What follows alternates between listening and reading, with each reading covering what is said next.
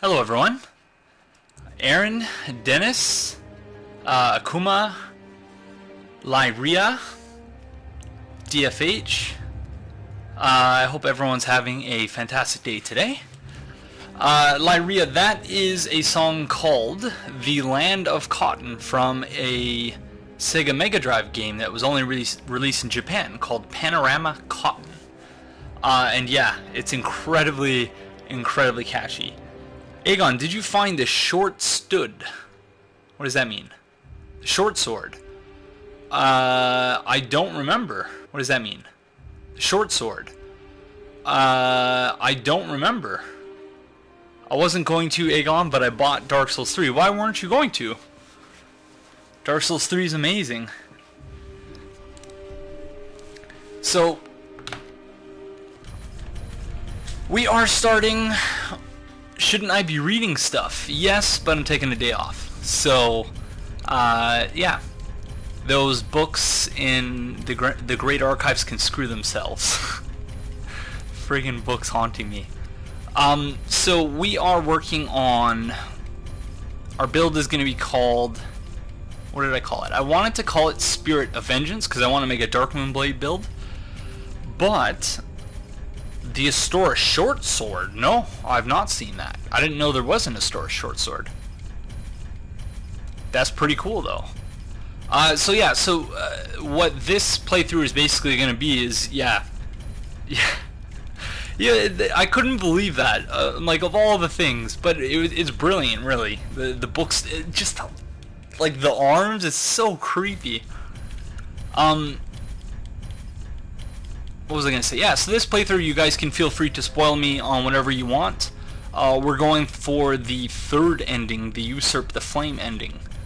And I was originally thinking that we would do New Game Plus on my Regret build, but seeing as the finale is not yet up... Oh, just the sort of straight sword, you mean? Yeah, I found it. Thank you. I think in one of the recent episodes I pointed out that, yeah, I picked it up. So we're just going to be mashing similar face for a while. And the reason why I have it face away from us is, yeah, I just want to see how gruesome we can make this guy look. And, yeah, because I want to join the Blade of the Dark Moons, or the Blade of the Dark Moon, and we're going to be using... we're going to be wearing the brass set and using, I think, the falchion. So it's going to be a Dex Faith build. And yeah, you guys feel free. We'll talk lore. We'll you know, explore things together. Yeah, so kind of doing...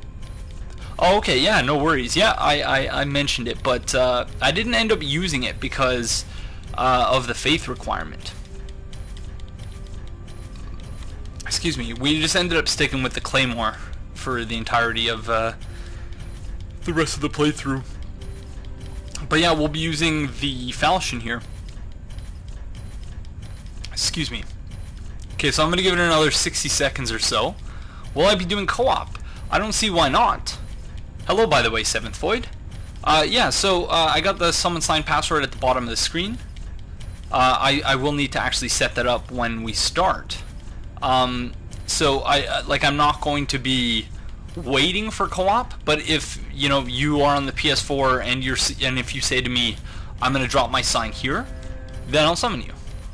I got no problem with that. So, okay, let's have a look. Alright, is everyone ready for this? The slow reveal.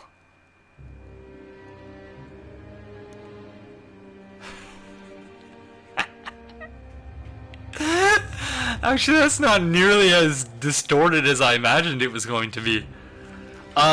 Yes, hi, Sain. Yes, I did. I finished it something like 3 or 4 days ago. Episodes 27 and 8 will be out tomorrow, and episode 29 I'm going to put out on Sunday. So that's actually not too bad looking. So let's... No, we're not killing it with fire. It's going to be... Because if we're using the brass set, hello, the Scottish Pyro, and 2.0, He looks kind of like Jackie Chan's grandpa. Yep. I forgot what I was gonna say just now. Oh yeah, well he's gonna be wearing the brass set, and the brass set of course belonged to the Dark Moon Knightess in Dark Souls 1, who was said to have been horribly disfigured under her mask. So yeah, I figured the Dark Moon Knightess is horribly disfigured. So our build, which is called the Soul of Reprisal, is going to be similarly scarred. Where is the hair? Facial hair.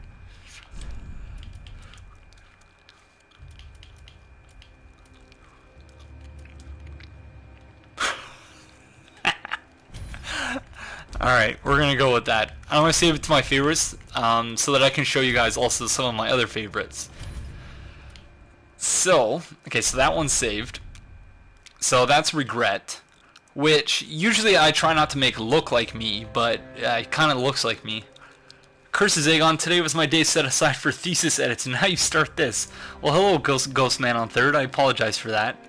The Scottish Fire. There's a difference between horribly disfigured and uglier than a rotting corpse on fire. Touche. The Memetim, yes. I guess people don't seem to pay too much attention to the dates that I say at the start of each episode, but yeah, I finished recording the finale something like 3 or 4 days ago. Hello, Governor of Death. Can't wait to see what he'll look like while hollow. So that's Regret. This is I made a Dark Wraith build. I didn't get very far with it, but that's something I do intend to work on. But so I wanted to make him look not funny, but just creepy, and I think I did a pretty good job with that. This was another iteration. I think I ended up going with this one, though. This... This was... Oh yeah, so the Platinum's something that we're definitely going to have to do on stream as well. This is the first iteration, so you may recall for Bloodborne or Dark Souls 2, Jun Q Fudd, thank you for the follow, friend, and welcome to the Rant King Covenant. So, me and my best friend, the Trash Man, we have these builds that we started in Dark Souls 2, that they're matching basically. Both use the Great Club, called Bam Bam and Jawango. So my character's name is Bam Bam, his is Jawango. So this is the first iteration of Bam Bam. And if the Trash Man, if I'm still streaming later and the Trash Man is home from work and has time, we'll do some co-op with Bam Bam Jawango. So that's the first iteration. That's the second iteration. That's the final one. So, yep, that's the most alien-like character I think I've ever created. I'm pretty sure with the actual final build, I made it green instead of black, so it really does look like an alien. And there's the a patches build I started working on, which I got the sliders from this from the Souls Sliders subreddit. So, yeah, if you're interested in, seeing what kind of sliders are out there, I would highly recommend checking it out, because that is a really good patches. At least Dark Souls 3 patches, who is considerably uglier than any of the previous patches, I think. But yeah, so we're going to go with this one. And, yeah, so our build's name is Soul of Reprisal, because I wanted to use Spirit of Vengeance, but it didn't fit. So I just ended up thinking of synonyms, and I'm like, okay, Soul of Reprisal works. And we're going to be using the Herald build, because, yeah, it's a Dex Faith build. So, let's do this.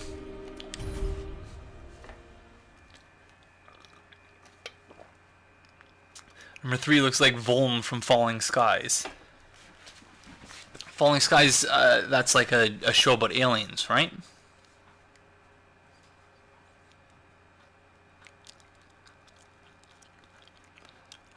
But yeah, so I hope you guys are all enjoying the blind playthrough. So there's the bell. So bells are really, really important in this game, I think. But I don't know why. But and hello, fuck duck. If that's how I pronounce your name.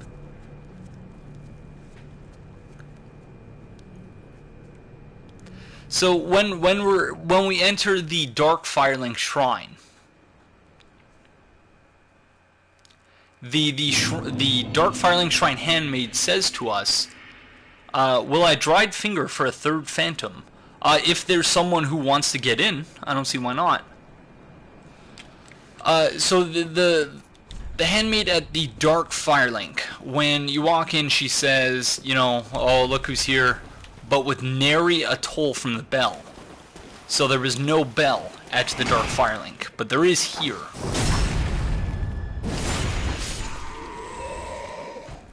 This is Volm. Let me see this. Yeah, actually, that's actually pretty close. That's pretty close. I'm impressed with my ability to replicate a thing I've never seen. But oh man. So Caleb CL commented on one of the videos and pointed out that you can actually parry and riposte Iudex Gundyr in his first phase. Sure, yeah. Well, I'll set the password now, actually.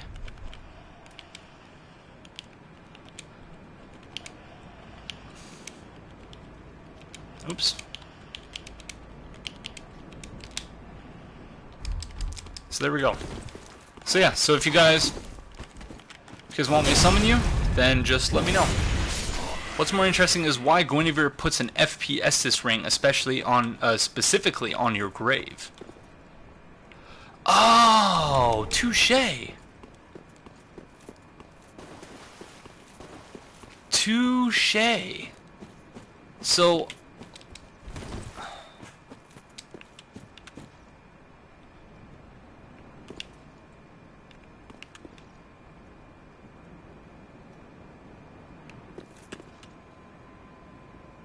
that's our grave then. And so what you're saying, Fuck Duck, is that, or I hope you don't mind if I call you Duck. So what you're saying, Duck, is that when we're in the, when we enter the, what is the area called? I don't remember. Seventh Void, when you're using a password, it doesn't matter. It scales you down to the level, down or up, depending on where the host is. So you can drop your sign whenever, and it'll work, as long as you have access to that area. Duck, so what you're saying is that in the dark, I don't, whatever that area is called, the dark training area, or dark tutorial area, that is where we find untended graves. Thank you, the Memton. So you're saying that is where we find the Ashen Estus ring. That is, I didn't make, because it wasn't until we got closer to Iudex Gundyr that I even realized we were in the same place. So that is very interesting. And of course, yeah, this, I pointed out my blind playthrough, but yeah, that's the exact same pose we find Oscar of Astora sitting in Dark Souls 1.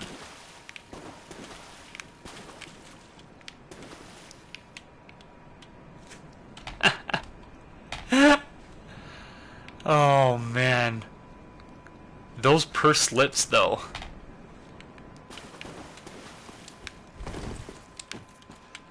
So yeah, so we're gonna try to get good at parrying Iudex Gundyr in his first phase. Twitch is buffering like mad today. Spent 4 hours trying to beat Iudex. Hello, Holden my afro. If I could help you, I would, but I don't think you can summon in the area. Oh god, the Herald Helmet. Yeah, it does, doesn't it? Ouch, didn't think that was gonna hit me.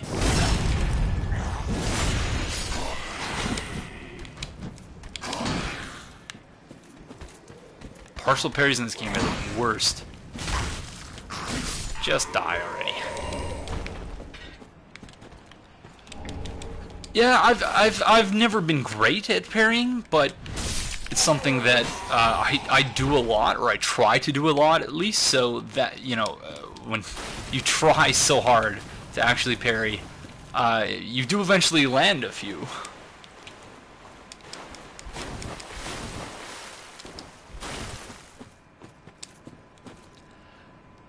Yeah, I read that on the Dark Souls 3 subreddit as well. So it's the timing's a little bit later, I guess, than it was previously. Still don't have the timing quite down on the dodges for this guy yet. For these things. Ouch! Give me a sec, friend. Please, please!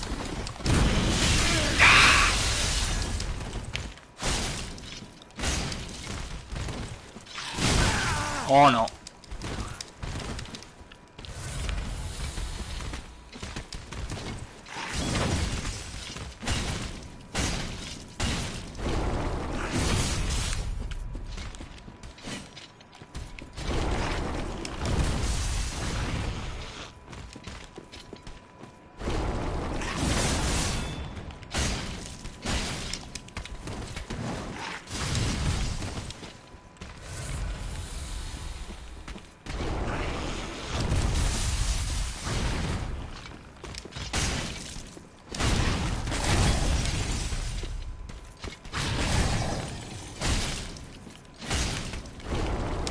Spear is weak.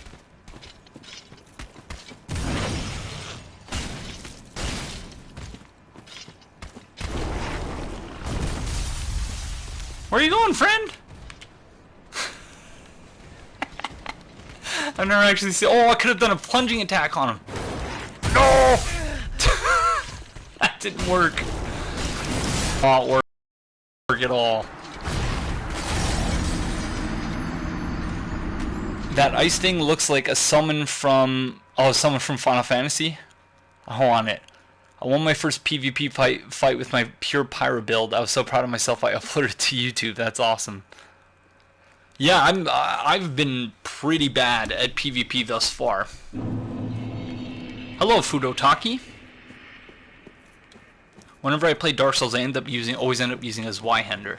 Yeah, I do want at some point to make a strength build that uses the Astora Greatsword. So, yeah, that should be pretty interesting. I love the Bloodstarved Beast mechanics to these guys. Yeah, I guess I didn't really look at it like that. And there's some people I've been, ever since I finished my blind playthrough, I've been catching up on some of the blind playthroughs of other people. I was watching some of EMB's stuff the other day, and I was surprised by how skeptical he was, and you know, like, it's not a bad thing, of some of the fan servicey stuff. Oh, what are you doing here? Oh, did you just kill him? Cool.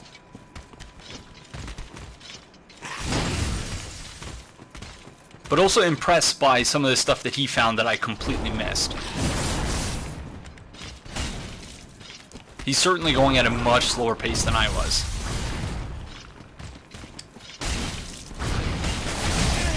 Ouch.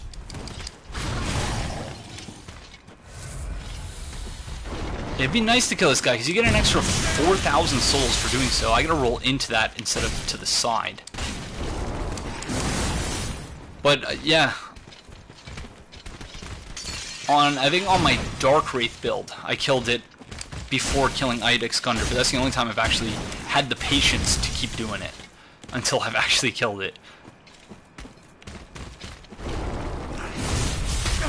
Ah, come on.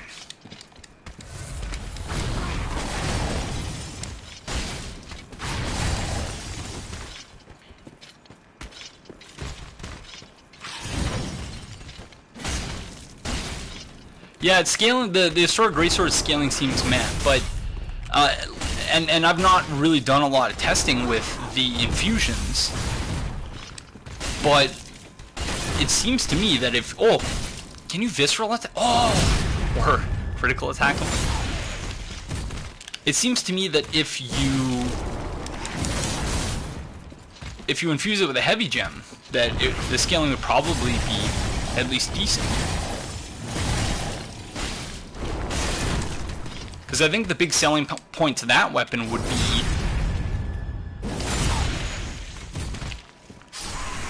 Yes! I think the big selling point to that weapon would be the poise break. and not necessarily the damage. I've been sick of all the negativity in the gaming community, so I've enjoyed your positive but fair playthrough. Well, thank you, Kaibot. Whoa, just got home and saw Aegon is on. Cool. Hi, Theomany. What's this run about? Just some casual playthrough? Yes, Furotaki. I just did a blind playthrough on YouTube. The last 3 episodes, two of the last 3 episodes will be out tomorrow. The finale will be up on Sunday. So this playthrough is, yeah, my first playthrough together with you guys in chat. And so the title specifically refers to the fact that we're going for the 3rd ending, for which you need to, as I understand it, do the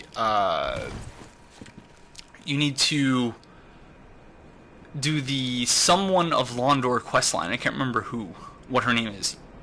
Yuria? No. So I got here late for the ending. So what's your view on the whole story and etc.? You, JSF, and Redgrave have been one of the best lore analyzers around for now, not counting EMB. Well, thank you. I'm not sure. Yeah, and so Theomany said it best. I think that the story is very, very interesting. I disagree with Redgrave, and he's gotten a lot of flack for that video he made, and I think people are perhaps reading too much into what he said, or thinking that he's just kind of unfairly attacking Dark Souls 2. But basically he suggested that the story of Dark Souls 3 excuse me. He suggested that the story of Dark Souls 3 cannot be canonical as a result of the story of Dark Souls 2. But I actually disagree with that. I think that the story of Dark Souls 2 is essential for understanding the story of Dark Souls 3. There are certainly inconsistencies, and the story of Dark Souls 3 seems to pick and choose the elements that it wants to take from Dark Souls 2 while ignoring others. But that's an issue with sequels in general, I think. But yeah, I'm not really sure what to think of the story yet, because I don't feel like I fully understand it. So that's why, because I want to write on my Medium account some of the bigger ideas. Cool. Hopefully I can sit down and start writing, though. That's the biggest challenge for sure. Okay, we got Jun Q Fud, Furotaki, Mugkey, Salamabaum, and Shadow Demon. Thank you all for the follows, friends, and welcome to the Rant King Covenant. Much appreciated. He said Dark Souls 2 might as well be non-canon because the events don't really matter, and I agree with him. Well, yeah, it's the beautiful thing about the Souls games is that we don't have to agree, right? But yeah, I like Dark Souls 2 a lot. It had its problems, to be sure. But I'm not so sure, and I'm trying to be wary of spoiling my own blind playthrough. But what I will say is, it didn't take me long at all. It took me something like 15 or 20 seconds to figure out exactly what the final boss actually is. And what I credit for that is not, it's not that I'm saying I'm brilliant or anything. It's just because I've played a lot of Dark Souls 2 and thought about the story of Dark Souls 2 a lot. I might have played more Dark Souls 1, but it's hard to say, just because I've had so many save wipes. But yeah, the story of Dark Souls 2, I think, Dark Souls 3 is in some ways an extension of the story of Dark Souls 2. An extension, but also like a series of amendments too.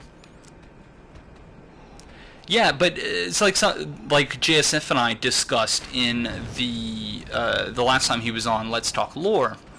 Dark Souls 2 had a really problematic development, and so the fact that it came out as well as it did is really a testament to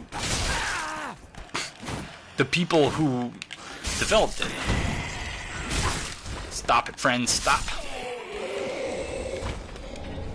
Hello, Jetpack Reaper. Did somebody say wonder? I'm actually hoping there's more stuff regarding Dark Souls 2 in the DLC. Yeah. The blacksmith deity is dead. Andre is probably an illusion to give you a sense of home to the shrine. That's interesting. Yeah, I don't know about Andre, but it's possible that it's certainly possible that he's lived all this time.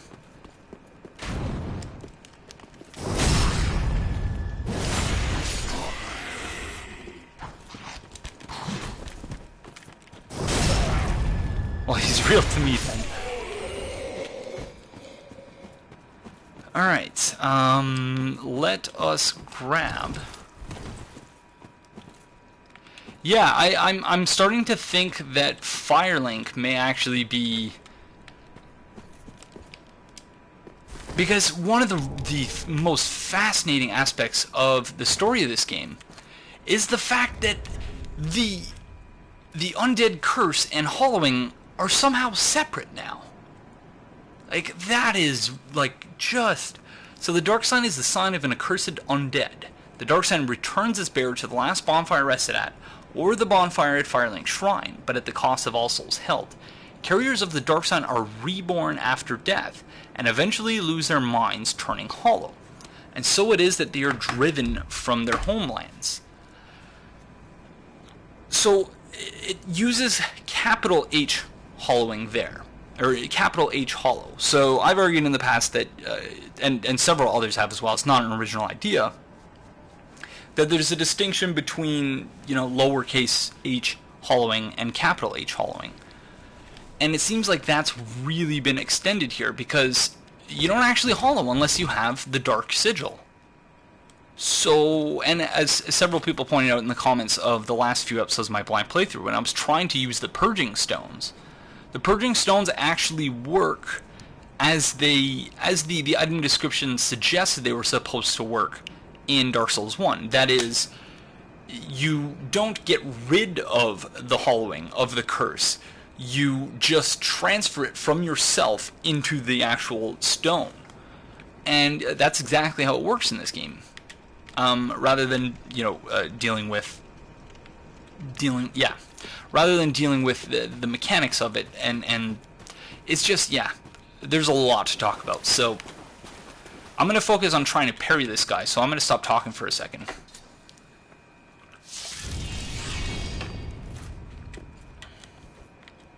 But yeah, to anyone having a great day today, thank you for joining us.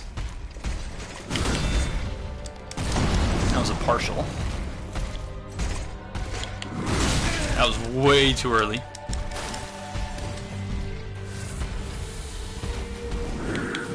Way too early.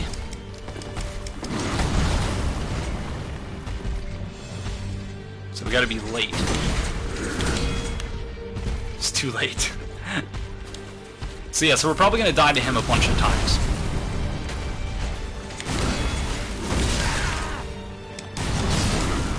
I wonder if it's only certain attacks of his that can be parried.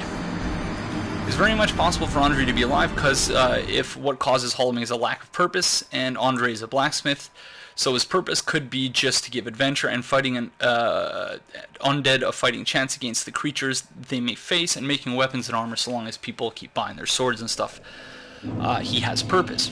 What's more, adding to that, Scottish Pyro, is that this is the first game to actually have a mechanical explanation as to why vendors in the Souls games don't go hollow. And that is because, you know, you're giving them souls, and in this game you can use souls to reverse your hollowing. So, and insofar as capital H hollowing is actually a thing, then yeah, it's totally plausible that Andre could still be alive, because A, he's receiving souls from people constantly, because there's this institution that has been built around linking the fire, which is like the coolest thing and such a really interesting story point. That Firelink with the thrones and everything, that yeah, an institution would be brought together in order to ensure the continued linking of the fire is just fascinating. And yeah, in the case of Andre, insofar as he continues to have purpose, you know, he wouldn't necessarily die. That's actually also in Demon Souls too. The Royal Mistress of Latria needs souls to remain sane. She says so, yeah.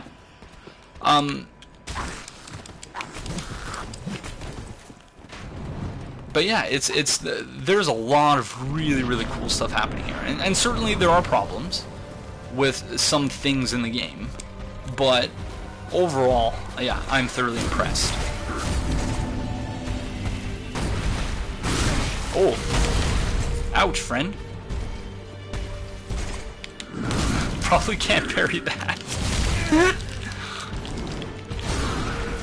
Whoa! You threw us far, friend. Good job.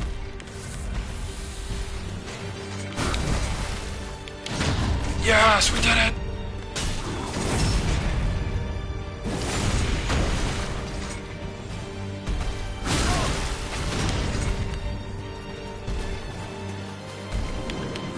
Oh, too early.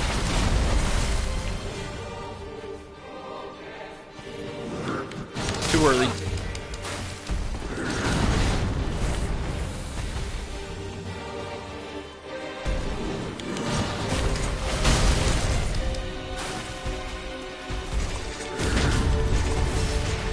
Okay. Well, it goes in several steps, so it's actually not too bad. That's what I was thinking at first too, but it's hard to get a sense of how full the damage actually is.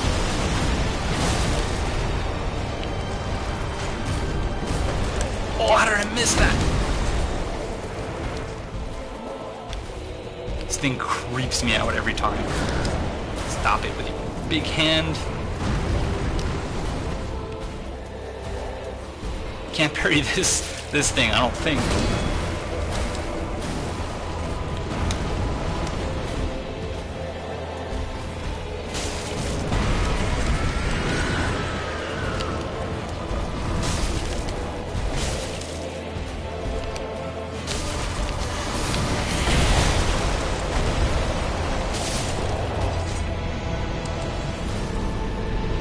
Here's the thing about Iodex Gundyr. He's infected. Oh, so that's what you're saying it is.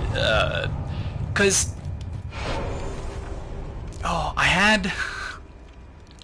yeah. Because I had a brilliant lore revelation while I was... well, it seemed brilliant at the time. While I was lying in bed last night trying to actually get to sleep. But I don't remember for the life of me what it actually was. So... the difference between the Abyss and the Deep. Yeah, see, that's something more Cthulhu in the Deep. Yeah, the Deep seems to be certainly more inspired by... certainly seems to be more inspired by the likes of Bloodborne than the previous Souls games. That's not necessarily a bad thing.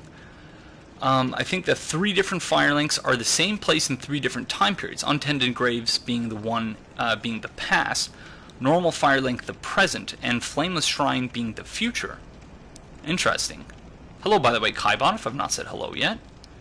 Velka was trying to kill Gwyn for his tomfoolery leading to linking the fire. I quite like the concept of Faron's undead legion and the entire army of what is almost immortal soldiers. Alright. The Deep was a peaceful place until humans found it. Well, and so that whole thing being sort of an outgrowth of the Abyss would seem to make sense. Well, you can whisper to me if you know how to do that as to what the fight is. If by the fight you mean the final boss, then we came across the final boss, and then yeah, I presume Hargrada that item description you're talking about is probably the Deep Gem. Hello, Hurry Polo. It's been a long time. It's been a couple months at least. Here's something I need to drop in your thoughts. Chaos is represented by the rampant trees and the tree growths.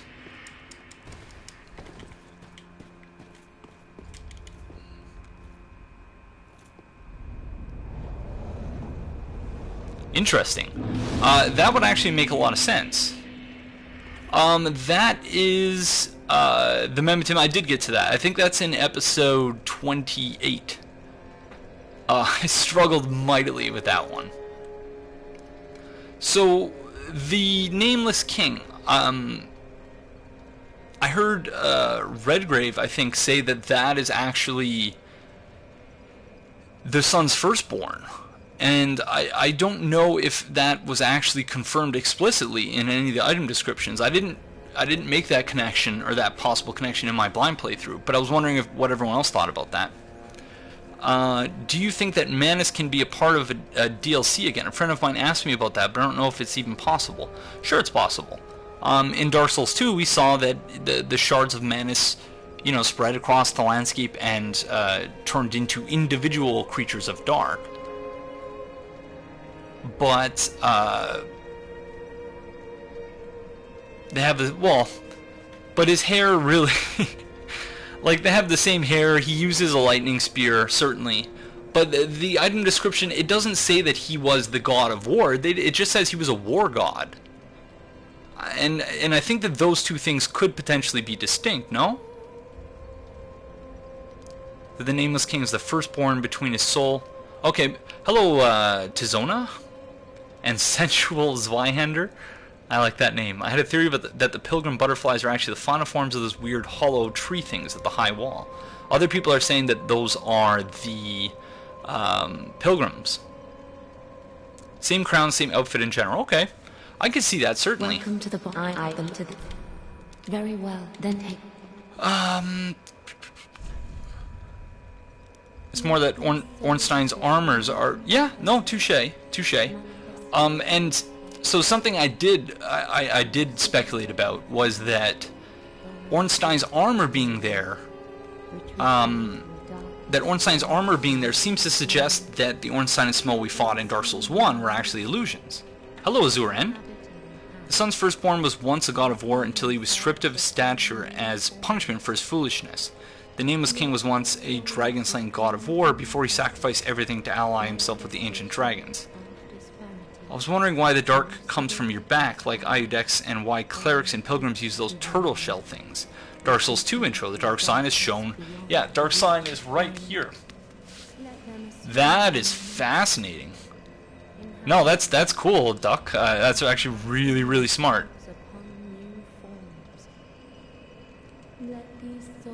We are finally talking about the lore, yes. Then the sword spear is a prototype of the Dragon Slayer. Oh, yeah, touche. Okay, I figured as much. But certainly, yeah, you can see the similarities.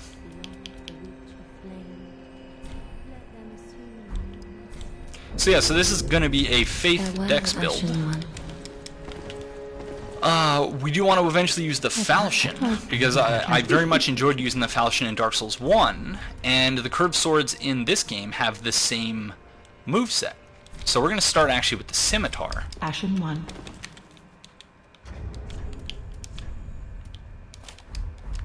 Because I believe, oh yes, it's the Dark Souls 1 R1 spam moveset. Ornstein bailed to follow Nameless. Yeah, which is fascinating. And that Smough was like the loyal one, which is crazy. The wings look pretty tree-like, almost like the Bed of Chaos plus an attack with exploding fire attacks or something.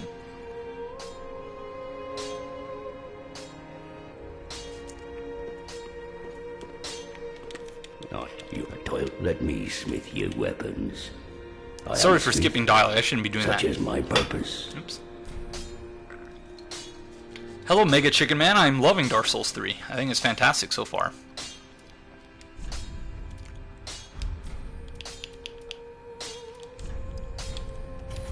Pretty.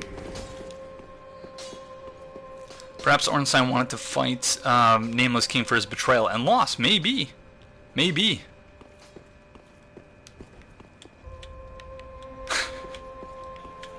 So this is the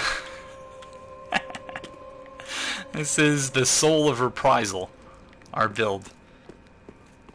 Someone on Reddit, quote, Ornstein trained under the Nameless King. Yep, they fight side by side in the Age of Gods. Also, the Nameless King is likely the firstborn son of Gwyn. That definitely blew my mind.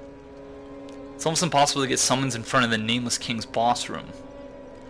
You want to make sure that Azuran, that you're not looking for summon signs in like the stormy area, but on the platform on top of it. Hello, Passy. Yeah, it feels good to be done the playthrough. Because now, yeah, I can actually look at all the things I missed and experience them all with you guys. So, well, as I mentioned several times, but for those of you just joining us, we're going for the Usurpation of Fire ending. And so I know the broad strokes of what it is we need to do to get that ending, but I don't know specifically what that entails. So I'm very much looking forward to experiencing that with all of you. Ah, another one roused from the sleep of death. Well, you're not alone. We unkindled are worthless. Can't even die right. Gives me conniptions. And they'd have us seek the Lords of Cinder and return them to their moulding thrones. But we are talking true legends, with the metal to link the fire. We're not fit to lick their boots. Yeah, the Memetim. I was looking at and see. I imagined that it would have said that he was the heir of sunlight. Oh, really? That's really unfortunate. Don't you think? Whenever I put down my sign, I seem to be summoned almost immediately. Yeah, Hawkwood, pretty cool. Pretty cool. What a sick job. So we actually finished his quest line in the blind playthrough. I don't remember which episode it was at the end of. It might have been 27. Could the Nameless King also be Ornstein who couldn't find the Firstborn? Maybe, but I think that's less likely. Hello, by the way, Dagon Bro. And Decoy Black Mage. Oh, Hawkwood. This Crestfallen story is so very much the most... Yeah, definitely the most... And I think that's true for a lot of different things in this game. That there's a lot of things that they wanted to do in previous games, but they weren't able to, but that they actually realize here in a really nice way. Ashen One, produce the coiled sword. The mark of ash will guide thee to the land of the lords. To Lothric, where the homes of the lords converge. That's a crucial line, I think. So there was a thread posted on the Dark Souls 3 subreddit yesterday, which on the idea of whether or not Dark Souls 2 can still be canonical. And it was either the OP or one of the comments that made an excellent point. That is, Lothric seems to be a physical, it's where the lands of the lords converge. So that it's almost like the Nightmare Realms in Bloodborne, such that it's a mashing together of all of these different things. And the same is true of the final boss.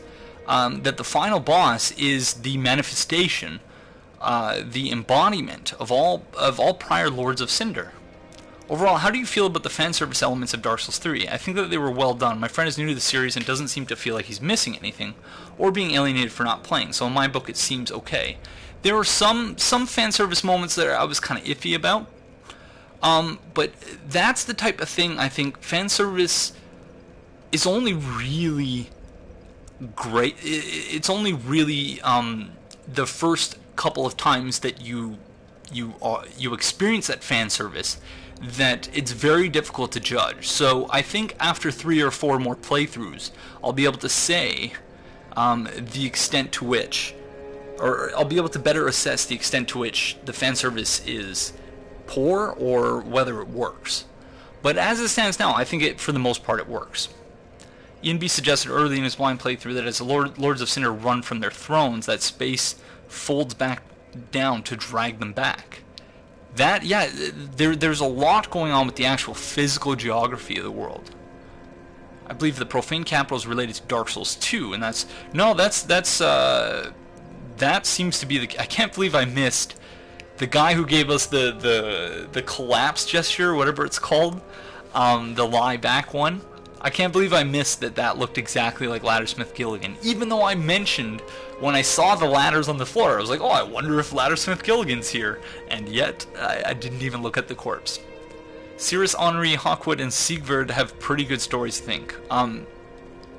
So we're gonna try and do all of, you know, to the extent that it's possible, all of the NPC storylines, especially the ones I missed. Hello, Logan. It seems like Dark Souls 2 is canon, but it took place further away. The Drang set says it's from a land known for Link in the Fire. Yeah, so Drang, the Drang set. To be sovereignless soul, I will show Ashen One. It's not something I realized when first. I was just like, why is this called? This is the Lywellian set. Why is it being called the Drang set? And then yeah, when I went and actually we're supposed to level up there.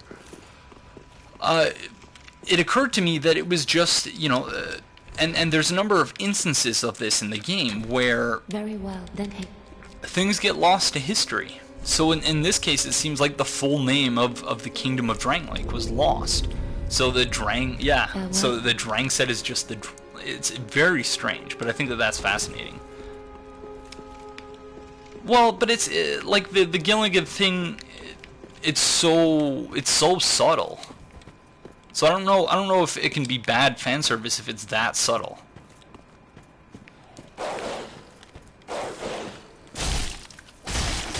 Oh. Sent that dog flying, wow.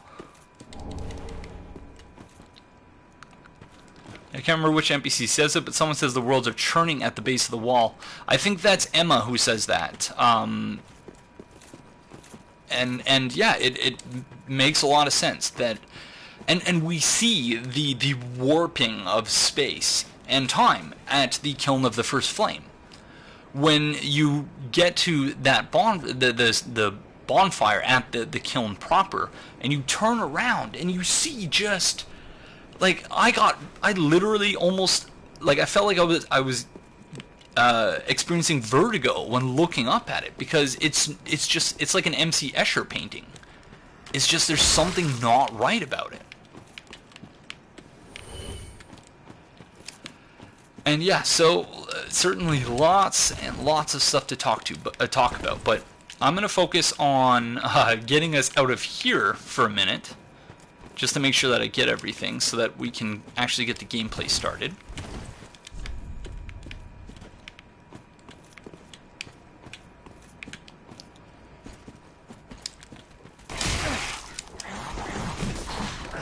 The one thing that is really going to take some getting used to is that the lack of a kick attack.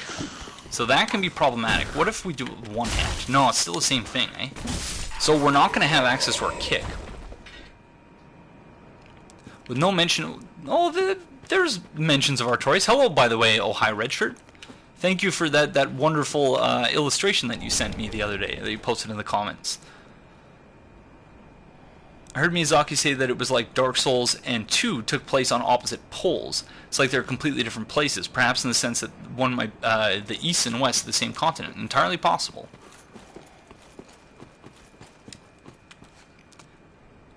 So sorry that the follow notifications are coming like 8 at a time for some reason. So Mad Harriet, Dagenbro CC, Hogger the Null, Sivril, Hunter X947, and Gecko Demiel. Thank you, all of you, for the follows, friends. And welcome to the Rant King Covenant. It's much appreciated. Alright.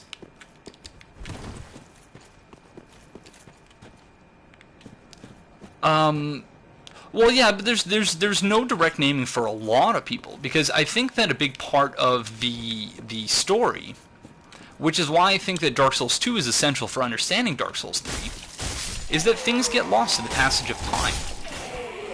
And that history itself is problematic and necessarily incomplete. Because when you're doing history, you're always doing it from the present. And the present will always cloud the past. And so this is going to sound really awful, but it's you know, sort of a demonstration of that idea. But when in the first year of my studies, so back in my graduate studies, back in 2012, I was assigned a reading to do that was called The Great Cat Massacre. And I was like, what is this? And why are we reading it?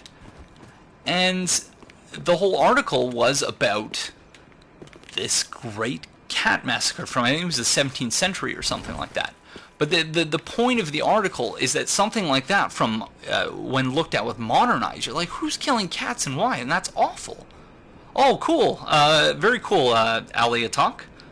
Or Alea Talk? I'm sorry, I'm terrible at pronouncing names. And yeah, so the point of the article is essentially that, yeah, without the appropriate historical context, it's impossible for us to actually, you know, understand why things happened the way they do. Look at all these blood stains, holy moly. I actually went to a party dressed as Solaire today. So yeah, history is necessarily problematic and incomplete. And so I think that, you know, and in this case, the idea persists that Artorias was someone who beat back the Abyss. When in fact we know that that's not the case. Because it was us who did it. It was the Chosen Undead who did it, in fact. Don't walk off the edge, friend. Swordmaster hype.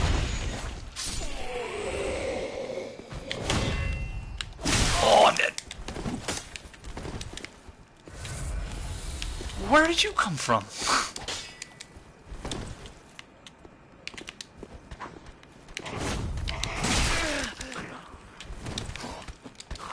Swordmaster's minions, man, not messing around. Does anyone know if there's an equivalent to like the stone ring in this game? Something that will increase the poise break on your attacks?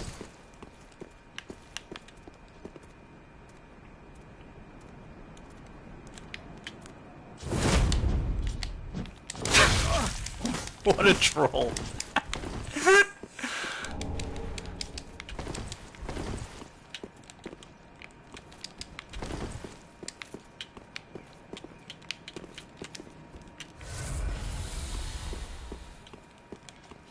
Because, yeah, I found that the rings weren't really that great in this game.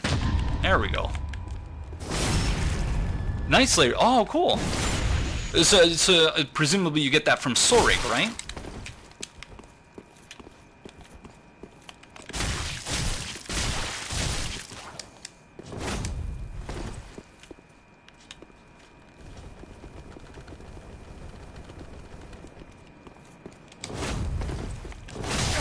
Oh, dead. Poise is apparently disabled in the game's code. So does that mean they just use the Bloodborne code?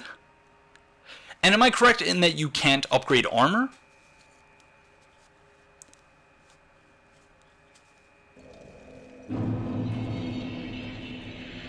Thing that confuses me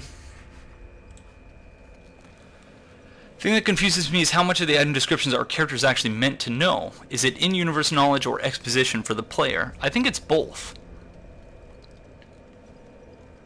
But even though the item descriptions are the most objective description, yeah, I actually kind of like that you can't upgrade armor, because it was such a burden having to do that previously.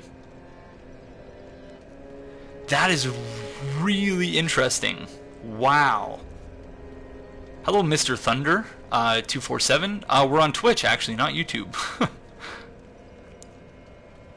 Armor is upgradable, and like Bloodborne, or unupgradable, you need to have a piece on everywhere, or you'll take a lot more damage than you should. Poise thing is a bit unsure according to people testing it. There is a system. Interesting. I thought Sorig was kind of cool. I would assume that the poise being disabled was a bug, but they've already patched the game, so you'd think that they would have fixed that. Alright, we're gonna go grab a couple items. We're gonna leave the master for now. And then we are going to... I think I was reading a post on the Dark Souls 3 subreddit, Logan, that said that roll poise isn't a thing either.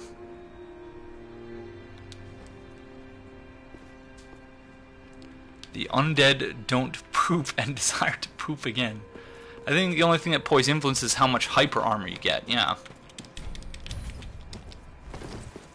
The Night Slayer gave me bad feels when he abused Black Iron Bro's armor like that. Yeah, the Night Slayer Sorik does not mess around. Wow, he is brutal. I thought he gave the Fume Ultra Greatsword a bad name.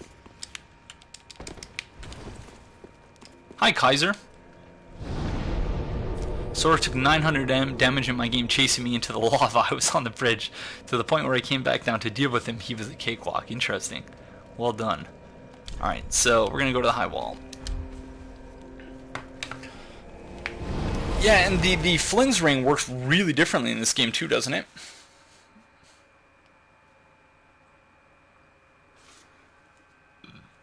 Excuse me.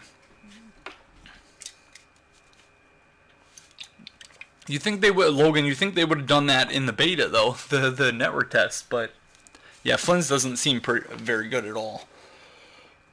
Yeah, and it sucks with their patches because yeah, the original text is in Japanese, right? Well, equip load is at least tangentially related to poise, so I guess it's something. So we're gonna take a 4-minute break.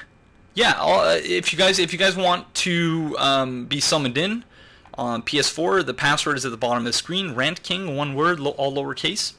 We're gonna take a break for 4 minutes before we get started, though.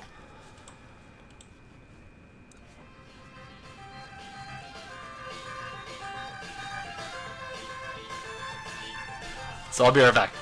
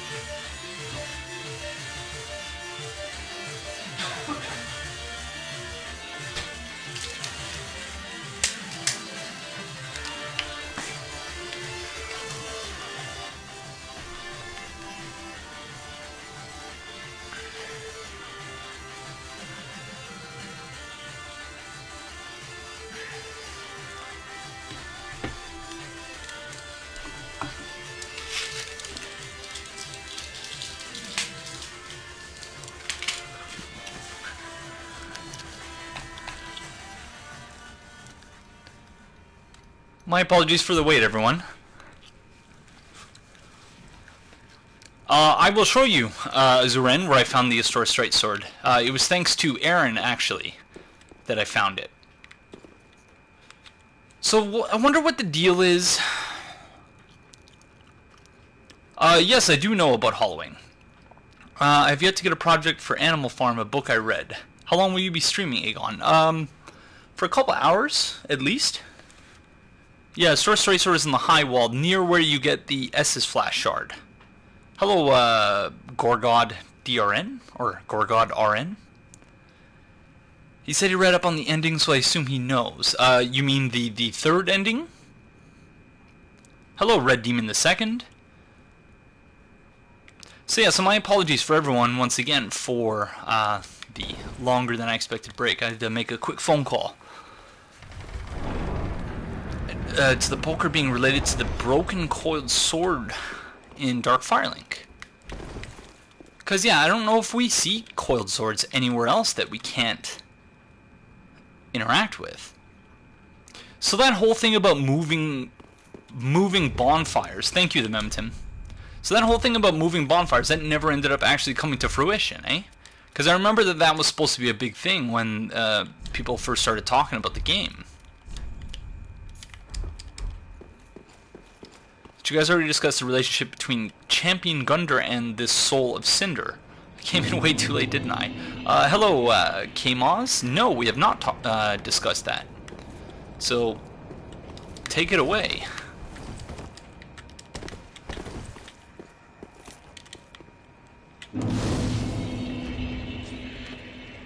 Hello, Professor Nick. Well, I'm glad you were able to join us. Yeah, it's gone completely. Abyss Slayer Void. Got the Artorias Greatsword. That's a cool name. Is this the point where I get our red orbs and try to invade them? You can. I was actually hoping before Dark Souls 3 it patches Slav Squat Gesture would be in the game. My prayers were answered. That's awesome. Did you know that you can cut the bridge in the catacombs? I did know that, Lyria. Dark Firelink seems to be the most confusing thing in the entire game to me. There are so many possible theories. So who is this? Oh, that's 7th Void. So we're still waiting for Ohio Redshirt? Hold on, I gotta get my gestures in order here. So we got Wave. Oh yes, thank you, the Memetim. Matchmaking on. Okay. So yeah, I believe it was you, Void, who was mentioning earlier. You see on the screen, Scrub. You see on, you can see the scaling. It's like a weapon, and then there's a down arrow, so that indicates that, yeah, you've been scaled down. So if you're summoning and you see that symbol, be mindful that, yeah, your character is going to be a fair bit weaker than they are in your world. I did that as an invader and let the skeletons kill the host in his summon. Nice. Dark Firelink theory that makes my head hurt the least is that you are in a past age of dark. I think that if I were to... So who's Scrub? Is that Ohio Redshirt? Let me see.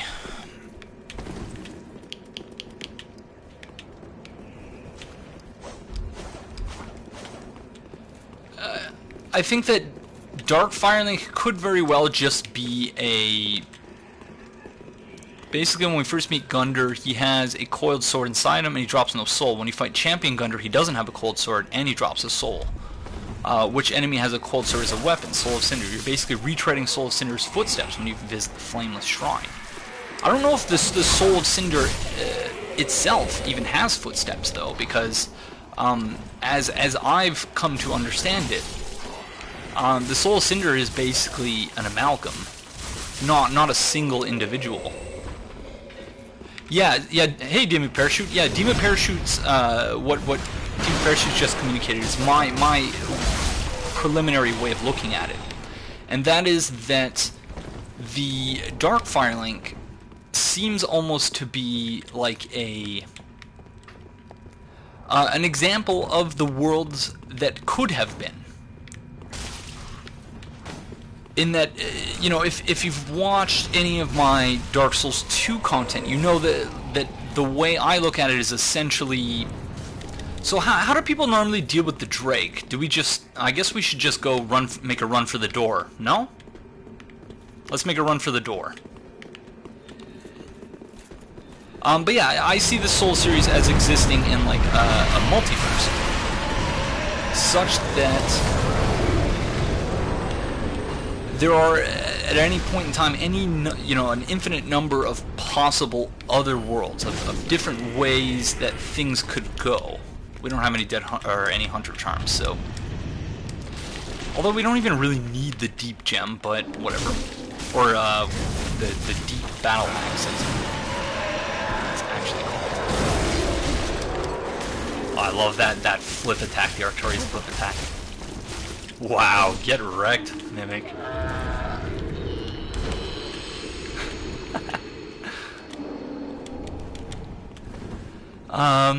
Remember, the Divine Blessing tells us that the Queen of Lothric goes to the untended graves all the time, and I suspect Queen of Lothric will be a person we meet in a DLC. Was it Redgrave who speculated that the Queen of Lothric may be Guinevere? I seem to recall someone mentioning that somewhere. I thought it was an interesting possibility. I'd like to see more info about Launder, Ocelot, and why primordial serpents are now angels. Yeah, the DLC could go in any number of directions. I'm very intrigued to see where they take it.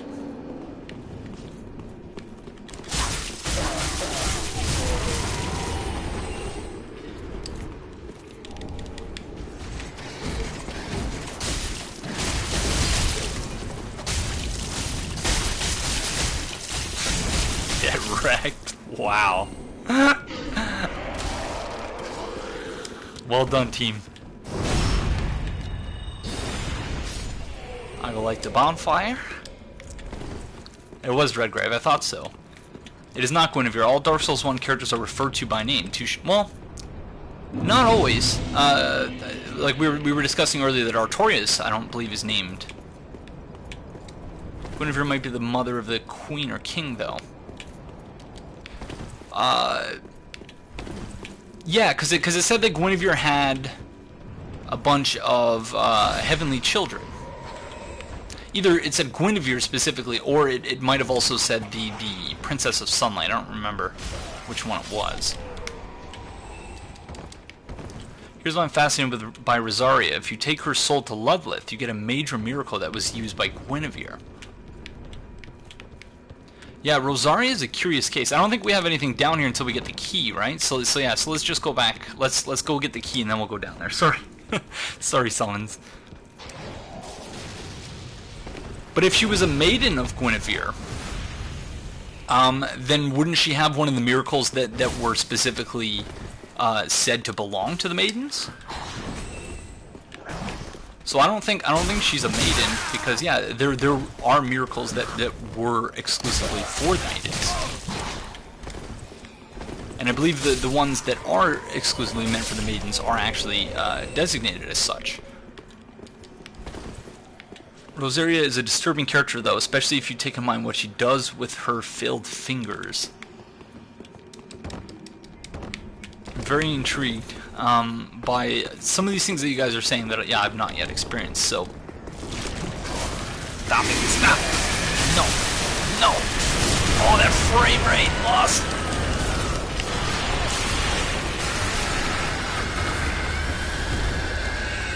How did you guys kill it so fast? Wow! Holy crap. I'm still deathly afraid of those things.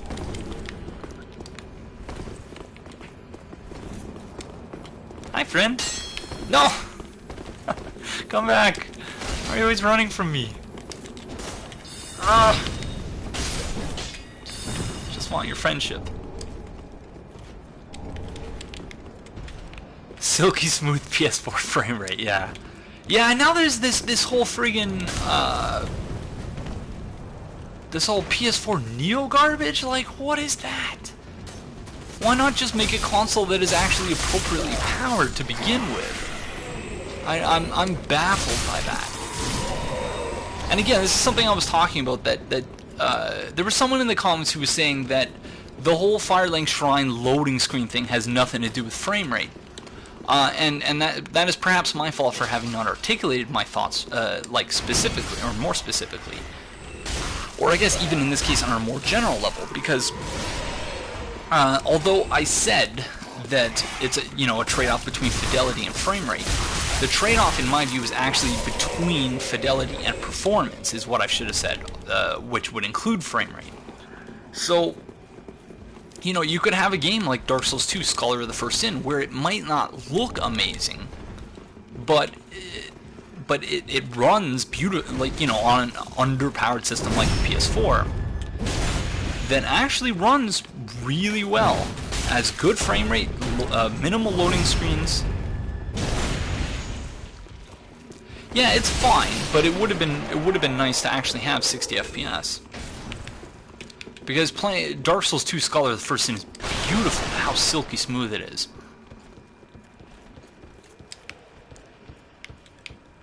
Where is...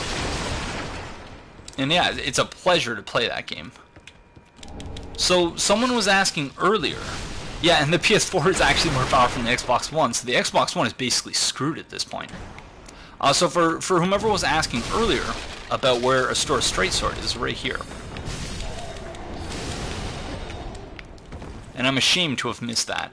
I wasn't ashamed to have missed most of the stuff I missed, because again, it was a blind playthrough and it was bound to be incomplete by its very nature. No, leave my friend alone!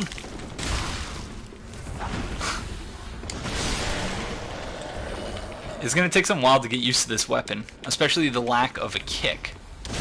Oh, you... Fucking firebomb guys. I'm gonna go kill a firebomb guy, because screw him. Where the hell even is he? This is where the broadsword is.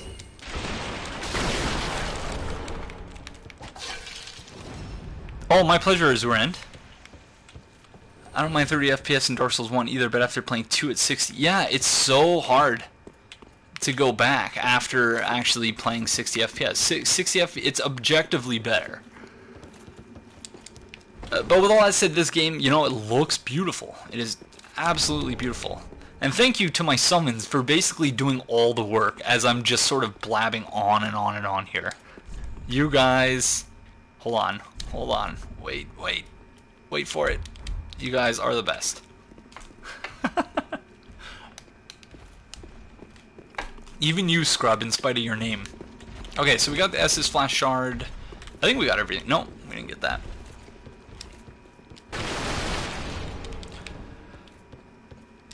So I actually, I don't know how I missed Yorshka before. Because it seems pretty obvious when you go down to the bottom of the stairs. I should probably heal up here, eh?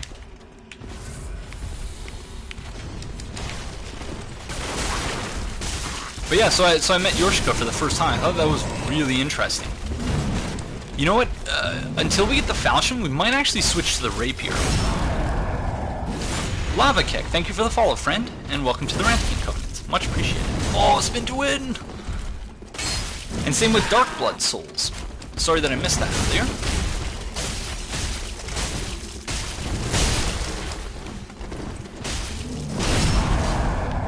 Good job, team. And so, I don't remember who it was, but someone was mentioning, or someone posited that the suits of armor, that the people to whom they belonged seem to have, may have potentially turned into ash. And that would explain the particle effects that we see all across the high wall. It seems like there's just ash floating everywhere.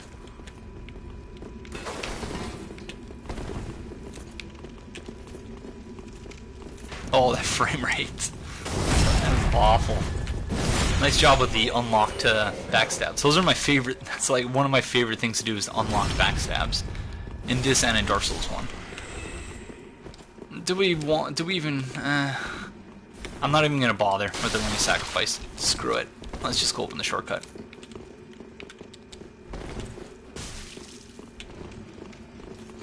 Yeah, Yorshka has a tail. And has a really interesting dialogue, too. She asked me whether I was able to fly. Because she was confused as to how it was that I got there. And so I answered no, I don't fly. But can anyone tell me what she actually says when you say that you can fly?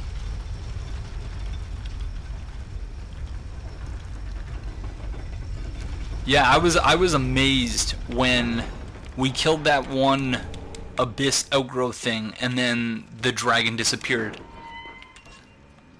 Because I wouldn't have imagined that the dragons would have been capable of...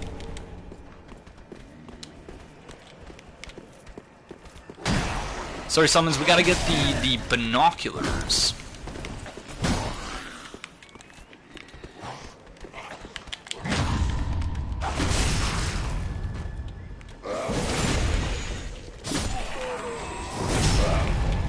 I'm assuming you guys are out of Estus. Oh, I thought I was gonna roll off there. That's not good, friends.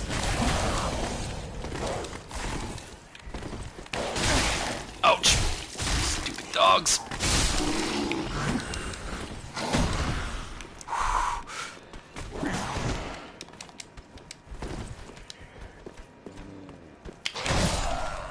That was a do or die parry and we died. I think the summons thought that I was going to be going down immediately to the boss fight, but...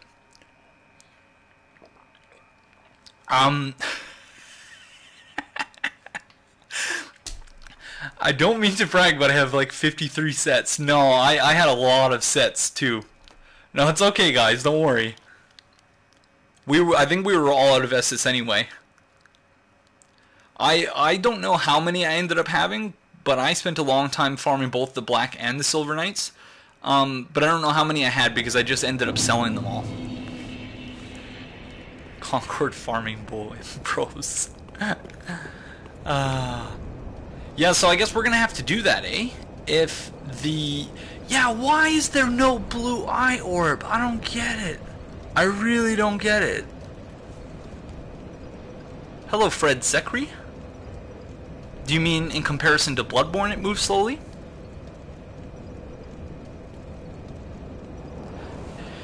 Yeah, and I don't know why they would have had both the Darkmoon Blades and the Blue Sentinels do the exact same thing. It's so silly. Interesting. So what is the meta? Yeah, we'll go to the first bonfire. I'm used to watching YouTube at twice the speed.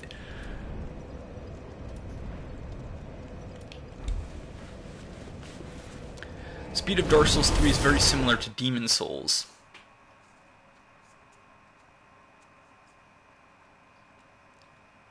$120 if I recall, okay.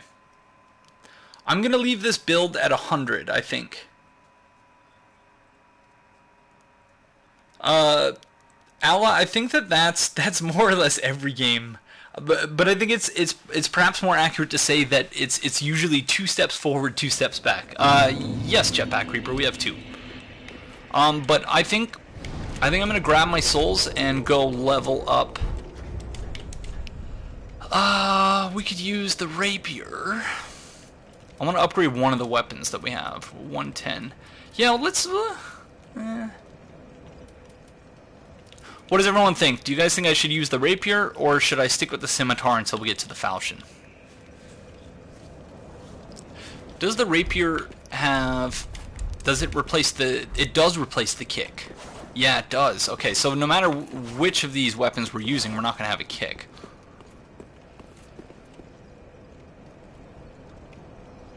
That's true, Gorgod. Despite lacking uncracked orbs, I think Dark Souls 2... Yeah, Dark Souls 2 was really good with its online interactions. No, I'm not using the S-Dock. I'm not using the S-Dock. Alright. Yeah, I think we're going to use the Rapier for now. So I'm just going to go upgrade it real quick. Wrong crate score is the only way to go get them spins. Well, this is a Faith Dex build, so... No, don't worry about it, Seventh Void. It's all good. I should have communicated to you guys what I was doing. And it's also difficult. I know that it can be very confusing when you're playing with someone who's streaming because, you know, you're dealing with the stream delay at the same time. So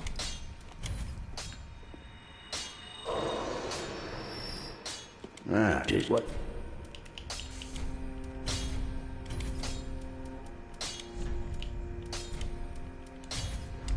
Pretty. yeah, I've never been a fan of like the dual wielding. Maybe that's something we'll try at some point. Hello, by the way, Red Demon. We'll try it at some point, but I'm pretty vanilla when it comes to my builds in this game for the most part.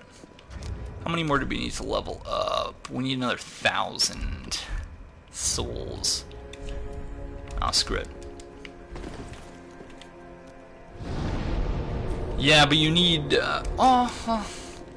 But we're going to be doing an Aegon of Astora build at some point, so I'll save it for that.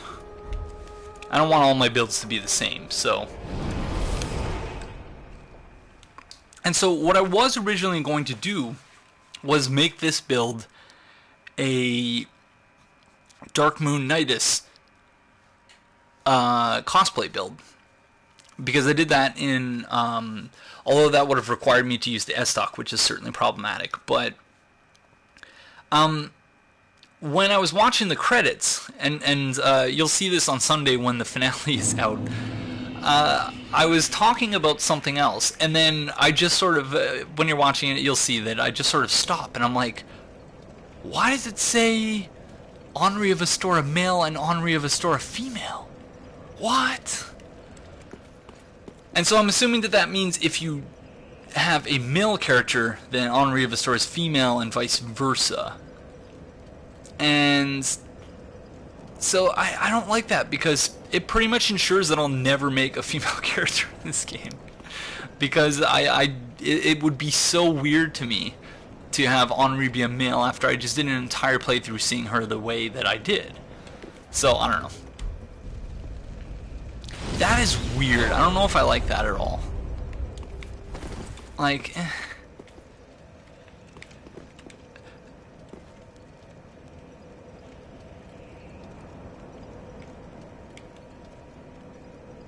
Wife or husband to recast your votes.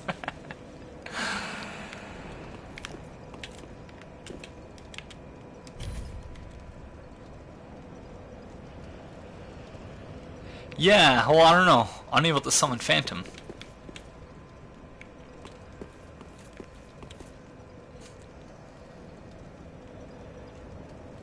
Let's see how much you like the romance after this. It's already a hard fact that Femri is superior. Yeah, we were discussing while you were gone, the female voice actor is superior to the male version, yeah. Oh, the female voice actor, okay, yeah. Now I see what you're saying. Yeah, it's because, yeah, the female voice actor is really good. Really, really good. So maybe put your signs over here or something. Fred, spoilers are fine. I've beaten the game. So if you're here and yeah, you don't want spoilers, then you're not in the right place.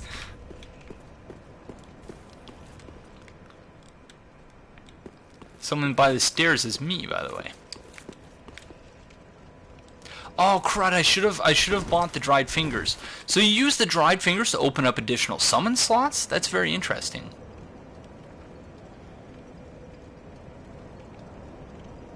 Oh, it's the same voice actor for Yusefka.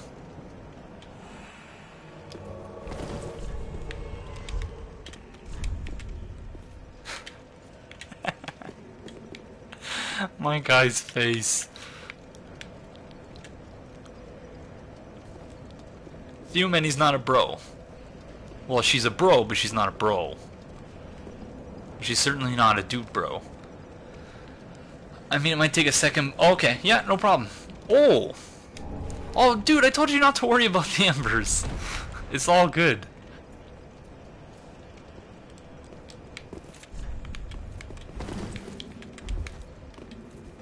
So yeah, I think I know where everything is in the undead settlement now. But we'll have to see. I found the Mound Maker's Covenant. Crane, who's this? Is that you, Ohio Red Shirt?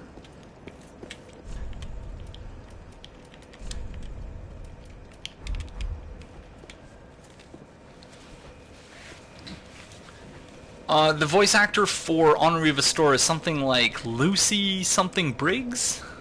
I don't know. I remember looking it up because I was like, she's the best.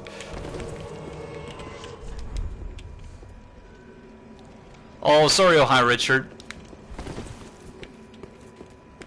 And I don't think we can summon anyone else because we don't. So after this, we'll buy.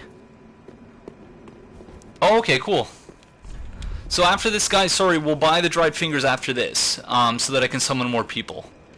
Cause Lucy Briggs Owen, thank you, 2.0. So yeah, so I'll summon more people after this. We'll actually be able to get the.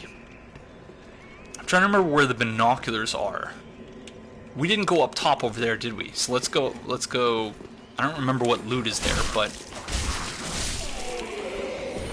So is the rapier basically has the same moveset, right, as the S-Stock?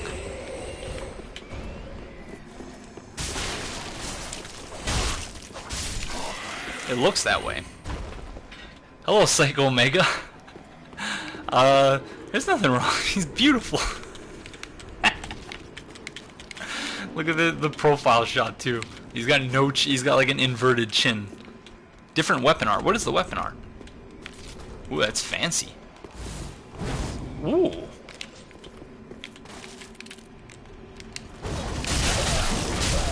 Oh, so it's like Rickard's rapier type thing, eh? Yeah, I've not really used the weapon arts all that much, so that's something that I'm definitely gonna have to actually pay more attention to. I like there's a message on the tail. A face only a mother could love. That certainly describes most of my builds. So the binoculars are up here, right? Beautiful. Thanks, you guys.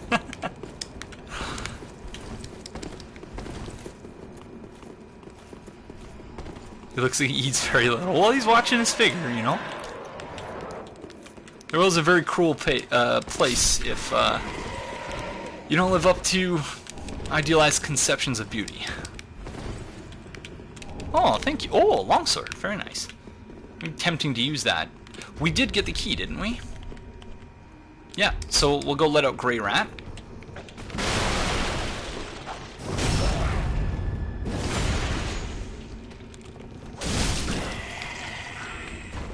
Yeah, so, how are people handling and how are people finding casting builds? Because I feel like FP would be an enormous pain.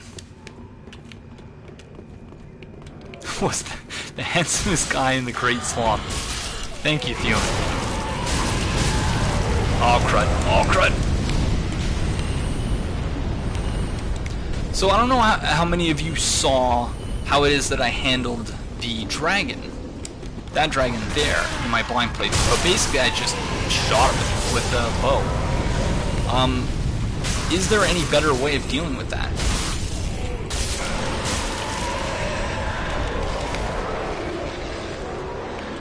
I will say I think I prefer the rapier moveset from Dark Souls 2 to this.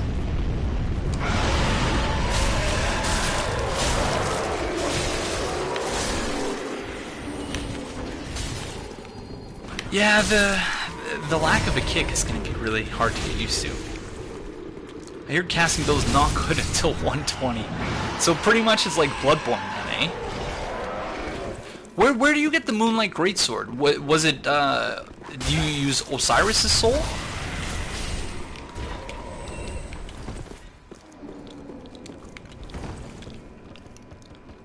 But you would think that because faith is more related to support, is it not? So I remember in Dark Souls 2 at the outset how incredibly over... Oh, okay, yeah, Osiris. So I don't know how I neglected to actually...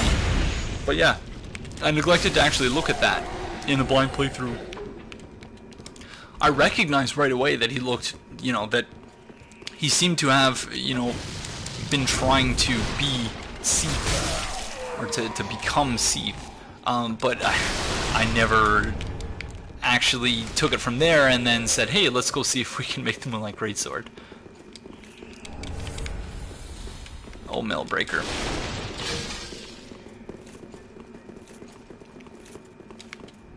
Hi, Grey Rat friend. So there is a way to save him, I heard. That you're no jailer, are you? Siegward is able to save him? You're from far away. He's basically what Logan wanted to be interesting. By the bell, you must be some of that unkindled ash. Remarkable. If that's true, then below the high, not the home of any lord, just a very... And I really do wonder who Loretta is. I'm not asking for charity. In fact, I'll be sure... What do you say? Very do well. I have any thoughts? Patches and Siegward can say them? Okay. I'm very much looking forward to seeing how this all plays out with all the NPC quest lines. Because obviously we screwed 99% of them up. You have to get Siegward to Irithyll. And so I was so confused. Okay, so hold on. Someone had a question. My thoughts on the Pilgrim Butterflies. Hello, Mark Stark 4. I don't really have any thoughts on them other than they're quite pretty. And apparently 2 of them are set to go to a rave. They're all pink and like tie-dyed and stuff, which is really strange. The fact that they're called Pilgrim Butterflies seems to suggest that they are related to, if not a later form of the Pilgrims of Londor themselves.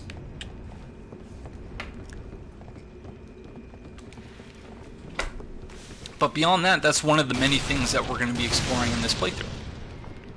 And yeah, I still don't know all the areas very well, so I know we are retreading ground here.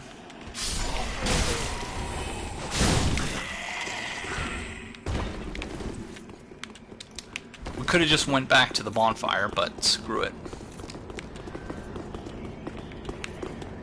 And someone pointed out too about the cocoon thing. Sorry, it was like half an hour. I already don't remember who it was. But that the cocoon thing seems to potentially be place where the dark sign would be, which is on our back left shoulder blade.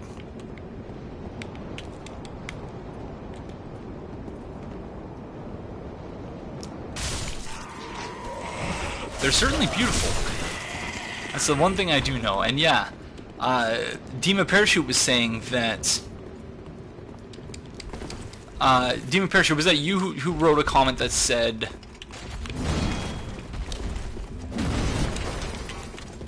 that your Pilgrim Butterflies were actually multicolored like mine? Because I thought mine, and I suppose it's possible that both of us could have just been experiencing a glitch, but...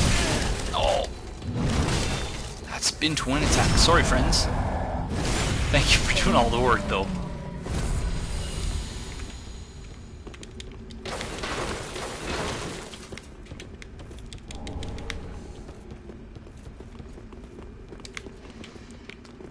Alright. So we've already opened up the shortcut, so let's just kill this guy. There goes the frame rate. Wow.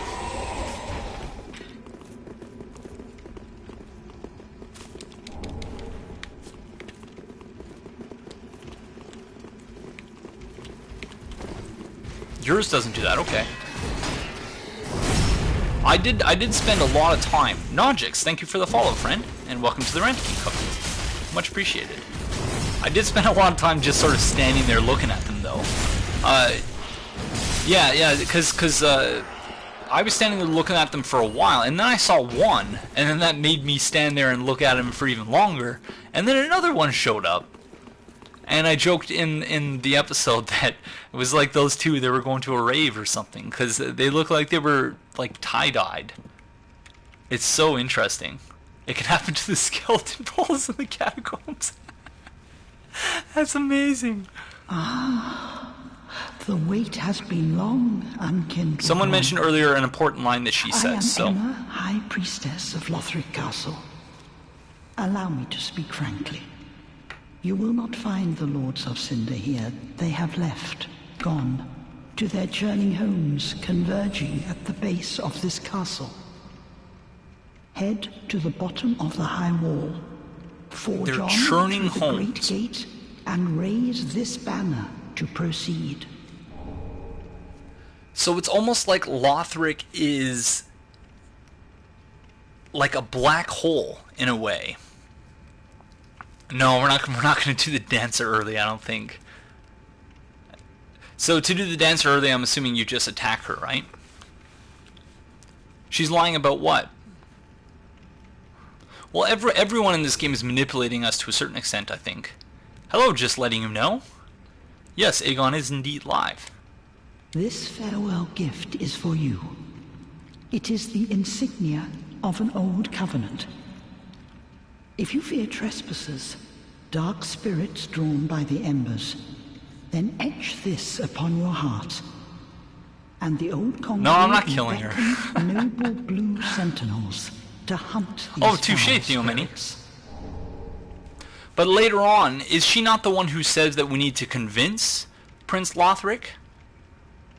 So maybe she senses that at this point, or it would seem at this point that she senses that we're not ready. Because, like, I'm sure at some point we would be able to do a soul level 1 and get there, but at this point we're not ready. Unkindled one, but the... Okay. Item descriptions. Sorry, summon friends. Give me 1 second. Pale blue sheepskin parchment featuring an illustration of the moon, symbol of an ancient accord. Members of the Way of Blue are the beneficiaries of an ancient accord. When a dark spirit threatens them, a blue spirit will grant them assistance. Sorry about that. A blue spirit will grant them assistance and help to root out the invader. So the ancient accord that's mentioned, the first time I picked it up, oh, crud. I'll equip that for all of you Blue Sentinels and Darkmoon Blades out there. I'll equip that afterwards.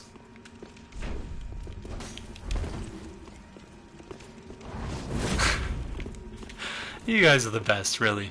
And so you killed the blue guy over here? This guy does not mess around. As if in defense, yet later on it would seem to be the very thing that attacked. Oh! Interesting. But I suppose it could be because, like, the dancer could kill her very easily, right? Because I don't see any reason why the dancer would attack her and then leave her alive. No?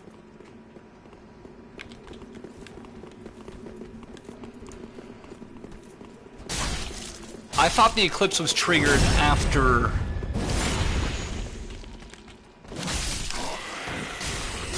Yeah, it's after the last lord. No, it's not? Wow, okay. You've outlived your usefulness? Maybe.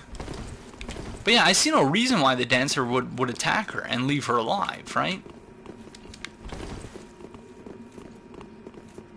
That's true. So maybe there's really not a lot of logic to it. Alright, let's do this, friends.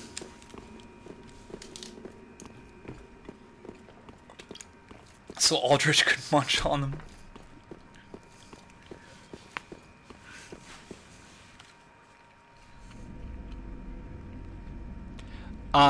But so is, what's his face? This guy. And it says that, so is Vordt. And it says that wherever Vordt is, the dancer is not far away. Pontiff and Aldrich, two of the most deplorable characters, yeah, in the entire Soul series, most definitely.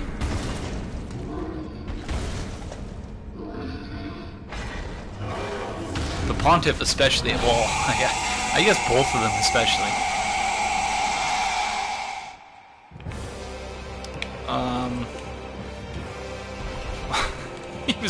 He was invisible for a second there. All that damage. I'm assuming he's strong against thrust weapons. Ouch. I've been coughing a lot lately. I quit smoking a year ago, and I seemingly still have a smoker's cough. I don't get that.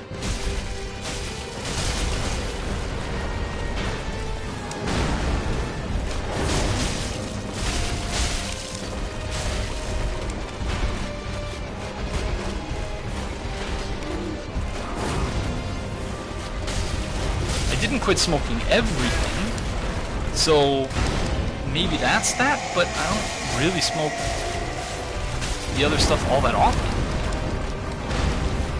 So I don't know. Well, thank you, Ohio Redshirt.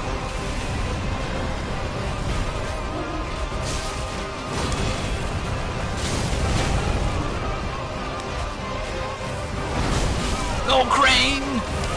Rip, friend, I'm sorry. Oh.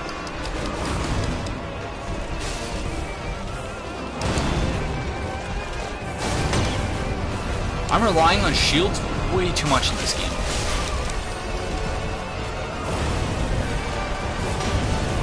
That was something that...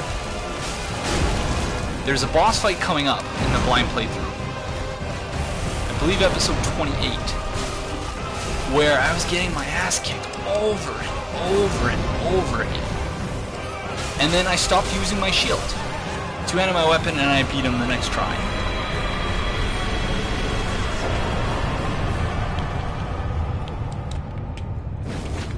Thank you to the Scottish summon. I'm sorry that we couldn't keep you alive.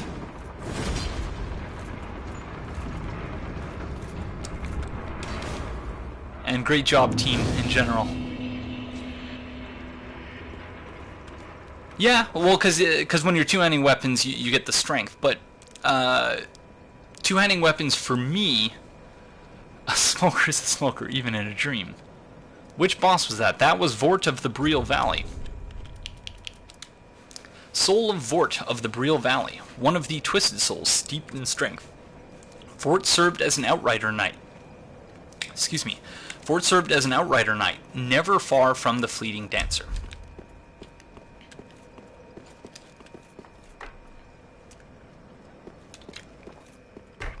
It's all good, Seventh Boy. Don't worry about that.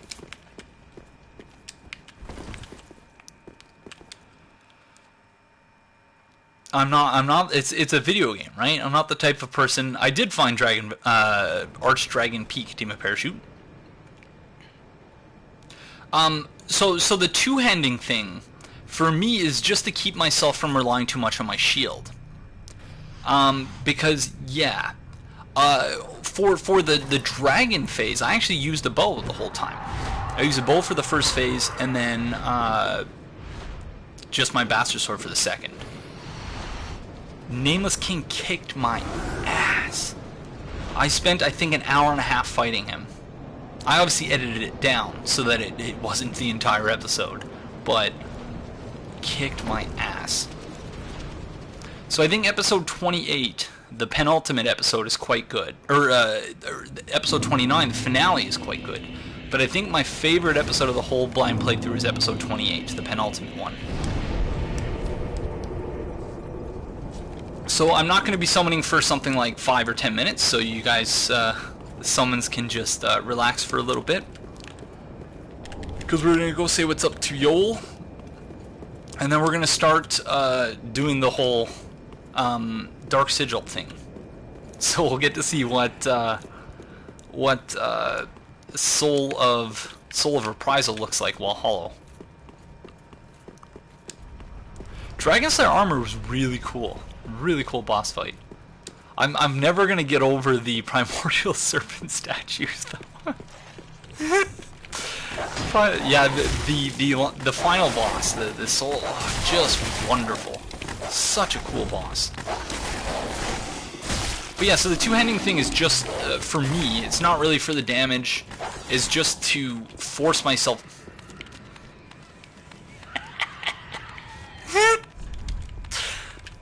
That's too bad, friend.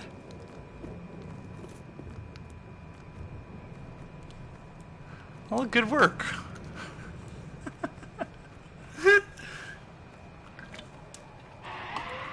Yep, alright. Oh, man.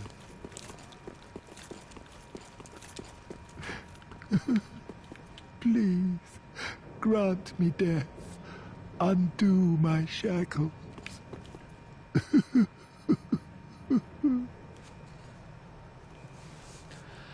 So the Nameless King, if you're struggling with the first phase, what I did, which I think is a pretty safe strategy, you just have to be really patient. Use a bow if you have the ability to equip it. When you're going to shoot the dragon, lock onto the dragon, but for the rest of the time, lock onto the Nameless King. So even though you are not, you're not actually going to be attacking the Nameless King in the first phase, if you lock onto the Nameless King, it's much easier to dodge the attacks. And then once you're ready, you and me both, DFH. You and me both. He's such a nice guy. And unfortunately, in order to complete his quest line, he actually does need to die. So, but for him, he's okay with it. Oh, then it's true. A champion of Ash as I live and breathe. To be in your presence is a great honor. I am Yol of Londor, a pilgrim, as you can see, only somehow I failed to die as was ordained. Well, perhaps my calling lies elsewhere. Say, champion of Ash, how does the idea of taking me into your service strike you? I was once a sorcerer. Surely I can be of use. Oh, I am honored, truly. I should be dead, yet you have granted me purpose anew. I, Yol of Londor, do solemnly swear myself to you. Yeah, I don't really think there's any easy way to deal with the Nameless King. I think you just have to struggle through it, and then after a while you just get a feel for at least that's how it happened for me. So the way I handled the editing for that episode was basically, I put the first couple of fights in there, and I talked, because earlier on in the playthrough people pointed out that there's no reason why I should have my mic muted during the boss fight, and I thought that was fair. So for the last third of the playthrough, I guess, I made more of a point of actually communicating my thoughts during the boss fight.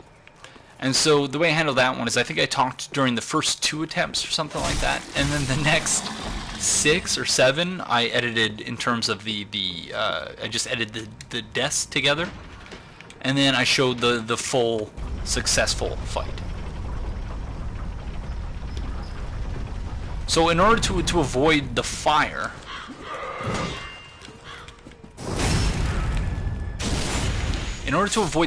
attacks, okay, so we have to remember to buy, there was something we needed to buy. Dried fingers.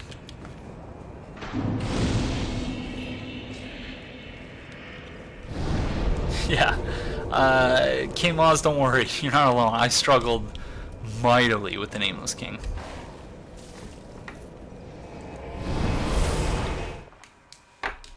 I had luck in the second summon with 2 Sun Bros who just massacred through the Nameless King as if he was nothing. That damage just, wow, it felt nearly easy. Nice. A friend of mine said 25 Vigor is too low. I find that ridiculous. I think I ended up at 35 Vigor, something like that. And the HP bar actually, it's really long.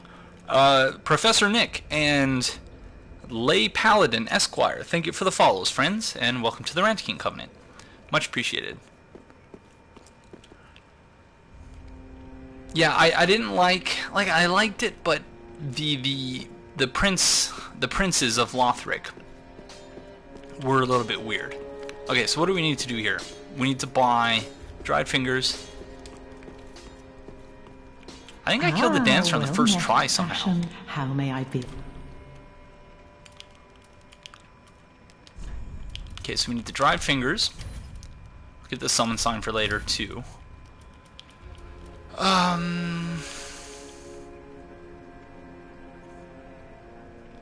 The double princess with that teleportation attack. Oh. And the camera in general, I was just about to make that point, Tizonal, or Tizona, that, second try, thank you. That's right, yeah, she killed me almost immediately the first try, that's right. But thank you for the correction. Ashen one. But yeah, the camera in that fight, especially with the teleportation, because like you could be facing him and then like trying to roll away, but then the camera shifts with the teleportation and then you roll right into it. And it's funny just how much people criticize Dark Souls 2, but Dark Souls 2 is the only game to actually get the camera right. So I think that is, yeah, mechanically Dark Souls 2 is very good in many different ways. Hey, friend. All that unkindled, and a seeker of lords. I am Ludlook of Corland. Look not in bewilderment as I say. I linked the fire long ago, becoming the Lord of Cinder.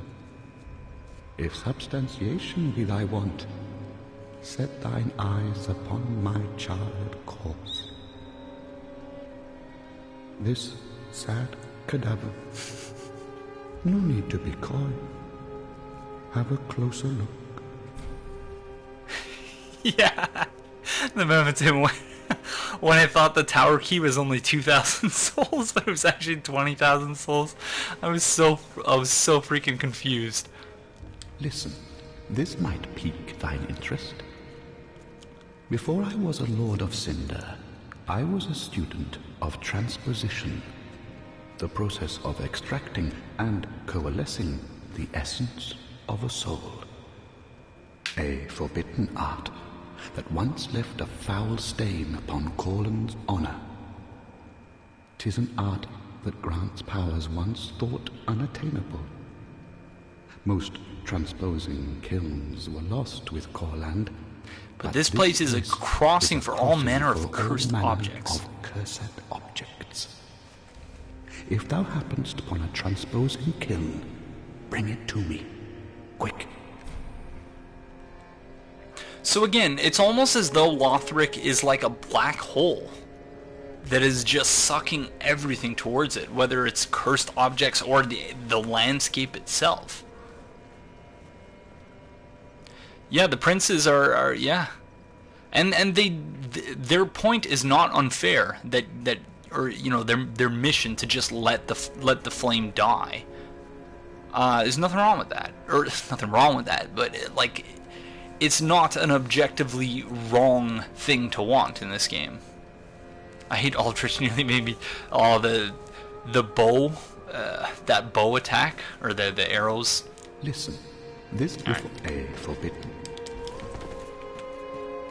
Sucks in the light like a black hole, maybe, which would explain why the like flameless shrine basically has no flame, or why dark Firelink is a thing. The untended graves. Well met. 'Tis good to see ye in good health. What needs smithing this day? Well, because the eclipse, I don't really know what to think of it just yet, but certainly it resembles a dark sign. That's one thing. But the other thing is that there's the stream of light that is like below it. Vow of Silence. Oh, is that like the spell that it disables people from casting spells? I don't remember what it was called in Dark Souls 2.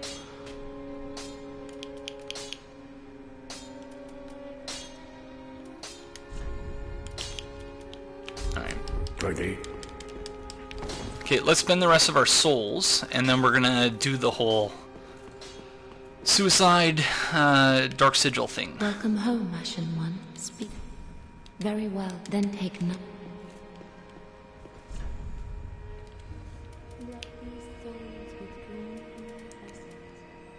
I don't even know what we're gonna be leveling up. We do need to increase our faith to 30 eventually so we can use Dark Moon Blade, but... So I got invaded when you got to the Undead settlement, and I panicked because my summon sign disappeared, so I threw myself off a cliff so that I could be summoned, and then I saw you going back to the shrine. Sorry about that, I, the Madman. Yeah, if you're waiting to summon, sorry, it's going to be a few minutes, because we're going to do the Yoel of Londor thing. So this is going to require a few suicides and whatnot. Decoy Black Mage, you can just post the link, it's fine. Ah. Links aren't disabled.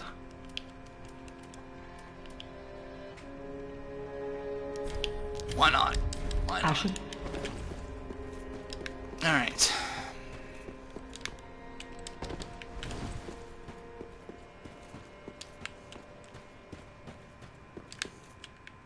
Hi, friend. Oh, our champion of Ash, welcome home. This pilgrim, with a debt in death, Behold this hardly divine deserves to flame. behold this divine flame. And I What time never is it would in have, Australia? had you not taken me into your service. I thank you dearly for this, and assure you of my leal service. 7 a.m. in Australia, so I assume JSF will be up soon. And if he does join us, we'll get him to do some of his voice acting impressions. It's so good. I tried to do a Frampt impression in I think the episode that I released today, and it was terrible. As I have said, I was once a sorcerer. Alas, the magic of Londor is a far cry from the wonders of Vinheim. But I can teach you what I know. Perhaps, more importantly, I believe that I can help tease out your true strength. We pilgrims of Londor, that those branded by the dark sign, possess something quite special. DFH, we're going to be summoning at the second bonfire at the Undead settlement. The one from which you can see the giant shooting the arrows. Sorcerer. But yeah, but it's going to be about, I don't know, 10 minutes or something. Yoel would read some very good bedtime stories, I think. Hello, Silver Quill. We're doing a Dex Faith build. Because I usually do quality builds or strength builds, so this is kind of out of my wheelhouse. But so he says that he's going to draw out our true strength. And he does that by, afflicting us with the Dark Sigil. So, and this is pretty prevalent throughout the game, like the idea of the inseparability of dark from humanity. Then shall we begin? The tank side. Bearer of the dark sign, let your true strength shine. People speculate that it has some relation, but we just don't know what Londor is, yeah. Alright. Be safe, champion of Ash. Yeah, that's the plan, Decoy Black Mage. Yeah, time to kill myself for 10 minutes, basically. Yeah. Oh, we didn't talk to... Oh, we did talk to Rare Rat. And we also didn't equip the Blue Tearstone Ring.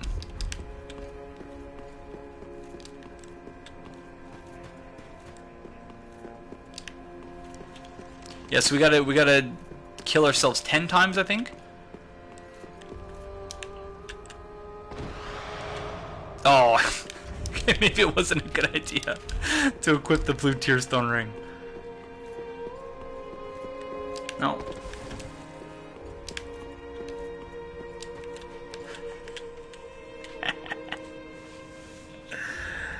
Oh man, I don't want to spoil anything, but I'll just say that in my blind playthrough, that something happened. And then Something happened with Leonard. And what else, Run? That was really sad. Oh, touche 2.0. Touche. Then that'll kill me in one shot for sure. Freaking Leonard is in like the worst possible spot. That's all I'll say. Oh, you saw Dima parachute? Yeah. And like I thought that, you know, he was just gonna be like, oh, and then, you know, he would be okay, but it aggroed him. Okay, yeah, I couldn't remember which episode it was. There we go. I should have added Mario sounds, but the one time I used a Nintendo song in one of my videos, Nintendo claimed like the copyright thing, and monetized the video for a 50-second sound clip. And so yeah, never doing that again, because never gonna monetize any of my content. Oh, I didn't need to do that again. Why did I do that again? Oh, so you can stack deaths. So I don't need to go in, so it's okay that I...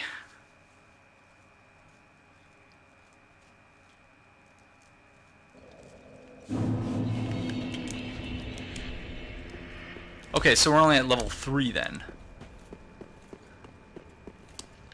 That's a, Dezo Penguin said, because I was pronouncing it Leonhard, but Dezo Penguin said that it's actually pronounced Leonard. So was I wrong about that?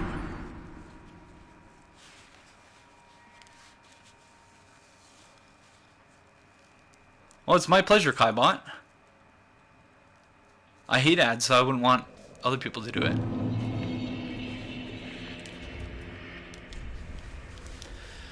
Yeah, Nintendo is very, very out of touch.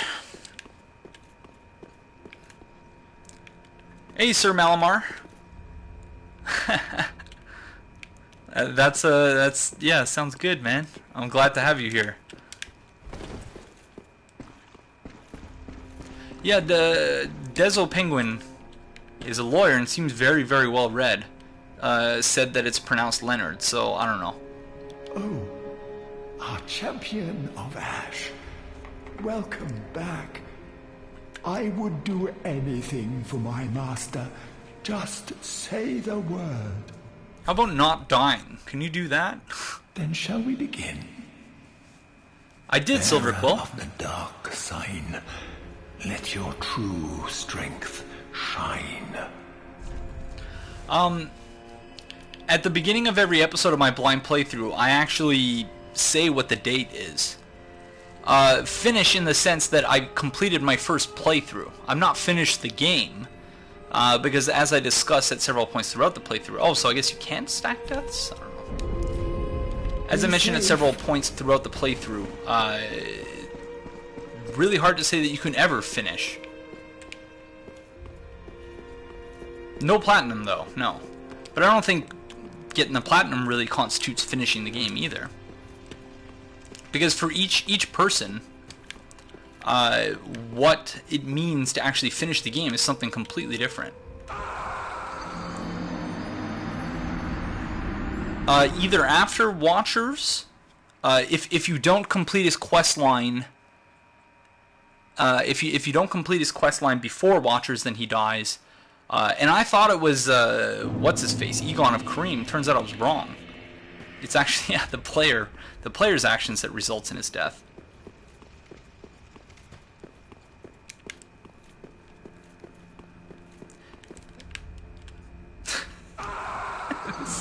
This is so weird. Welcome back, Fudotaki. When I reach New Game Plus for the first time, what do you mean? Oh no, it's okay, DFH. So basically, Londor's quest. So every time he gives you a free level, Sorry, and for everyone else who's confused as to what's happening, I'll explain it. So every time you gain... Okay, I was going to say, where's the icon? Every time you gain a level from him, you get a dark sigil on your person. He allows you to get a dark sigil every 2 deaths, I believe. And then after you get 5 of them, then he dies. But that is considered the successful completion of his playthrough. There's unfortunately no way to actually not have him die, at least as far as I'm aware. I'm not sure if I beat all the bosses. I'm pretty sure I did. I found Archdragon Peak. I beat the Nameless King. I found the Untended Graves. I beat Champion Gundyr. So I think I beat all the bosses. Oh. Yeah. Champion of Ash. Welcome back. I would do anything for my master. Just say the word. Silver Quill, this isn't a good place to be if there are no spoilers, because yeah, we're gonna be talking lots of spoilers. So you see, every 2 times we die, and then DFH, you'll note that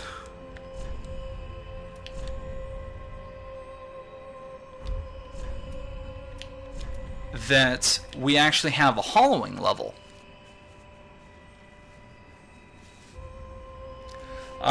So the degree to which this character is cursed, the character will turn hollow if the curse grows too severe.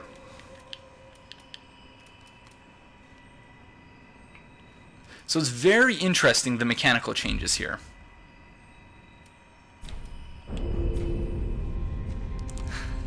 Armour? Yeah, I felt really stupid about that afterwards.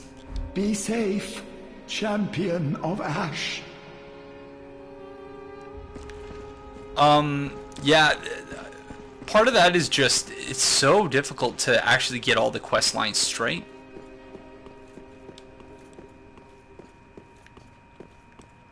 Yeah, that is an excellent question, Alla.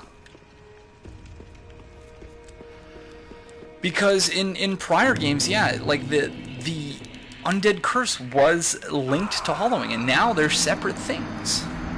So I don't, like, it's something we really got to figure out. Yeah, and that was the thing, Fred, that really confused me, was after the fact. Or armoire. That's pretty funny. Yeah, but everywhere else in the game, armor is spelled A-R-M-O-R, so it was very weird. Hello, cool man, friend. How are you?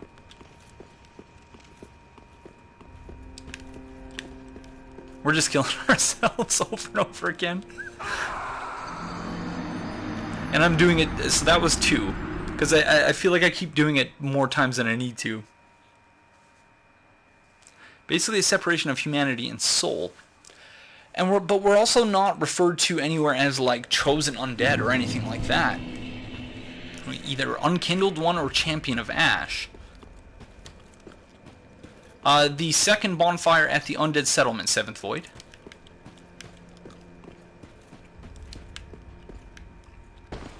But we got 2 more deaths to go after this. Oh, I would do any. See if he has any new As dialogue. I have said, No. but I'm a wee pelted though. Then shall we bet?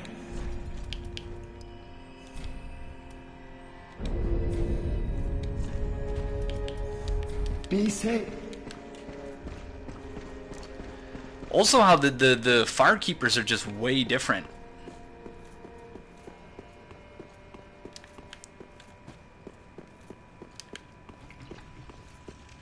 Go into the Forbidden Woods at a low level with 40 points in Arcane and an upgraded Flame Sphere to exploit the advantages of... Oh, that's actually pretty devious.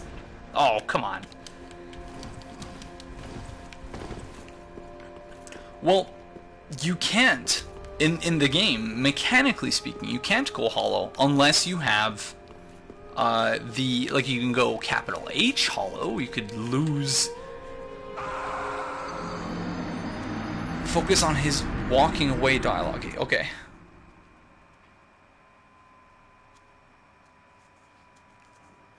Yeah, Horus goes hollow. But it's not clear. And so something that I didn't talk about, because I wasn't really sure, and maybe this was the lore revelation I came to when I was in bed last night. I was trying to, it was something, I was like, I should write this down, but then I didn't. But that Anri doesn't actually seem to be from Astora, because it mentions in I think it was the Historic Greatsword that said Astora is a ruined land. Also show face, yeah, I'll show. They don't go hollow by dying, yeah, so it's... What the fudge? Looking good. Looking good. Especially, look at the color difference of the face from the rest of the head. It looks like I'm wearing like a swimming cap.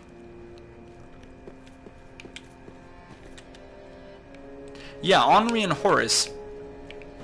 But Anri also presents herself as a Knight of Astora, but it doesn't seem as though she's actually from Astora.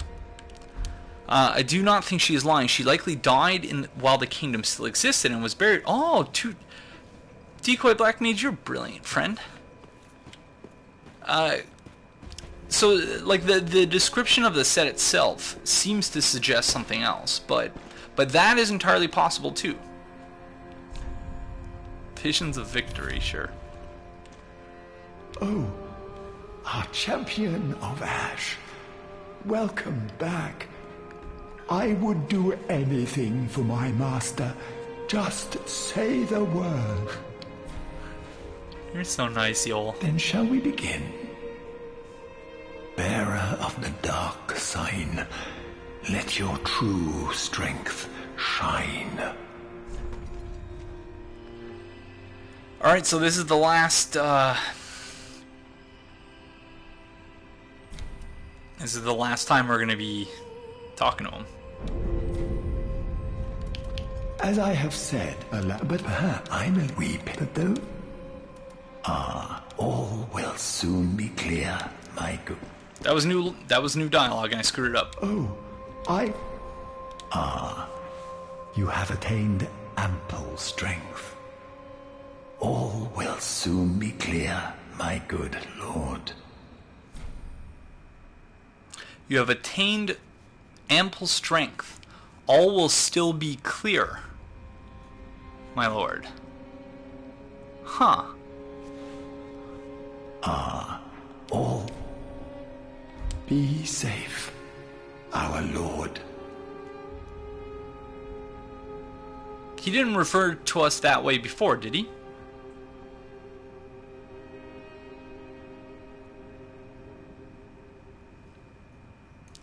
Silverquill, they could very well, because at least my way of looking at the Souls games and reconciling the existence of countless chosen undead is that the games take place in a multiverse, and that, you know, it's like basically a bunch of soap bubbles. As master only, I think, yeah. So that's interesting. All right, so we're gonna kill ourselves one more time.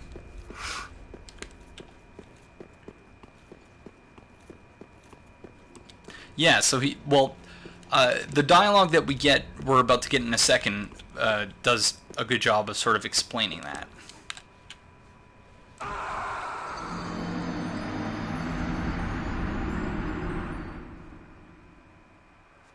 Any tips on what to look for? I just hit the Undead settlement. I'm probably the worst person to ask that question. If you're looking for non-spoilery tips, because yeah, I missed basically everything in the Undead settlement. Just keep killing things, break every box you can find. If it looks like a path, it probably is a path.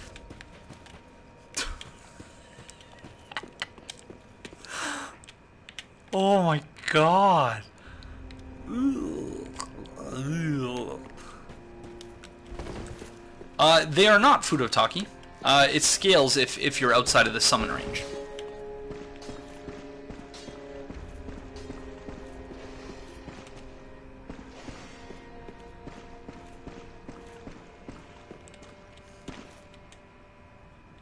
You look so cool.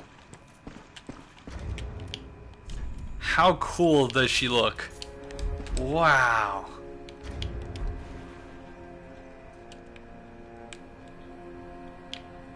Someone was saying earlier that it reminded them of Canehurst.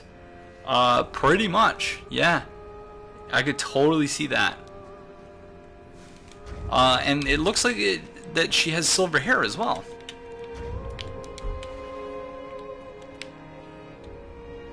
That's...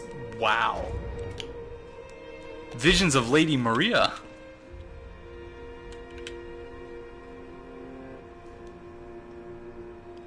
Oh, prithee, art thou good Yoel's master? I am Yuria of Londor, a close friend of his. Thanks to thee, Yoel's soul is redeemed. Allow me to express my gratitude in his stead.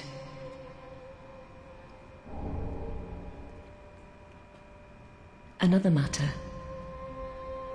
Thou a lord, art thou not? I guess I am now. Bearer of the dark sigil, and our Lord of Hollows. For the time thou remainst our Lord, we of Londor shall serve thee. And I, of course, am also thine.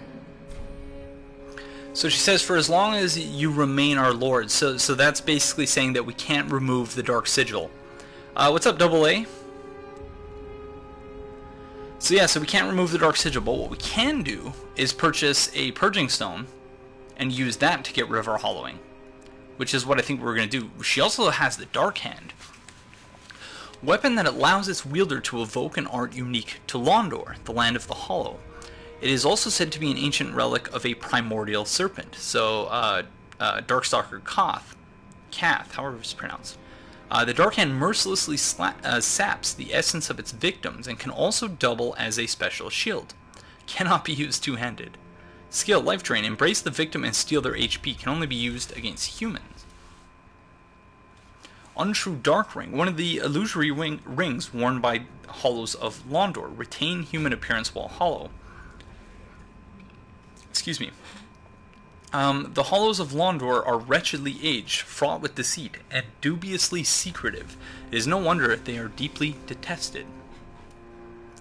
Untrue White Ring, one of the illusory rings worn by the hollows of Londor. Take the appearance of a phantom. The hollows of Londor are wretchedly aged, fraught with deceit, and dubiously... so yeah.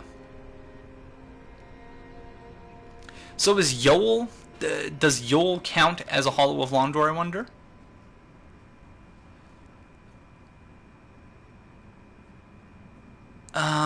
Yeah, I wonder. Yeah, Silver Quill, I did that in my blind playthrough. You need the Firekeeper soul for that. But yeah, we need to complete the quest line, because we're going for the third ending, so ash-colored stone encasing a skull reduces undead curse buildup and cures hollowing. Inhabitants of Londor, so even though it says reduces undead curse buildup, that's not actually referring to the status effect of curse, which is weird. Inhabitants of Londor use this secret treasure to feign normalcy. Occasionally a hollow fools even himself and turns on his own kind. Used by assassins of Londor, land of hollows. The poison is jokingly known as Hollow's Blood. A Braille Tome of Londor, first spoken by Liliane of the Sable Church. Give this to a storyteller to learn miracles of Londor. This is a forbidden tome as it offers salvation to all hollows and conversely cures all things living. I'm not sure, Shadow's Demon. Welcome to the stream, by the way. It all really depends on what I'm doing tonight. It could be nothing, but I may possibly have a date. We shall see. That a lord art thou not? bearer of the dark sigil, and our Lord of Hollows. For the time thou remainest our Lord, we of Londor shall serve thee. And I, of course... No, not with Anri of Asura, unfortunately not. That a Lord are there for... And I... Alright. Till we meet again. May the dark sigil... Oh, curses! Thee. Thank you, remakes.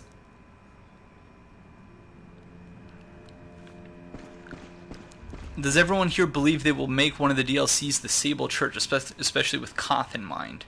I don't know.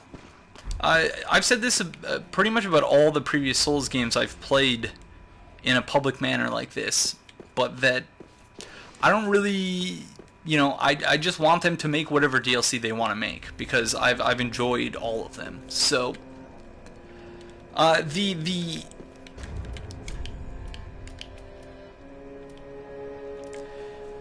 is the Soul of Vordt, is that what gives us Havel's Ring?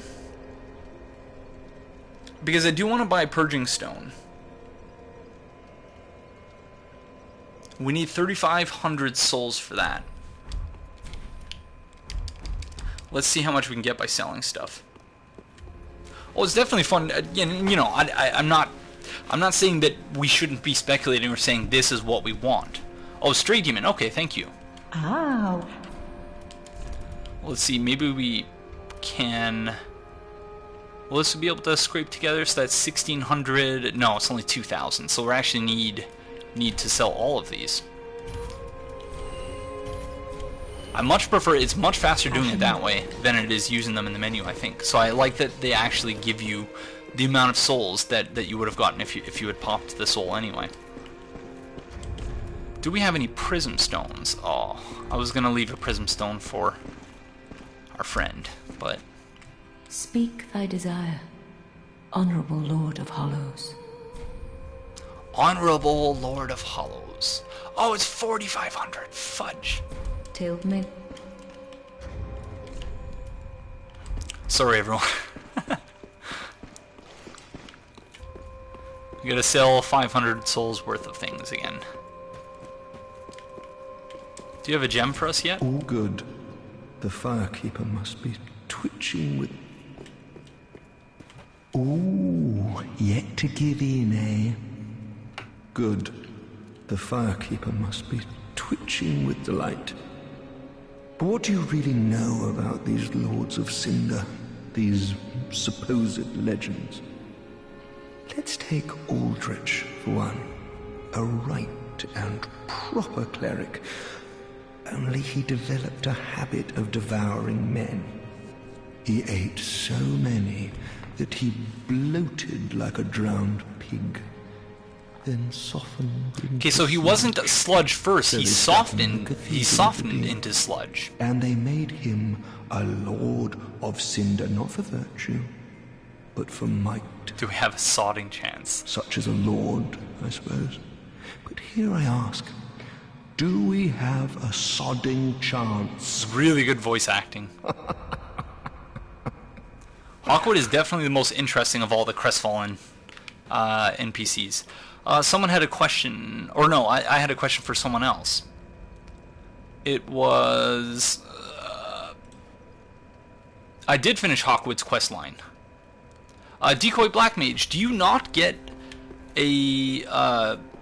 whatever the... Does it not count as a victory for you if the invader kills himself? Like, do you actually have to kill them with your own hands for it to count? Because if so, that seems ridiculously restrictive, especially when the Covenant isn't actually working. Oh, we didn't sell the things we needed to. Sorry, everyone. So distracted. I can sell things to you. Oh, and just don't... We need 500 souls. Boom. Goodbye. I don't think we're going to be needing Titanite skills anyway, and there's plenty in the late game, so... Speak thy desire, Honorable... Oh, okay, that makes sense. Okay, finally got a Purging Stone. So, we're not actually curing the curse here, we're actually transferring it into the purging stone. But you can see there's like there's a skull inside of the stone, and it's ash colored.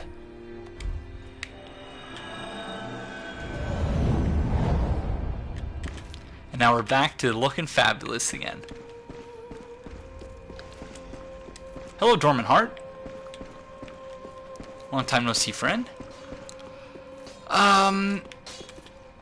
I'm going to take a break for 2 minutes before we summon in the next area. No 2.0, only if you remove it with the, whatchamacallit. A black gaping hole in the flesh that resembles the brand of an undead. The darkness of humanity seeps from this bottomless pitch black hole, the gap filled by the accumulation of the curse. This dark sigil will never heal, but there is a tale told of a firekeeper who returned from the abyss and brought great comfort to a bearer of the curse. My crestfallen never said another line other than the first one, he says. Never thought it would be buggy, no idea why I would think through the whole playthrough he only has... Yeah, that is really weird. Good night, Aaron. Thanks for joining us. Yeah, Crestfallen has lots of dialogue. See ya, Red Demon the Second. Thanks for joining us, friend. Okay. Quick break, and then we're going to head to the Undead Settlement bonfire.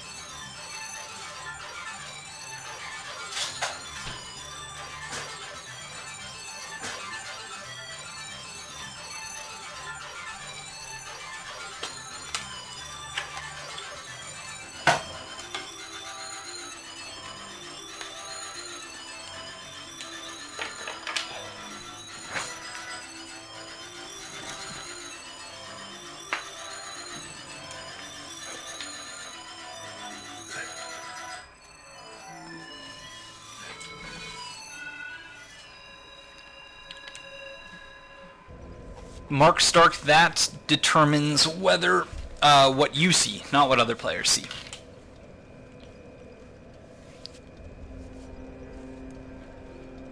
Alright. Okay, Undead Settlement.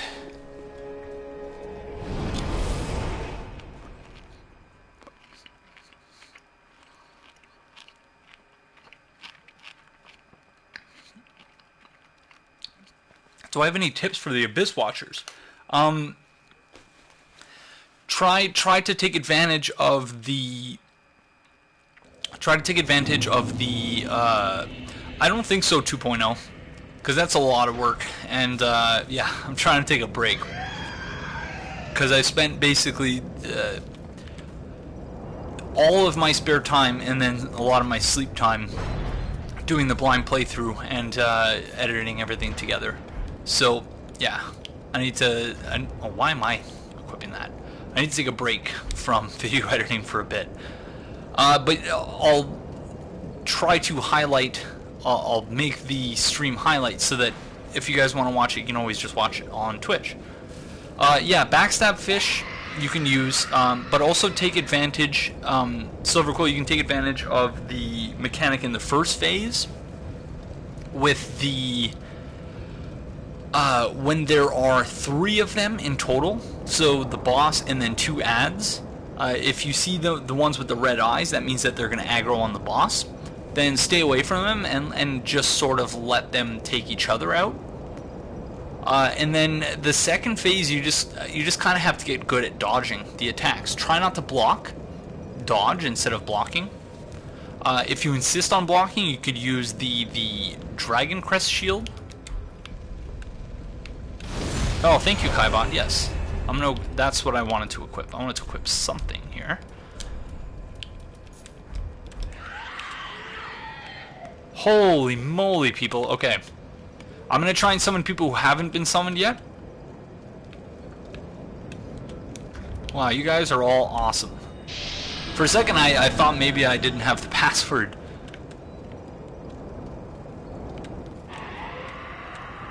So if you've already been summoned, I apologize. I'm going to try and make sure everyone gets a chance. Memitim.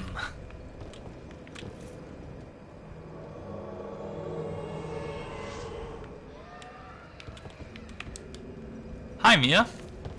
Alexandria. The password is at the bottom of the screen, Silverquill.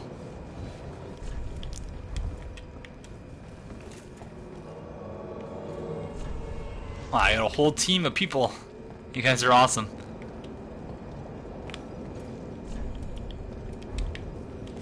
Alright. Okay, Mark Stark. Yeah, so if you've already been summoned, because yeah, I want to try and give everyone a chance. You dork, first summon you touched was mine. Oh, sorry, Ohio Richard. My bad. Where's the... Oh, wow. That didn't take long.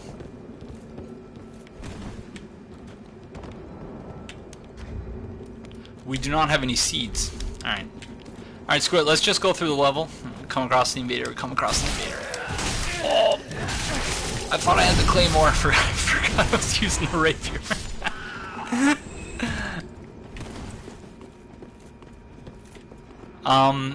We're at the point where I think it might be time to start saving. I'm actually going to equip that. It might be time to start saving for the tower key, because I want to get the carvings.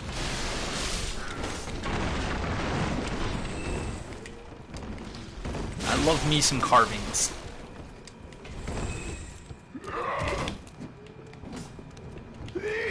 Oh, buried way too early there. Come on.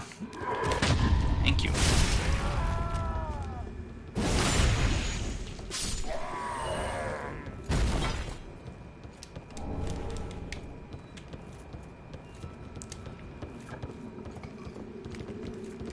You guys just jumping down there? I want to make sure I'm not missing any items. Because yeah, I'm certainly not... I'm not yet at the point where I know where everything is.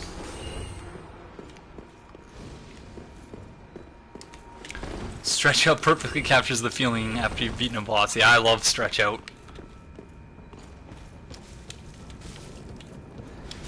Especially one paired with the Good Night theme from Final Fantasy VII.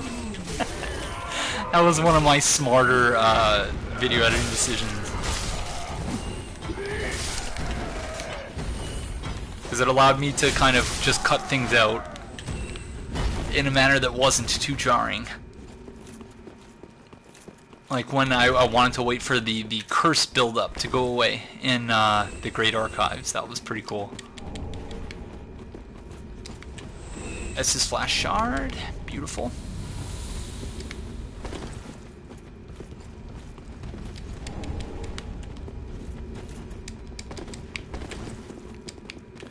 Alright.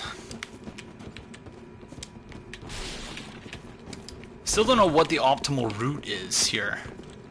Am I missing anything by not going over here first? Sorry, summons. Because yeah, thus far I've spent more time editing footage of oh yeah, this is where we get the Sunbro thing. Thus far I've spent more time editing footage of Dark Souls 3 than I have actually playing it. So that's why I'm not planning on uploading this to YouTube, because when I upload Twitch streams to YouTube, I don't just sort of do it. I actually take the time to make sure I edit the audio and that the everything's in sync and good and all that stuff. So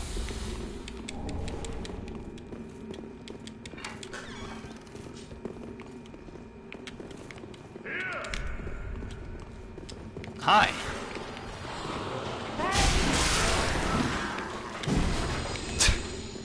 I don't know if I've killed a single enemy. Here, I'll get this one. Mission accomplished. What did you cast on him there?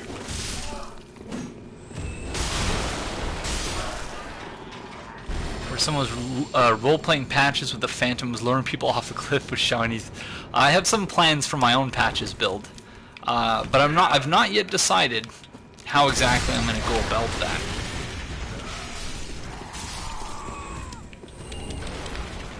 Because it's my understanding that the Hello Unknown Nothings Undead oh, cool, cool.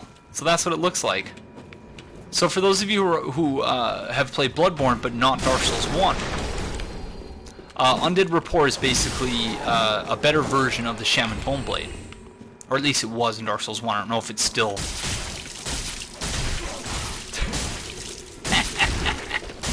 That's amazing. Dormant Hearts, my current level is 22, but with the password, it scales your level if you're too far anyway.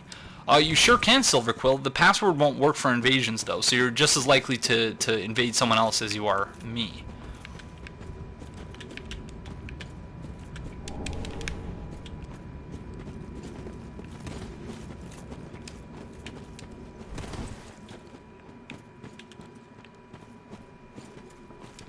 Wow, so what happened to the other Dark Spirit we were invaded by? Is it just waiting the whole time?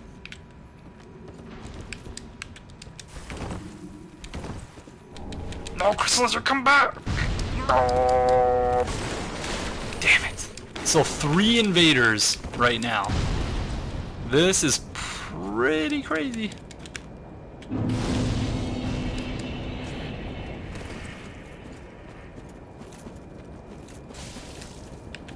Oh, thank you, Unknown Nothings. My character is called Soul of Reprisal.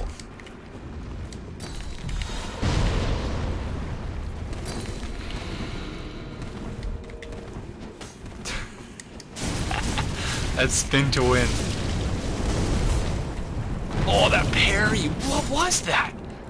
That was crazy!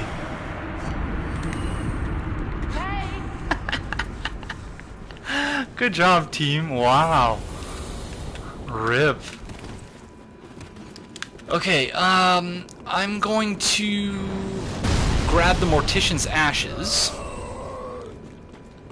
I'm going to leave the Undead Bone Shard until we're friends with the Giant. Whatever his name is. Stop it. Yeah, I'm going to get the Mortician's Ashes so that we can get the key to free what's-her-face. Irina.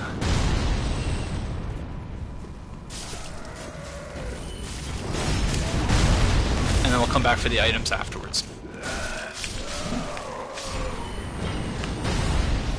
ganking, are we? This is not really ganking. Oh, that's the Great Scythe. I do remember that. So, oh, that was a Cestus parry. Very nice. You don't need the key. You need a lot of HP for that, though. And I think the key's only something like 2,500. Oh, you need the branch! Oh, interesting. Really? So you can't make friends with him unless you have the branch. Is that correct?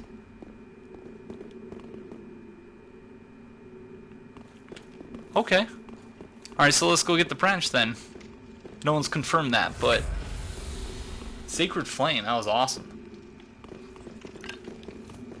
Alright, so we do have to grab that item then.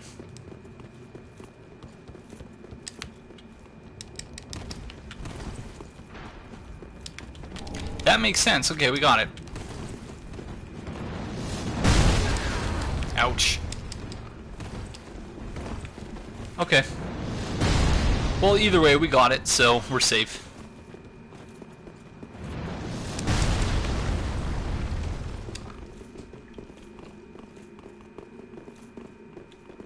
Yeah, that's what I thought as well. But yeah, whatever, it doesn't matter. We did it. We're not gonna fight the tree yet because we still have to do the Mound Maker thing.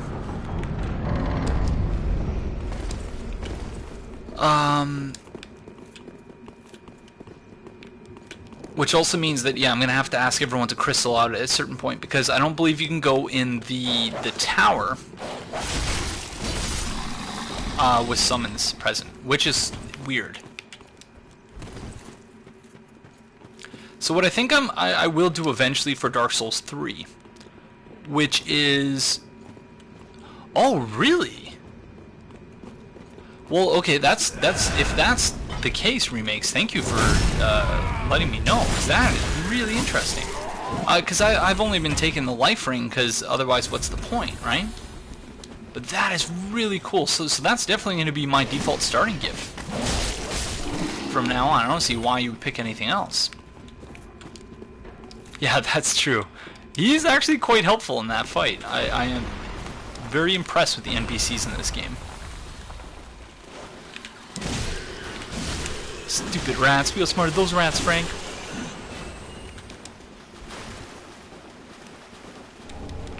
Cestus.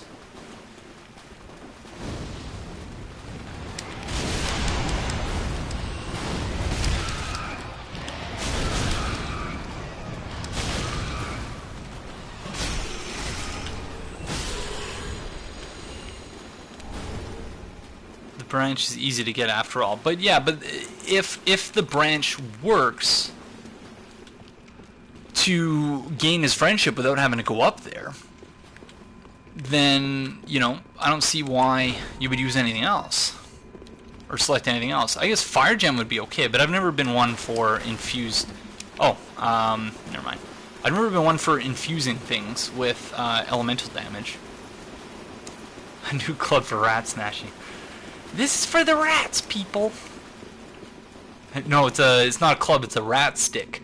And I think the rat stick in this game would probably be the reinforced club. Yes, Silver Quill. I will ask that if you've already been summoned that you refrain from putting down your summon signs, so that I'm not forced to try and remember who I've summoned and who I haven't. Okay, maybe I was wrong about elemental damage then. Question about the guys with the planks on their back and the serrated weapons. Can they be parried? Because they are such a pain in the rear to fight, notwithstanding my summons just slaughtering them. They can't be backstabbed. Yeah, see, there's the fog gate for the cathedral thing. Yes, Silver Quill, I will be trying my best to give everyone a chance. You can parry them. Okay, I gotta start practicing that. Another one of those unkindled, are you? All you faceless undead. behaving as if you deserve respect. The campfire stories with No Egon matter. of Kareem.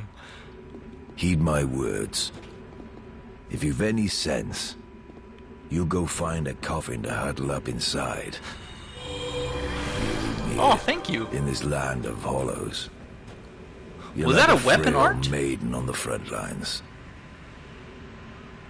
If And like sorry, the sorry, others, Azuren. You're fool enough to play the champion. Then go on ahead. Traipse right He's not past wrong, the though. abandoned church. If you're fool enough to play the champion, because in face a way death. it is kind of foolish. And it won't be pretty. Not just yet, Mark Stark. Enough death to leave you broken. Time after time. Yeah. Oh, that's the Sunlight Sword, so I'm assuming that's what you get for 30 Carl Finland's Bizarro brother. Jump down there to quickly do his quest line. Not with the amount of vigor I have, though. It's certain death, no? No, that's yeah. I don't have nearly enough HP for that. If like the other thing. All right. Okay, shut up. Okay, let's go explore some other things first. Oh, you get it from... I must have missed that then. Yeah, I definitely don't have enough HP for that, but... This is early on co-op playthrough with the Trash Man. I told him, I was like, yeah, dude, just jump down there, you're fine. And yep, he didn't have nearly enough HP, and he also had no embers, so that was a thing. Sorry, friends, I really shouldn't have disturbed you there. That was rude of me. I feel like I'm missing an item over here. Yeah.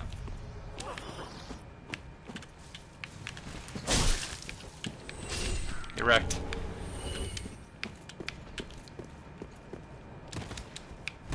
Yeah, yep. Does the character attack you? It's the one with the empty cage, right? That's really, really fucking creepy.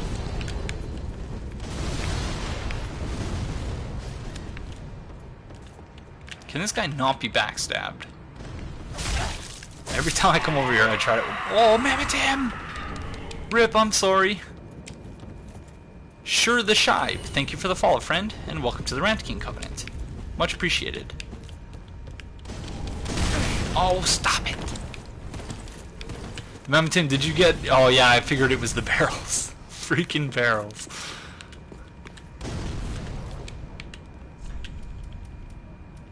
Hold on, where's point up? I need point up. Coming for you guys. Yes, thank you, Jay the Hybrid Mex. I am aware of that.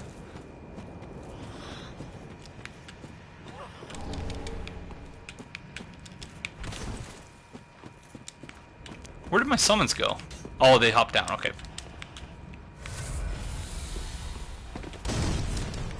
Fucking firebomb, guys.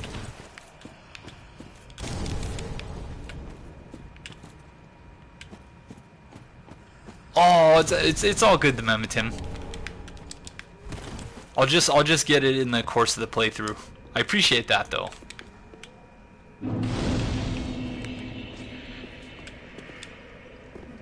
Kalakashi, so that's someone new. Very smart, going ahead to the next bonfire. Looks like bread in the oven, yeah. Okay, there's nothing over here.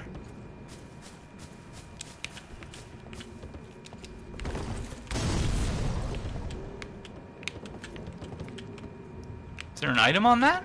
Oh, there is. Oh, we didn't get the bow.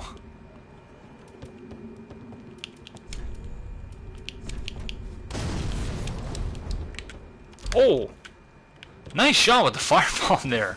Well done, friend. Oh, it's the partisan. Ouch! Hi, Kalakashi. Nice job. No, you got it, Markster. Oh no! Oh gosh.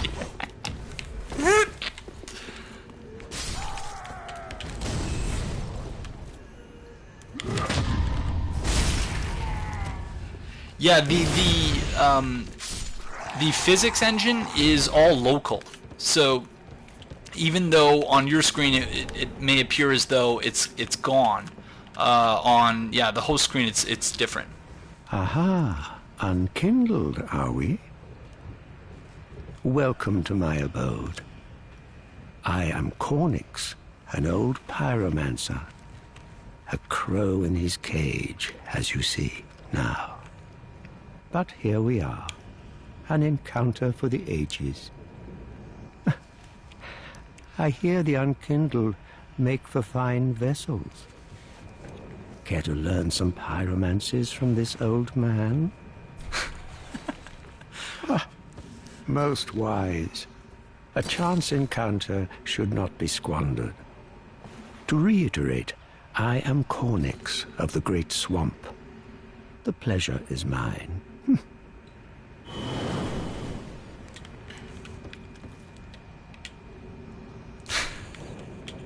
The guy's got some fabulous eyelashes.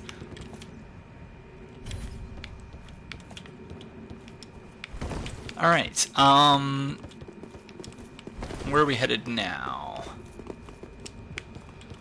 We need to go... Oh, we won't be able to hop into the cage with the summons present, though. So... Oh, that was you, oh, hi, Richard. You're Alexandria, okay. But we still have a few things to do, I think. If you throw it, it doesn't break, but it makes a screaming noise. It goes, which should indicate to you that the height from which you threw it is likely to kill you. Why summon people if you're going to have them black crystal out anyway? Well, because they're putting their signs down. And we still have a couple things to do before we get to that part. I did get the clutch ring. Apparently that doesn't open from that side though, so we gotta backtrack a fair bit here.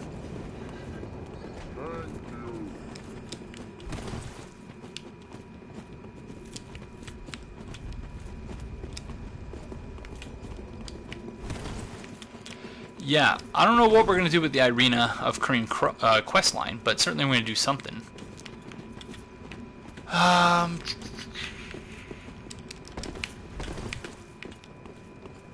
Alright, summons, you lead the way, because I'm confused. Oh, we have to go back this way. Is it? Yes, we have to go back this way.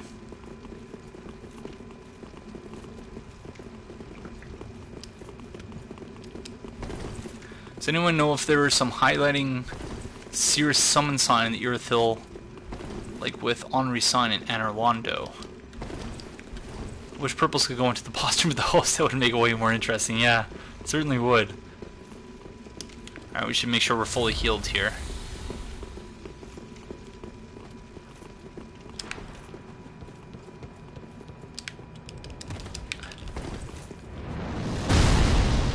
Stop it.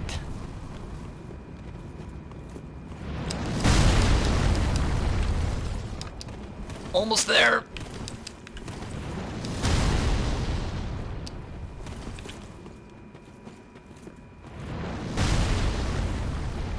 Stupid giant.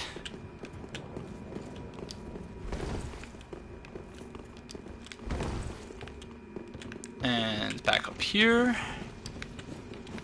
And then, yeah, we need to go across the bridge.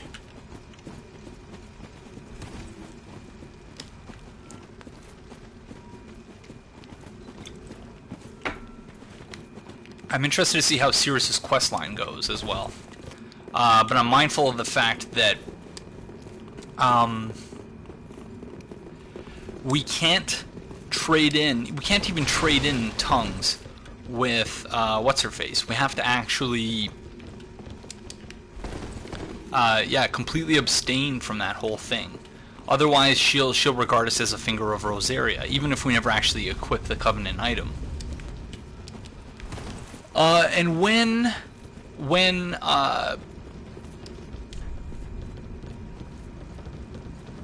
when I no longer have summons...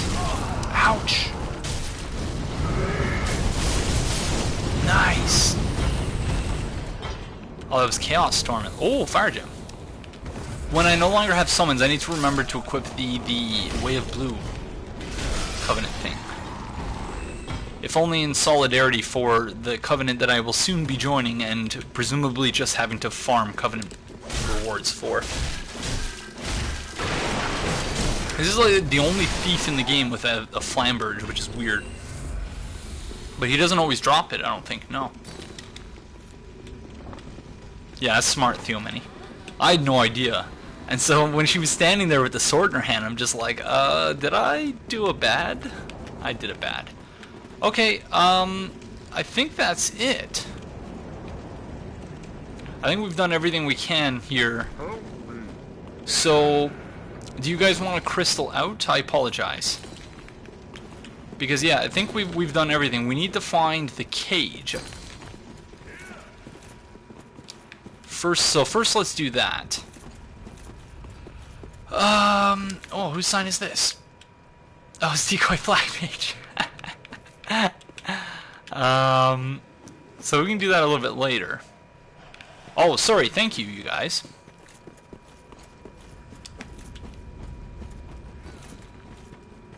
Where exactly?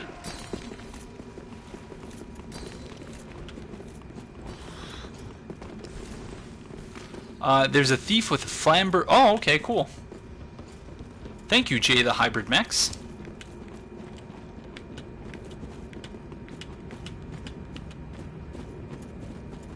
Oh, I forgot about this whole... Wow. This area is so deceptively large.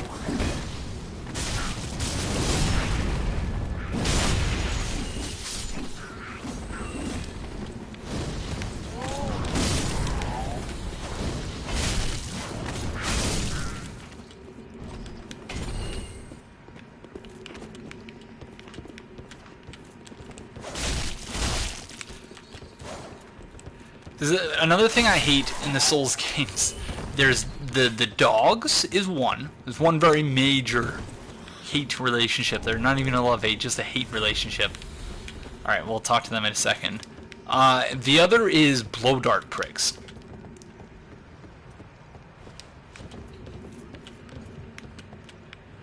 Alright. Alright, you guys, so I gotta go talk to the cage thing first, as I understand it. Oh, Mad Dark Spirit Isla. So it looks like we'll just be dying. Another Nana disappeared. The Grunton carries a cage. He ever has his cage. And Nana's never coming back. So come into the cage and become Nana's shade. That is so fucking weird. Oh my god. That is so weird. Another Nana disappeared. The Grunton carries a cage. He ever has his cage. And Nana's never coming back. So come into the cage and become Nana's shade. That is so weird. So I wonder what happens if I tried... Oh, hi, friend. Isla?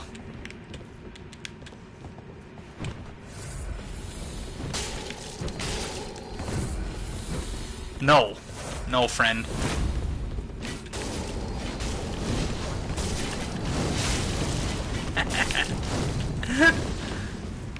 Oh, it's nice to not worry about honor for once.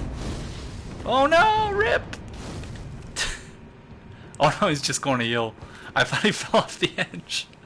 Alright, I'll let the summons deal with this.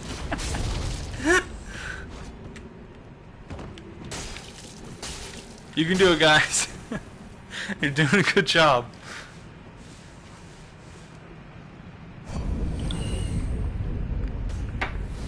Oh, so... What? That invader was there the whole time? What the... What was that invader doing? Good job, team. Really good job.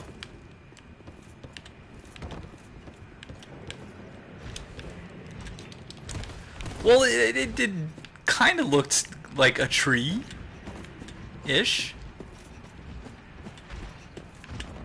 Well, good for that invader, because yeah, I'd completely forgotten about them.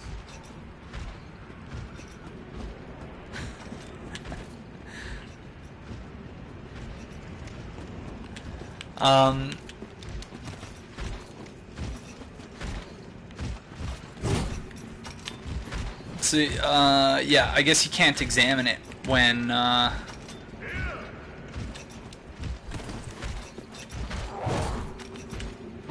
So the person with whom I said was, I might be going out with later, she actually started watching the stream. And so you know that you have a winner when she's willing to watch your Dark Souls stream. And, yeah, I think that it's not, like, the biggest loser thing ever. Thanks, friends. You guys are the best. See you later. Oh. Oh, thank you. Okay, DFH, thank you for joining us. The books won't be haunting me much anymore. Don't worry about it. So is he's completely passive then, eh?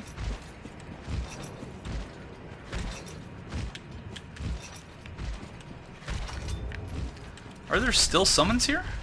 Or an invader? Okay.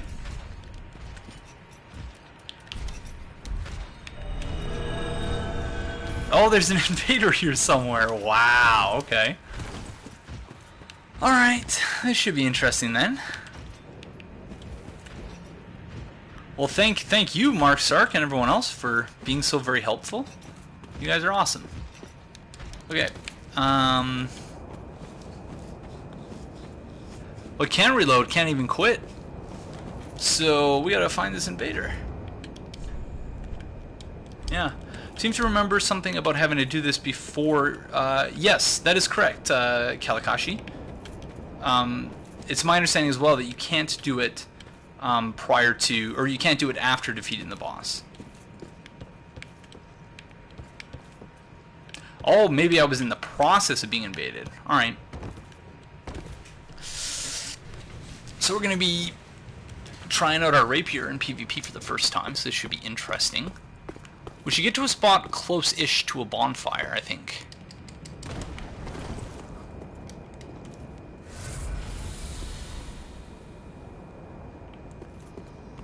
Alright.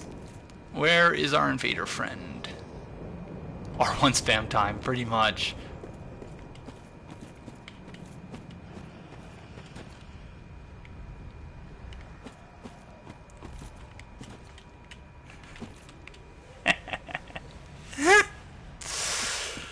Our guy's looking good.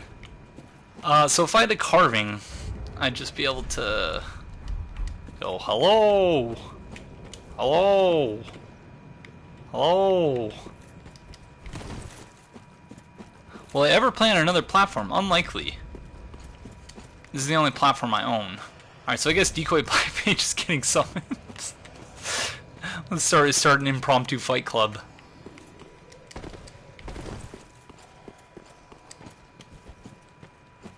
Yeah, I refuse to use the S-Dock at this point just because I've been on the other end of it a couple times and it is so aggravating.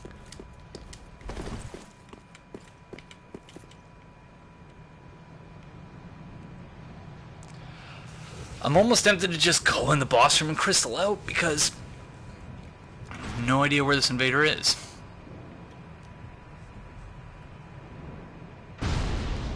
Oh. Best stock.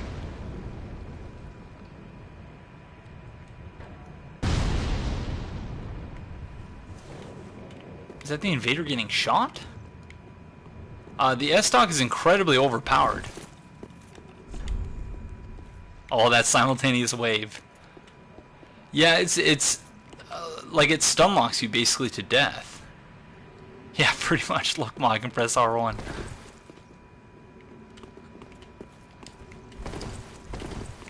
Okay, well, I'd rather die to you, Decoy Black Mage, than the Invader. So... Oh, cool. So, oh, there's the Invader. Hi, friend. Alright, so, Decoy Black Mage, let me fight the Invader. One-on-one, and then if I win, I'll fight you as well.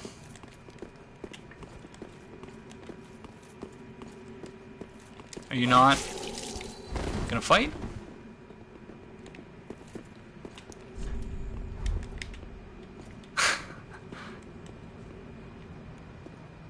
There we go.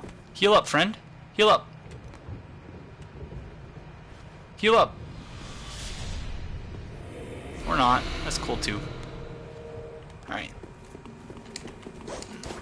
Oh, is he... Oh, it's a...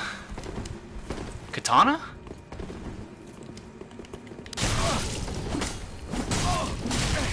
Ouch! That hurts! Stop it! Oh, he delayed his attack there for, like, just long enough. Wrecked. GG's.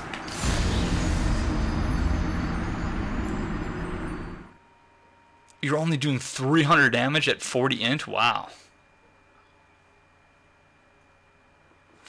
Alright, it's getting cold in here, so I'm going to put on a sweater, so 1 second.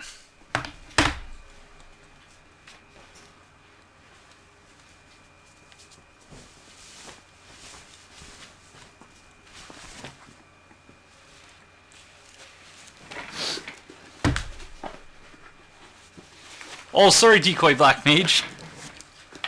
My bad, friend. Oh no, you know what? I don't think you can actually even drop upgrade materials. I don't think that actually works. I tried to drop some Titanite for the Trash Man when we were playing, and it didn't work. Yeah, I thought so. Like, you can drop it, but no, other players can't see it. Because I remember saying to him, dude, you didn't pick up the thing I dropped for you. He's like, I don't see anything. And I thought he was just talking smack. But no, he was actually being truthful. What is that? Oh, this is the Crystal Lizard. Okay, let's go... down here and get our souls. Okay, Decoy Black Mage. Yeah, unfortunately you can't do that, which I'm glad at least that they brought item dropping back, because I was very concerned after the Lore Master Trash Man. I was very concerned after Bloodborne completely did away with the ability to drop items that they might have gotten rid of that entirely. Maybe they made it invisible to prevent all this current script hacks. People are using some extremely disgusting stuff now. Yeah, like apparently where they hit you with a weapon or something, it like corrupts your save file, which I don't get it at all.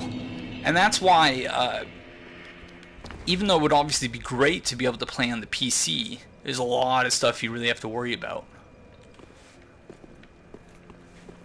Okay, so let's upgrade our weapon. I think we have the Titanite for that. Oh, beautiful.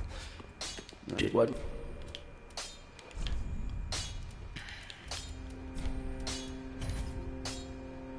They hit you, you get 20,000 souls. That makes your character illegal. That's amazing. Your uncle works at FromSoft, and I'll reset you to SL if you don't drop all your Titanite for me. I remember back in the day, Halo 2, people always, like little 8-year-old kids sending messages being like, I'll make you a level 50 in this playlist if you just send me your username and password. I'm from Microsoft. I don't know who would have fallen for that, but apparently some people. Welcome home, Ashen One. Speak that. Very well. Alright,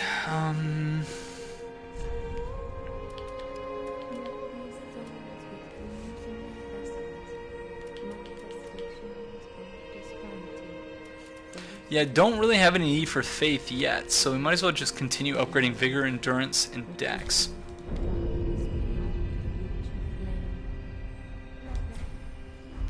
work me. Okay. Hello Twerp93. I'm not so much starting over as, yes, I'm just doing another build playthrough. I wish I played Dark Souls 1 on Xbox because I got a lot of hate mail and I feel like I would have gotten some nasty voice messages. I got some really nice hate mail. The Trashman and I called it love mail with our Great Bow trolls. And people would always send us messages, be like, wow, that was actually really good. So yeah, let's go deal with the giant stuff. Which one is the quickest? The quickest to get there from there. Oh, I didn't buy the key. Fudge. Ah, my bad, everyone. Yeah, the recent players doesn't seem to work at all, which is very weird. I don't understand why that would be the case.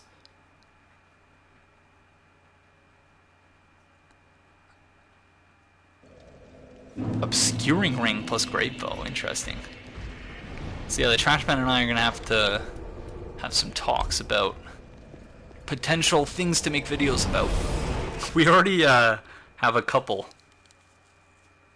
Yeah, players met doesn't work. I am a big fan of A Song of Ice and Fire.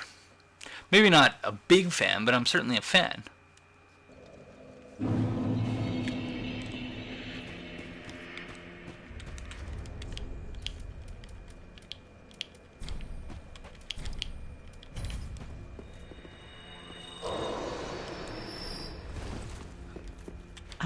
What does the obscuring ring do? Gracious, Oh, it's the thief ring? Really? How do you get that, Theomany? Because I was saying at one point in the playthrough that I really wish they had a thief ring in this game. Or a thief ring type item. Okay, cool. Ashen One.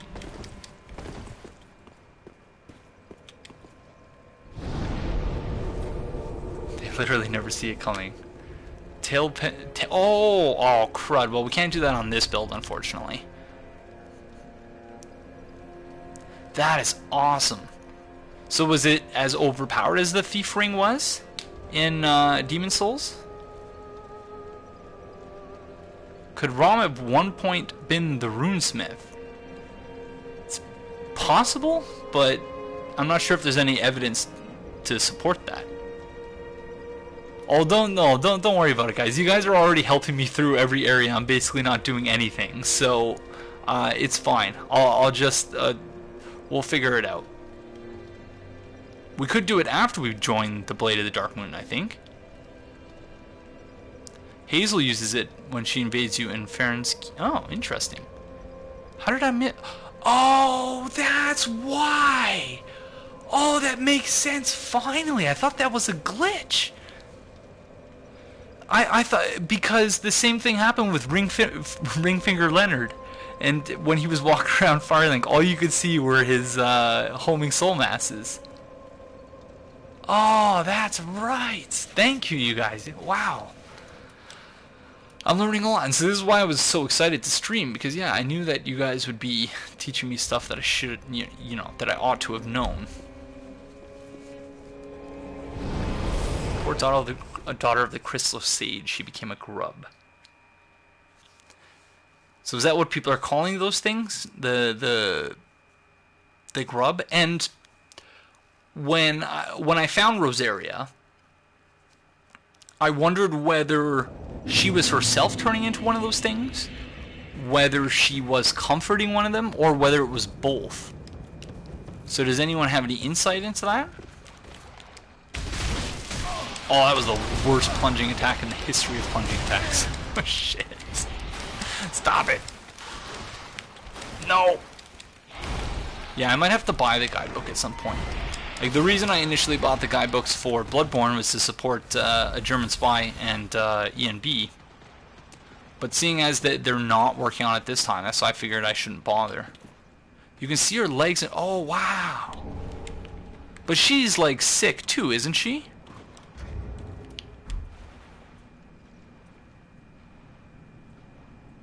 So they're actually called grubs, okay. And so is this actually supposed to be Velka? I guess it is. Or like a statue. Statue of Velka. I feel like it's just another form of life, kind of going back to what are you willing to lose or what have you got. So they have lost much by being undead. Lose everything to be reborn. Yeah, see, that's what I figured would happen, Team of Parachute, because for Future Press, they actually have, like, they got those two people who were really, really, really knowledgeable about the Souls games, and I don't know if Prima has any of those people. Like, I don't know, I could be wrong about that. What? No, that's not true, is it?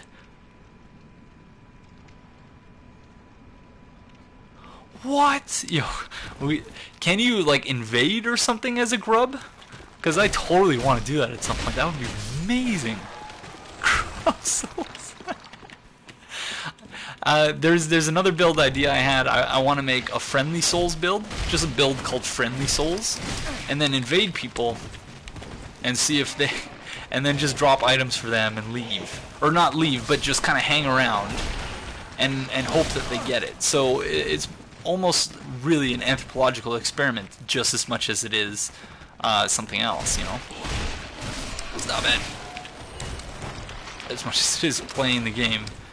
Because I like seeing people's, no, it just won't let you.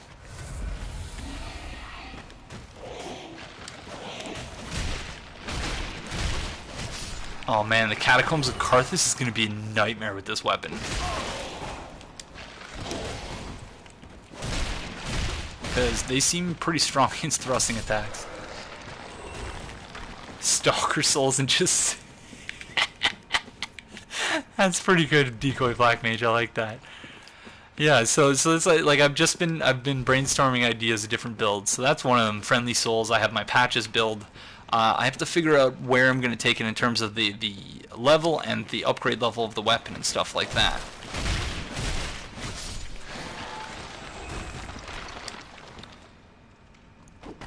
That's the most delayed attack in the whole game, I think.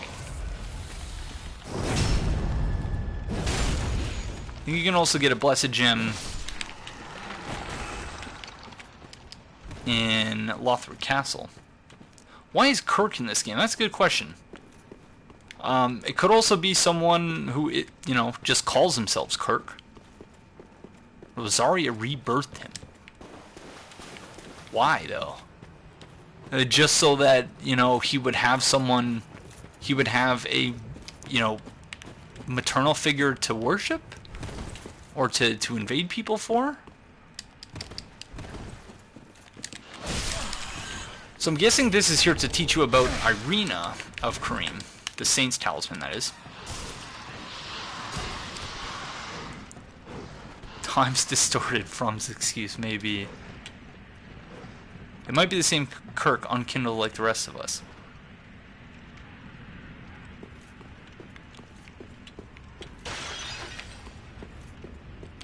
That pot shattered, we just walked next to it.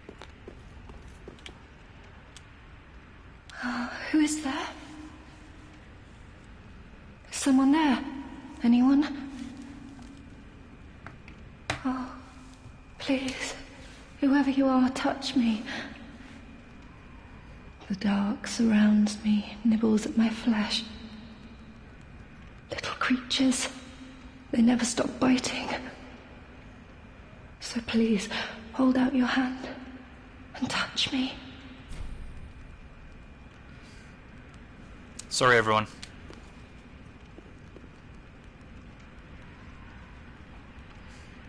Ah, yes, there you are. So close, indeed. Then I am not entirely alone just yet. Praise the merciful gods above. But doesn't she want to become a mindless firekeeper, though? Isn't that sort of like Yoel of Launder's quest line, where he wants to redeem his soul, but that involves dying, but he's totally okay with that? Oh, forgive. I am Irina of I came to this land so that your touch has freed me from the darkness. I am Yeah, she said she came here and to be... unfit to tend the flame. But if it would not trouble you... Oh, thank you, sweet champion. I shall die. It's just like, what's-her-face from Dark Souls 1. Where it's just so much self-hate. Awful. You've gone and rescued her, have you? How very quaint. Pitying creatures that are beyond help.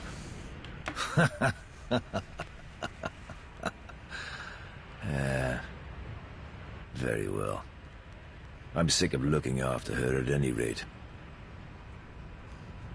I am Egon, a knight of Karim. I am allied to you for as long as you assure the girl's safety. And only for that long. So I do think she will ask for him to be putting... Oh, interesting. So I do think that... Because I don't like this guy at all. But at this point he's going to... I've tried aggroing him before. Let me just say it's not a good idea this early in the game. Because that Great Hammer... Fuck. Yeah, so that's something that I wanted to talk about a little bit. Because it looks like it's the same effect. Yes, yeah, that was going to be my point, Theomini. Because if you look at it, it's the exact same effect that the Homeward Bone produces. So, because you accept them into your service, you basically give them access to Firelink Shrine. What's the matter? My terms are very simple. I am an... Yeah, he's such an ass, though. So the reason why I missed this elevator the first time, because as soon as you open it, you can actually see the elevator going up.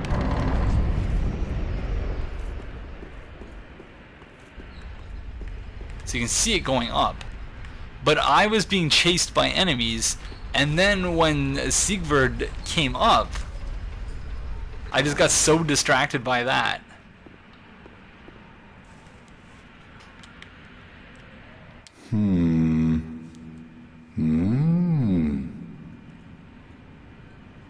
Yeah, except you don't actually hand them a Homeward Bone, but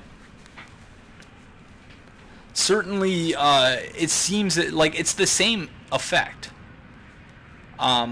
So, like, and I complained about it at first too, because I was just like, why are they just teleporting? But it seems, yeah, very much as though there is actually a logic to it. Oh.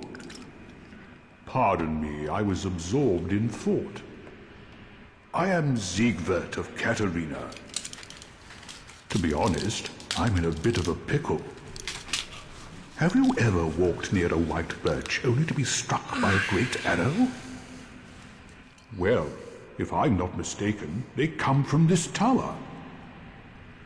Whoever it is, I'm sure I can talk some sense into them. But I have to find a way up. And that's just the trouble. This lift only goes down, you see, and... Well, Alright.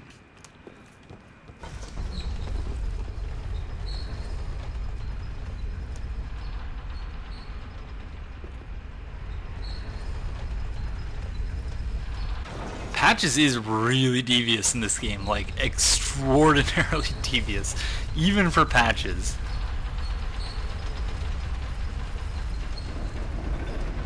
So I want to see, since we didn't send the elevator down first, I want to see whether Siegward somehow teleports himself to the middle. I help anytime. Who are you?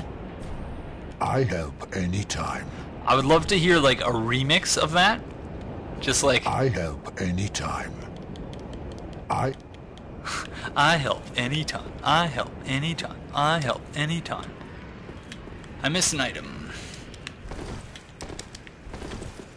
So let's see, because there's physically no way that Siegward could have gotten to the middle. He drops the Hawk Ring.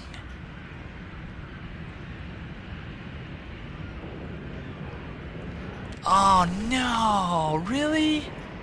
Is there no way that he will gift it to you? Oh no, because I want the Hawk Ring, but I don't want to hurt him. He's a friend. I guess it makes sense that he would drop the Hawk Ring, seeing as he's, yeah, basically a great bow sniper.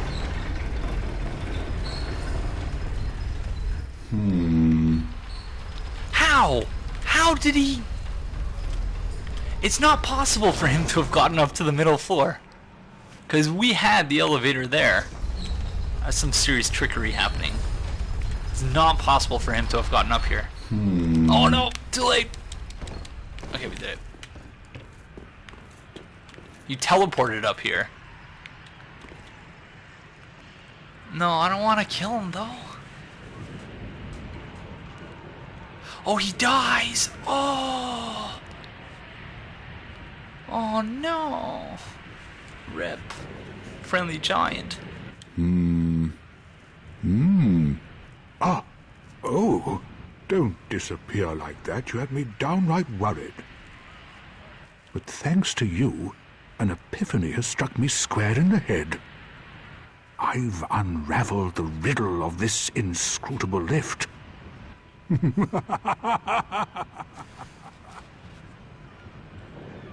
On some days I begin to doubt myself. I went up the tower, so I thought, then somehow ended up here. I'm not exactly sure what happened. Anyhow, do you see that? That humongous beast? I'm no coward and I've a steady hand, but that thing makes my skin crawl. Now, think twice before you go down that road. Twerp93, thank you for the follow, friend, and welcome to the King Covenant. Much appreciated. Alright. No, you should have waited. No! You should have waited! Well, it's too late now. I, Siegward of the Knights of You almost Katarina, went off the edge there. I wonder if it's possible to do that.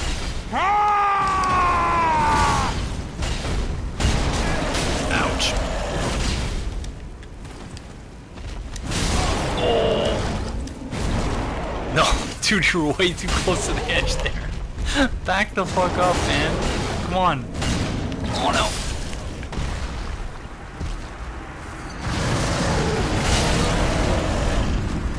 That's awkward.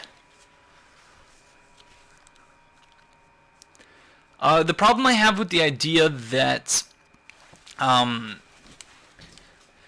Doshin the Giant may in fact be the Giant Lord or related to him is that he doesn't have a giant hole in his face.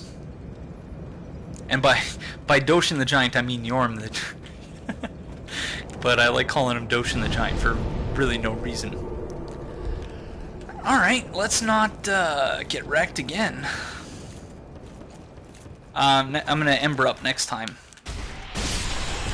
Yeah, at least we killed the 2 rats this time. Stop it! I'm gonna Ember up this time for the extra HP. We might as well kill this rat and get the Bloodbite ring. Unless we already go. Oh, we're still not wearing a ring. Silly me. Alright. Oh, we already did get the Bloodbite ring. Oh. Stop. Stop it. One of them dropped an item. Giant. Different species of giant. But if it's a different species, then I don't think it could have, you know, unlikely that it's related to the Giant Lord. Yeah, the armor is it looks very much like it has, yeah, the cervix face, but nothing else, I don't think.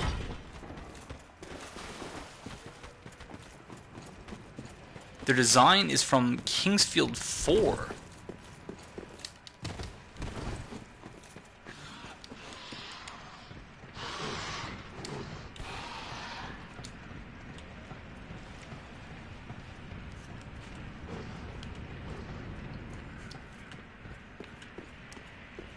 I thought Vendrick was a cool boss fight.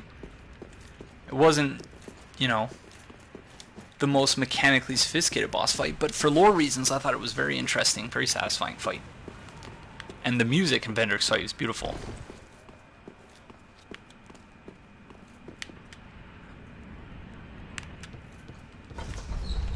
No, crud. Oh, interesting.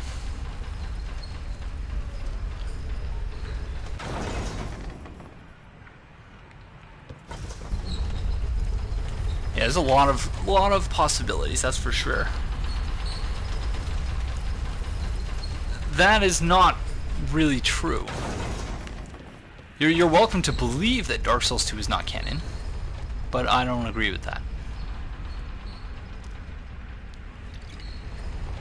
In fact, the director of assistant director of Dark Souls 3 was the director of Dark Souls 2. Tanamura. Yui Tanamura. Who gets a lot of flack unfairly. Yeah, it certainly it's very picky and choosy about what elements it incorporates from Dark Souls 2. You should have waited. But there's shite. Oh, I just wasted that Estus. I, Siegward of the Knights of Katarina, fight by your side. Oh, I'm stuck. I'm stuck. I'm dead. Oh.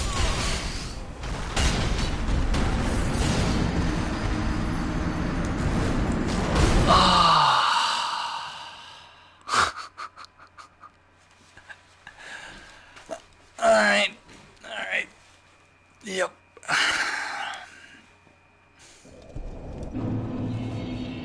I missed that. Evidently. I don't recall seeing a painting of Nishandra. Alright, so this time I'm going to remember to actually use my Ember.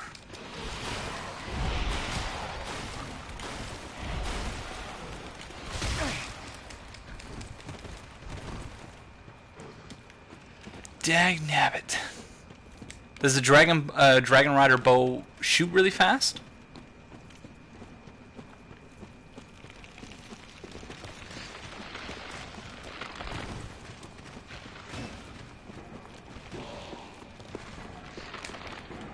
Yeah.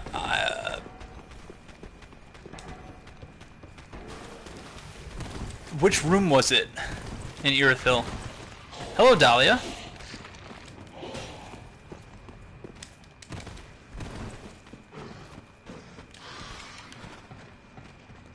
Oh, was it the room with the Silver Knights where we first come across Silver Knights?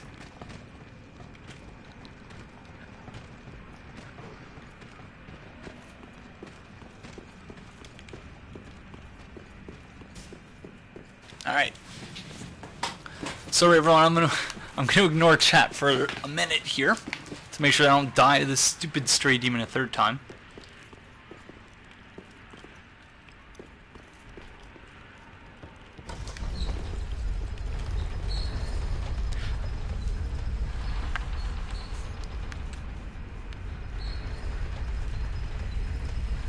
Alright. Ember. And hop off. Okay. So let's try not to die again.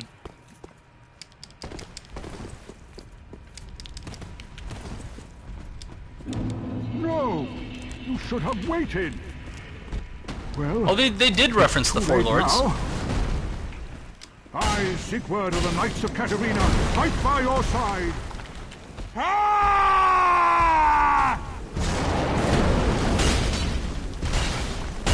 Oh. That did no damage.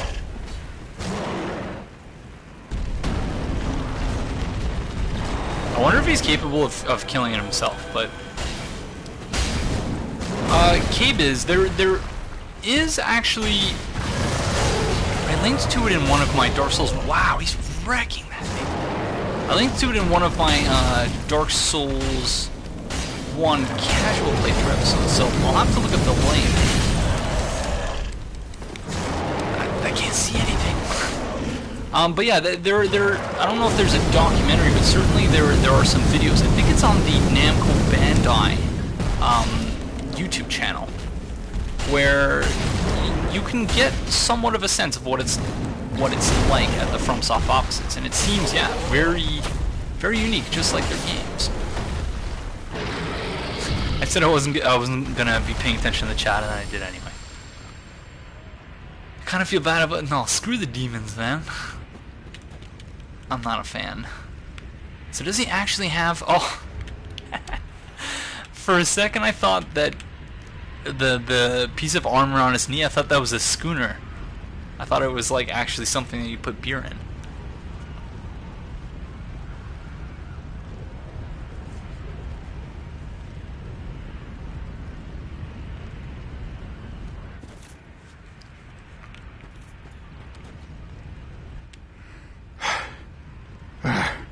That was quite a performance. You did all the work, mustn't friend. get in over your head. We Unkindled must put our duties first. But, for the moment, we've a toast to make. Siegward. To your valor, my sword, and our victory together. Long may the sun shine.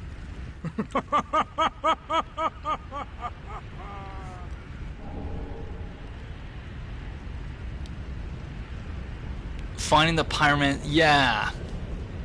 The corpse. So that corpse was.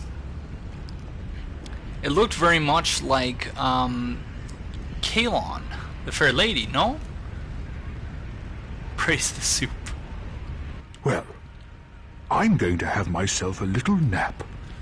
The only thing to do, really, after a nice toast. So the Siegward, you trade for. You trade for the chess piece, right? Solaire's chess piece?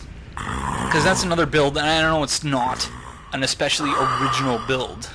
But I do want to do, like, not a Solaire build necessarily, but...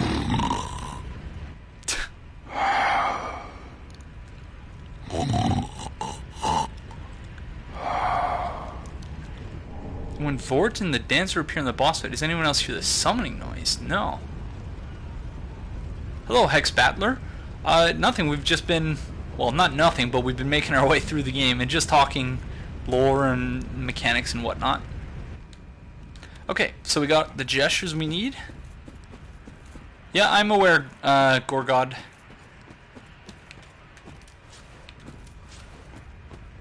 Did I ever get to Dragon Shrine in your blind playthrough? Yes, I did. I believe in one of the episodes I uploaded today, we just got there. So yeah, I somehow managed to find all the bosses. I missed a heck of a lot, in like generally speaking, but I did find all the bosses.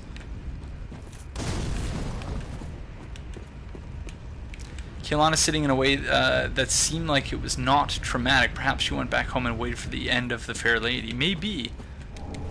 I really liked Kaelana. All of the witches that we met I actually really liked. And I didn't mind Ceaseless Discharge either. It was such a sad story. And actually kind of sweet too that like his sisters, they made that the orange charred ring for him. So that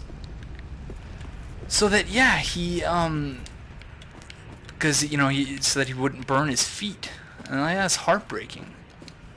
And so I think it's really cool that, notwithstanding the fact that you have to spend like 20 minutes trading humanity with, or giving your humanity to Kalon in order to avoid that path, but it's really cool that you can actually avoid having to mess with them. Are you really not?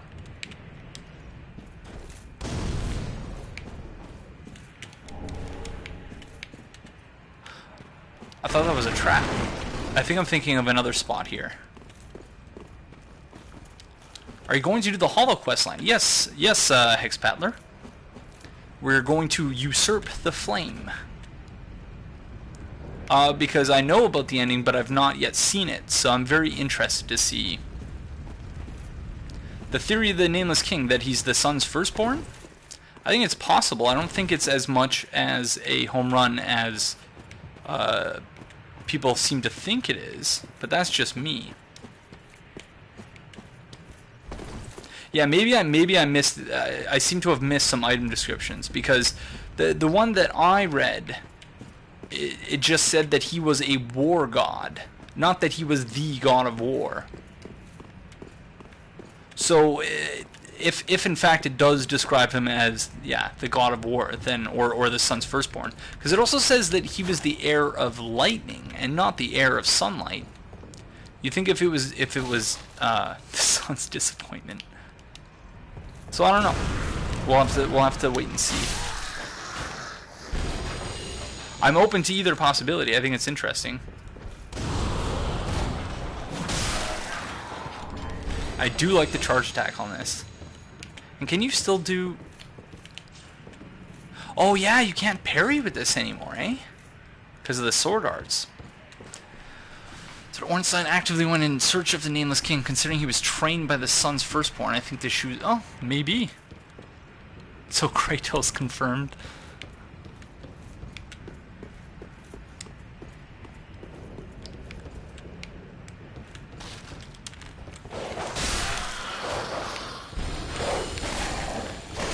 Stupid dogs. I hate you. I wish you were never born. The only disappointment was Gwyn and his boss fight. What?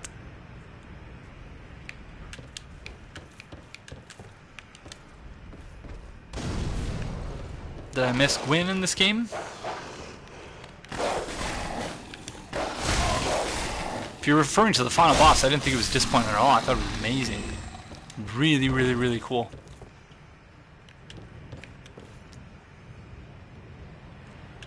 Maybe, or maybe Miyazaki will just say that I want it to be, yeah, every single time. Like, thankfully I'm no longer hitting L2 when that happens, but at the very least, yeah. So yeah, it is very interesting that Dark is split into Deep.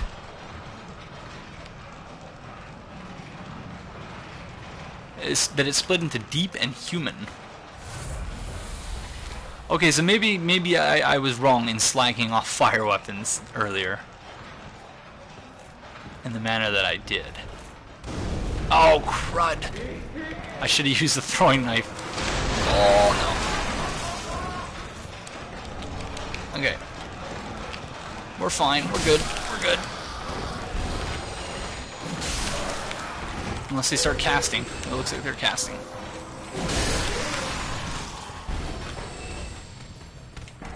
I hate that we have to wait for patches to get the parrying dagger.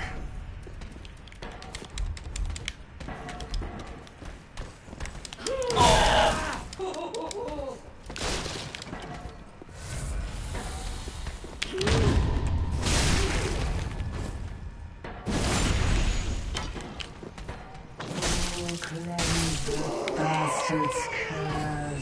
That feels good.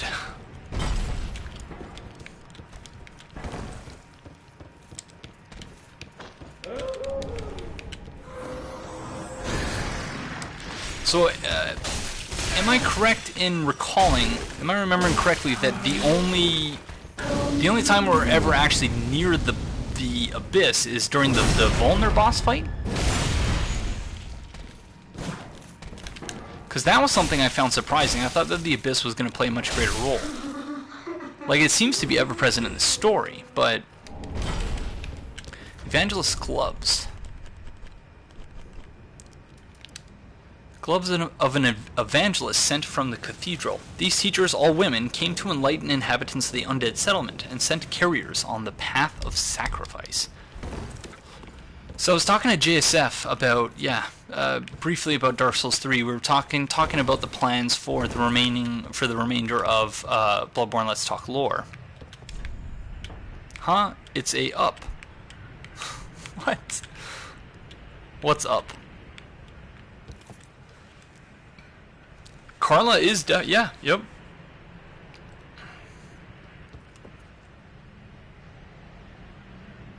Because, yeah, another note of the Nameless King. sword spear of... Yeah, but why would he be the... Wouldn't he be the heir of sunlight? If he was the sun's firstborn? Instead of the heir of lightning? See, that's for me one of the sticking points. That and that in one of the item descriptions he's described as a war god, which is a very generic term, like a warlord, as opposed to being referred to specifically as the god of war. Yeah, Volnir's interesting. I don't really strongly dislike it, but I think I had the right type of build for it.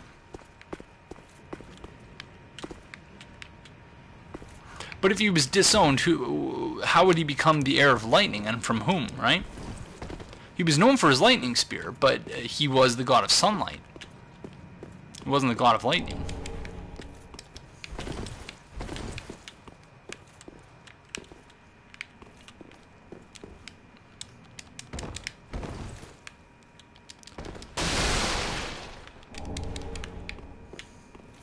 No, and that's fair. I'm not saying I disagree with it necessarily, just that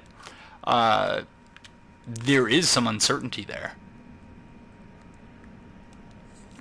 Maybe, but they are different things.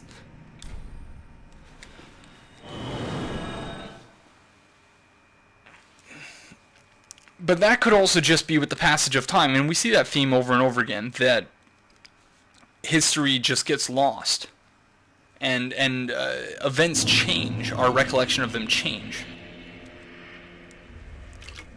And yeah, the Nameless King does use sunlight spears, and certainly looks a fair bit like Gwyn. Welcome home, Ashen One.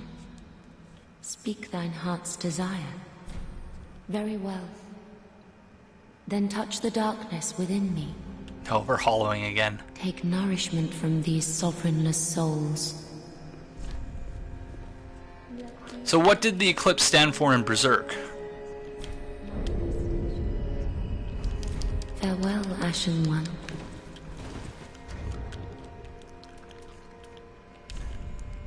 It's certainly a very difficult boss fight.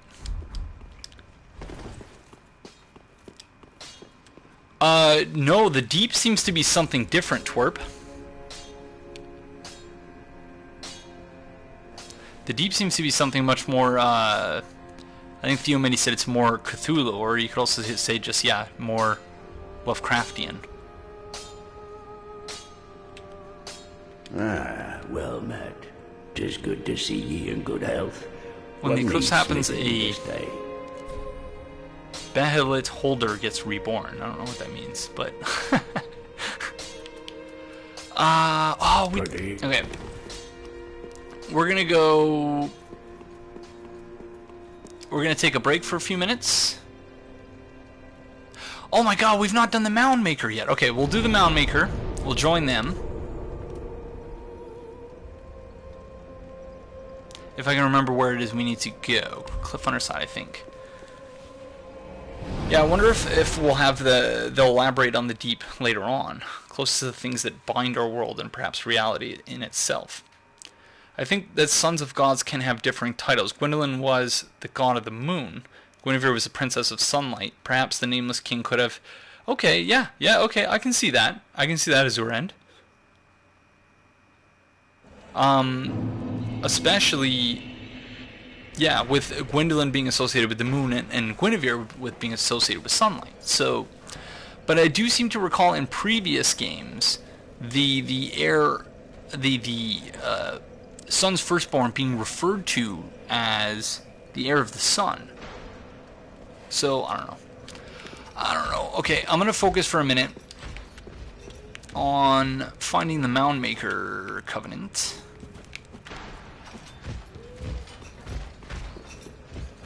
I hear Gwyn was quite promiscuous in his Lord of Sunlight days. It's like, you know what, I'm gonna have to set myself on fire soon. So, might as well. Just talking nonsense.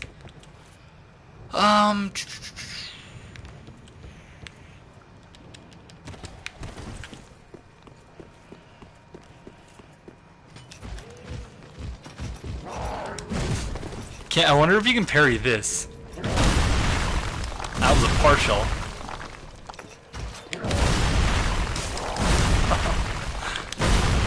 No, another partial. But ouch! Stop it! So it looks like he's got like human remains in there, right? Oh, too early. Much too early. Oh.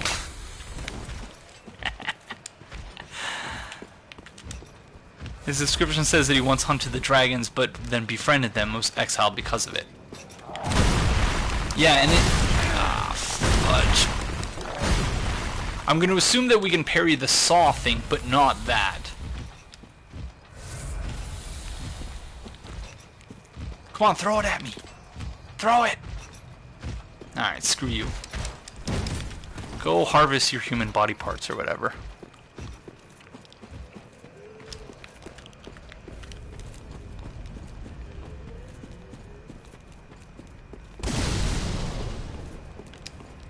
The Undead settlement seems to me, yeah, similar to like the Huntsman's Copse in Dark Souls 2. Or the Undead Burg in Dark Souls 1. Yeah, it seems like a place where they were just basically sort of shut away.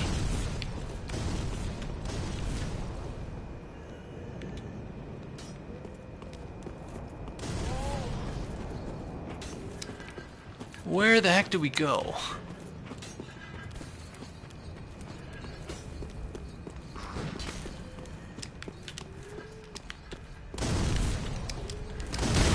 Stop it!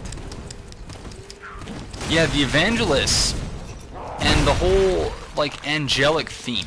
So yeah, I finished my thought I was saying earlier about when I was talking to JSF, and he was saying, yeah, the one thing that we really need to understand at this point, and that we don't understand really at all, is the role of, yeah, the evangelists and what they were attempting to accomplish, because it's very different than that which was in the previous games. So for the Mound Maker Covenant, am I perhaps better off going to a different bonfire?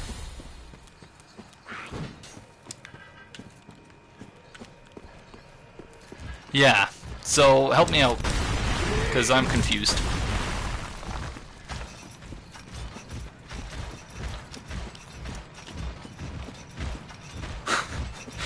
This is not good, friends. Yeah, the first area, alright. My bad, everyone. The bridge bonfire, probably.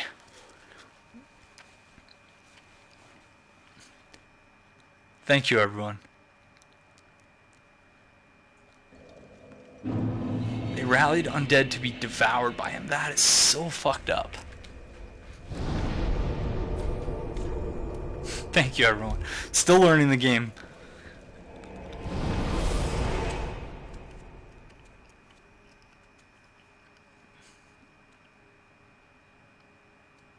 Dark Souls 4. You start as a god, be revered, and get forgotten in a couple thousand years.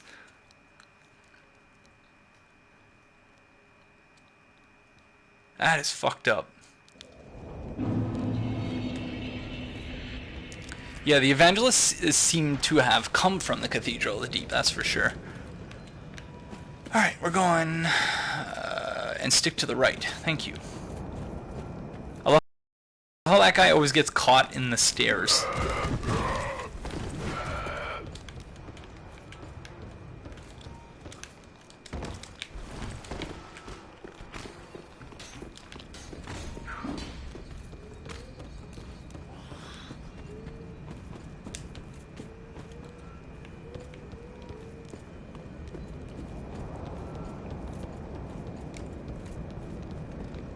You accidentally backstabbed. Wow, I didn't think that was possible either. Did he aggro?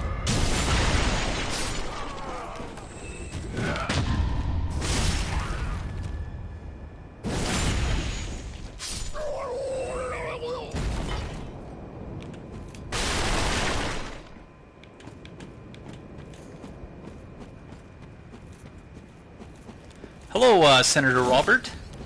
How's it going, friend? Stop it. Stop. Stop.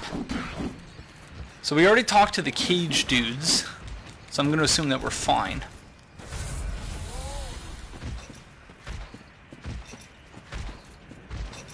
Yes, we remembered and did it. After reminders from everyone else, but still. That's very nice of them.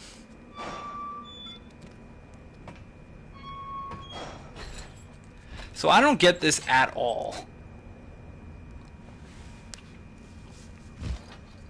This reminds me of how you join the Gravelords in Dark Souls 1. Cool, glad to have you here, Robert.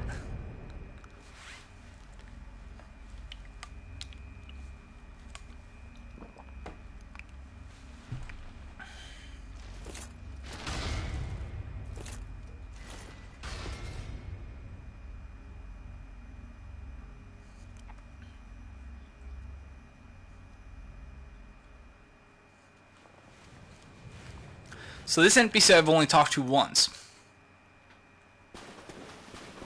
So I'm very interested in seeing where this is going.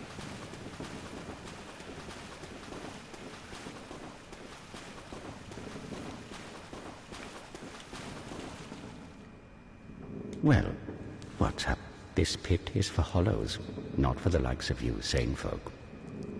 Or perhaps you are a hollow, posing as otherwise? So I'm gonna say no. I'm assuming.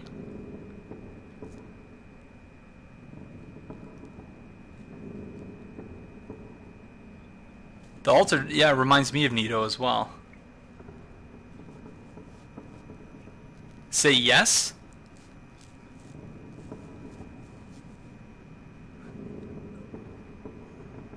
Indeed. So we got 2 for yes. Anyone else? Because I don't know this quest line at all, so it's up to you guys, really. Oh, we gotta remember, we'll equip the Wave Blue Covenant afterwards as well. Alright, I'm gonna say yes, okay. Yes, yes. Then we're yeah, just fine. I guess I am pretty hollow, It's so important touche. to know who you are. But we'll all be mad soon enough. And should you be undead, well, all the more so. Beware, the shackles of the gods are fragile. You might need this. Etch it on your heart if you feel your sanity slipping. Come here to pile up your victims, for that will form your anchor. You'll see when you go mad. They'll be your family.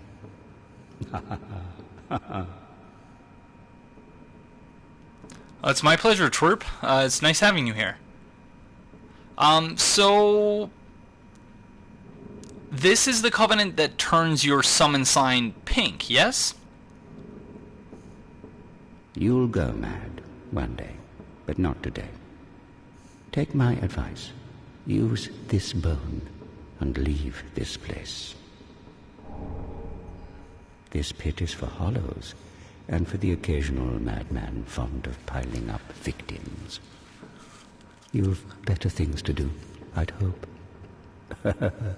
I see everyone saying purple, but it looks pink to me, no? Turns it dank.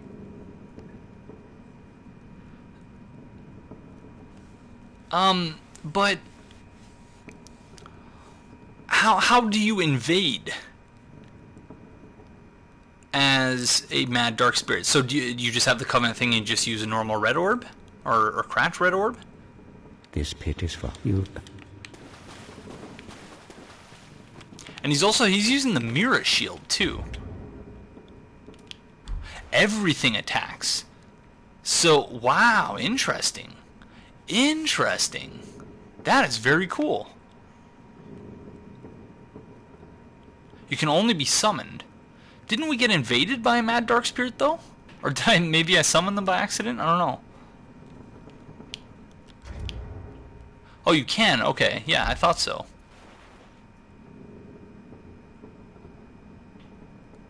Summon so you can... Wow, that's really interesting.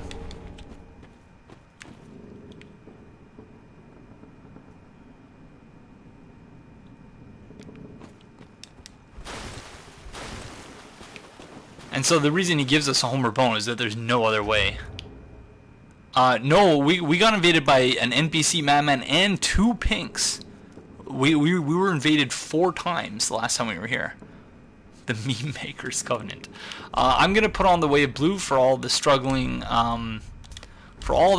blues out there, Sentinel, Dark Moon, or otherwise. Okay, quick bathroom break, and then we'll summon at the bridge. Or no, actually, we'll go to the bridge. We'll go to the bridge. We'll get the Undead Bone Shard, and then we'll summon.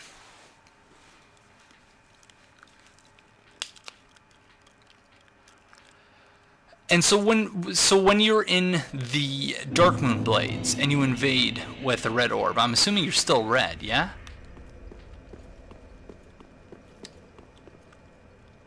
Interesting. Okay, cool. So we're making this build at the right time then. It's a good thing we didn't make it any earlier.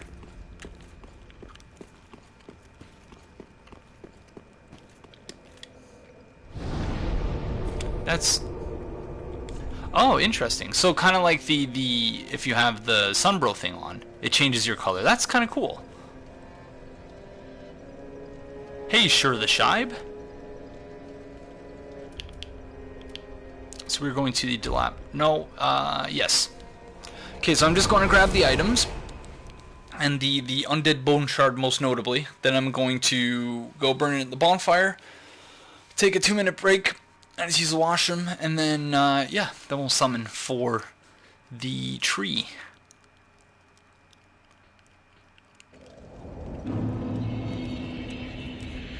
Yeah, because I remember when I first saw the summon sign that looked like, it was red, but it looked, okay, cool. Nice to know they can be parried, because I just ran away from them for the most part. Oh. I thought I missed there. Okay, so these guys aren't so intimidating anymore.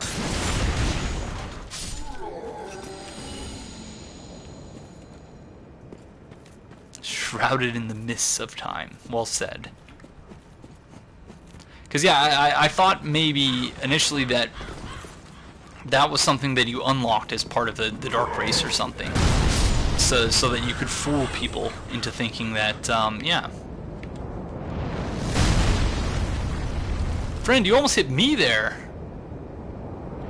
Look at how the arrows curve. So it's up. I guess that one wasn't so bad. So in the Trash Man's game, even though he went and made peace with the giants, the giant was still shooting him for some reason, and I don't understand why. And so what I told him was that the next time we played, he would have to go kill the giant for breaking their peace. So I'm interested to see how that works out. Oh, get out of here. Oh, this dude's got a Flamberge too. Okay, never mind. I spoke much too soon then about that. Oh, touche the mem, Tim. So that's why there's 2 separate ones. So you don't want to use this one, because this is the one, good friend, no hit. And that's like basically his favorite item too, the chameleon item, so.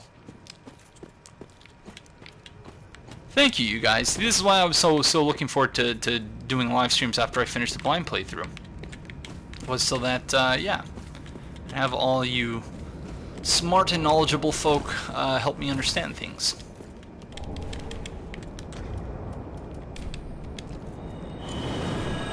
Why do I lie so much? I don't know. What am I lying about? I don't know how Twitch society exists with 45 people here. Aegon answered my comments like twice, and only a few people answered me in chat. How the hell do people do it? I guess they don't really do it. Because, yeah, it's that's part of the problem. When a channel gets bigger, yeah, it's hard to actually see the chat and pay attention.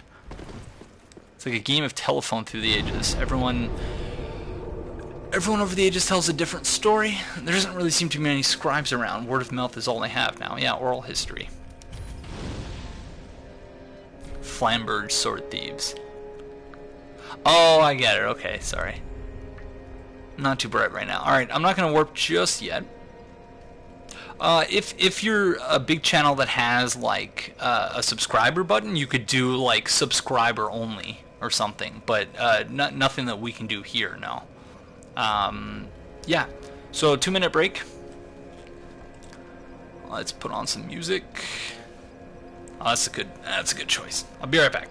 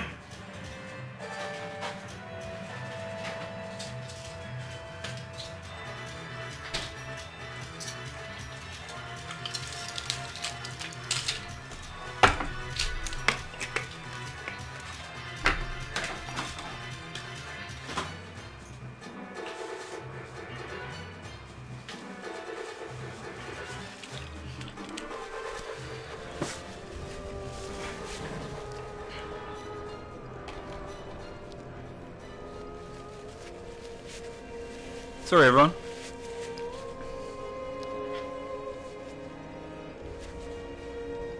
Oh, I probably should have done this in the kitchen.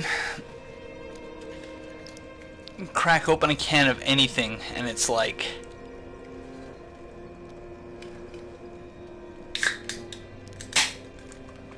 always clips the audio. Hope the next episode of the blind playthrough comes out fast, or else I'll have to invade you. That's not nice. You're free to invade me either way. But episodes 27 and 8 will be out tomorrow. Episode 29 will be out on Sunday. Sorry, dude. Okay. We are going to the dilapidated bridge. Here you go. I'm guessing by your streaming that you finished your first playthrough. I did. Several days ago.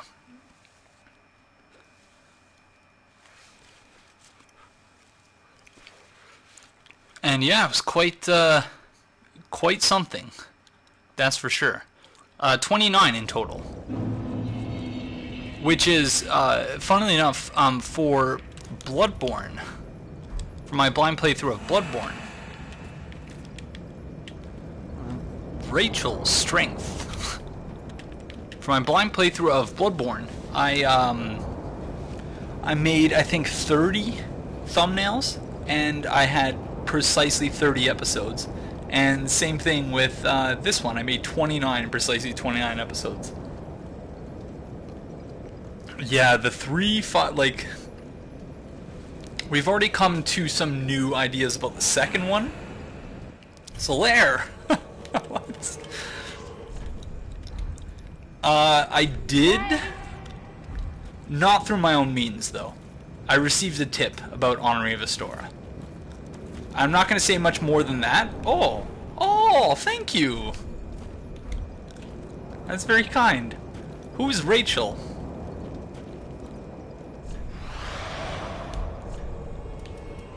So yeah, what's up, Solaire? Long time no see. Okay, now to use the dried fingers. Abyss Dancer, ooh. Aegon, where did your seeming infatuation with Astora come from? I've only ever played this in Bloodborne, so I don't really know what Astora is yet. Astora, whoa, alright. Astora is, that is a cool cosplay build. Astora is a land of nobles from Dark Souls 1. It's where Oscar is from, the guy who lets you out of your cell in Dark Souls 1. Wow, you got... Everyone's giving me items, thank you. And it's also where Solaire is from. Solaire of Astora. And so yeah, so it's basically a land of nobles from Dark Souls 1, and my obsession with it is really just when I was trying to think of a name for... Can I use the dried finger again? To summon more people? Really? No. Okay. So when I was trying to come up with a name for the channel, I really like alliteration. So really the name wasn't born out of my obsession with the story as much as it was born out of my obsession with alliteration. So my first thought was I was actually going to do something like a name that starts with M. A name that starts with M, but so-and-so of Mira. But I couldn't come up with a good name that starts with M. And then I started thinking about names that started with A. And yeah, my mind went to A Song of Ice and Fire. One of like the most important characters in the history of Westeros. The person who brought together the Seven Kingdoms, technically, Aegon the Conqueror. And so, yeah. It was just, I was thinking to make a channel name of blank, with the second blank being... That's not Dahlia. Delilah. I thought that was Dahlia. I was gonna, like, deal with the invader, but... Sorry, Jetpack Reaper. Mildred of Mira. That actually would have been good. Yeah, I couldn't think of a cool sounding name that started with M. And that's basically what it comes down to. And then when I came to Aegon, I was like, okay, that's it. Come on, hit me. Oh. Mika Wash of Mira. Hey Aegon, love your Bloodborne lore vids. Are you doing similar lore vids for Dark Souls 3? Yes, but not for quite some time. I need to take a break. I have my comprehensive exams due in early July. So that's going to be taking up the vast majority of my time from now until then.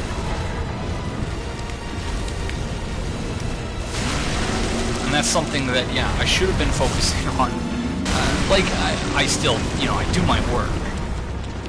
I do everything I need to do.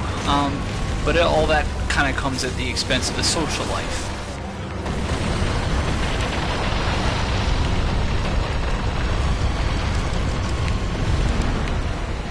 So, yeah. When it comes to comprehensive exams, well, that's basically the second of 3 major requirements for my PhD that I have to complete. And maybe the toughest one. So that's something that, yeah, I'm going to have to focus on a lot more intensely. So until that time, when I am releasing content, like we still have to finish Bloodborne Let's Talk Lore, but after that, I think I'm mostly just, no! Nameless King. I'm mostly just going to be streaming until then, I think. I don't like this boss. It's so freaking annoying. And my summons just did everything again.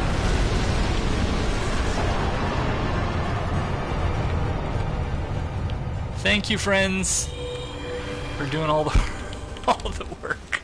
This is like the community pacifist run all over again. That is a cool build. Whoever has the Nameless King build, that looks really good. What do you think of the lore so far from what you've read? Do you have any closure from the other 2 souls? Yeah, I think so. Believe in the us that believe in you that believes in us. I'm sure I can do it. It's just, it's going to be a pain in the rear. What did we just get souls for there?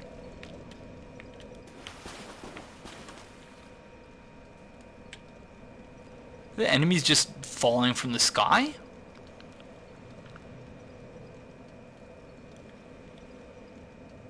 Was that Sacred Oath that we were buffed with there?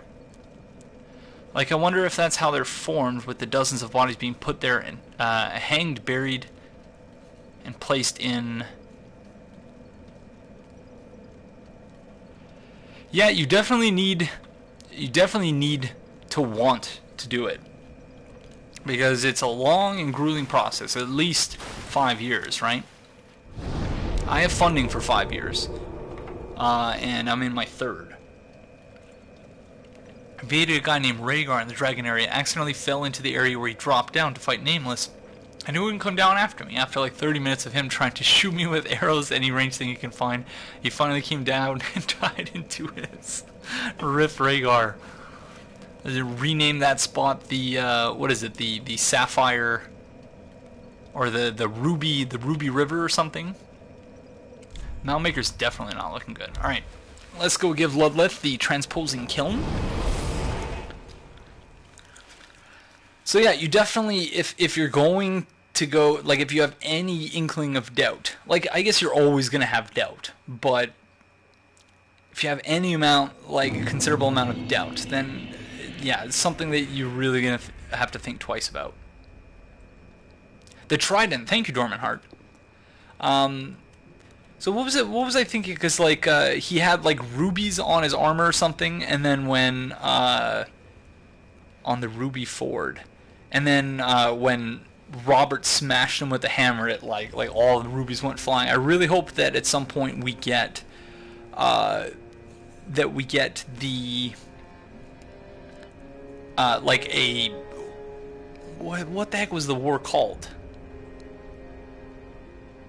Not the War of the Five Kings. The war that made Robert's Rebellion. That we get a Robert's Rebellion like flashback season in Game of Thrones. I think that'd be pretty cool. Although I'm sure Dan and D&D, whatever the fuck they're called, will screw it up somehow. Welcome home, I shall speak. Very well.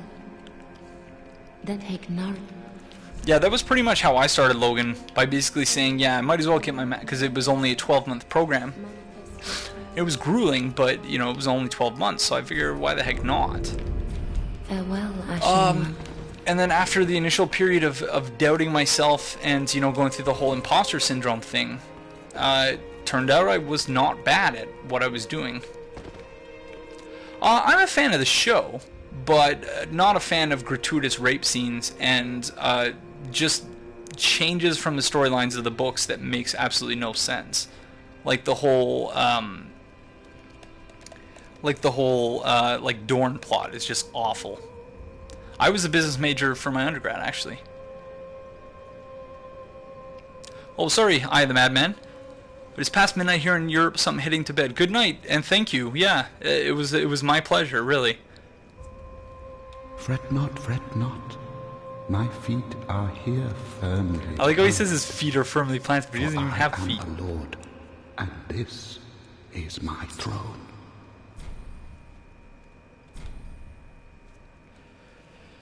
That's tough, Hollow Death Step. If you don't want to go into the field, then yeah, it definitely shouldn't. Considering moving up to the Masters from the Bachelors. Oh, belike it is a transposing kiln in thy possession. Seen better days, but methinks it shall suffice. Now, bring to me a twisted soul.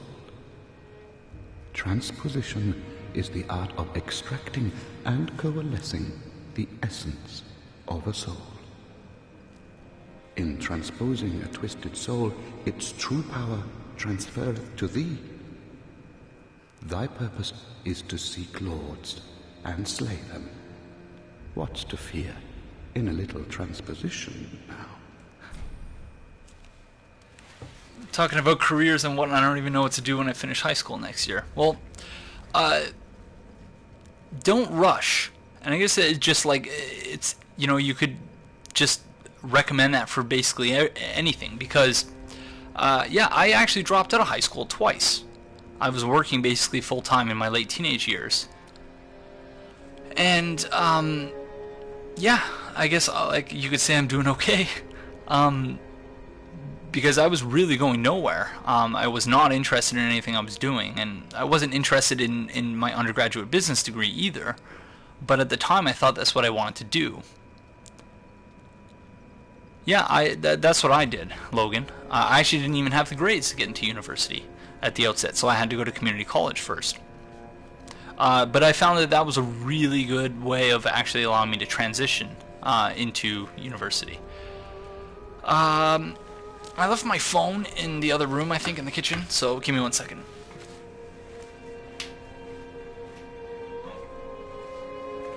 Left it on my couch for some reason.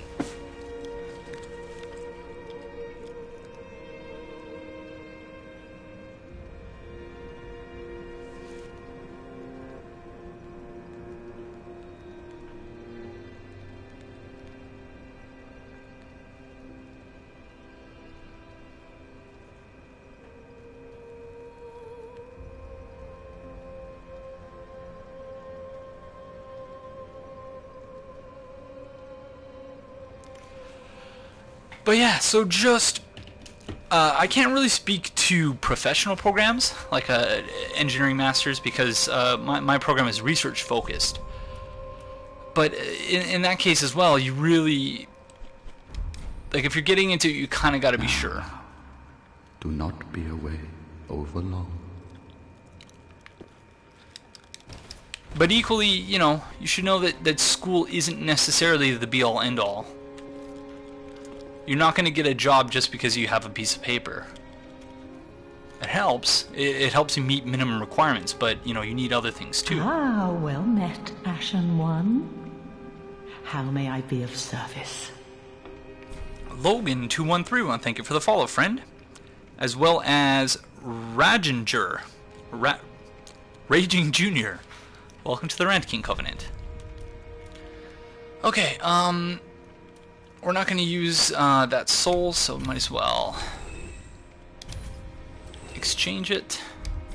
Ashen.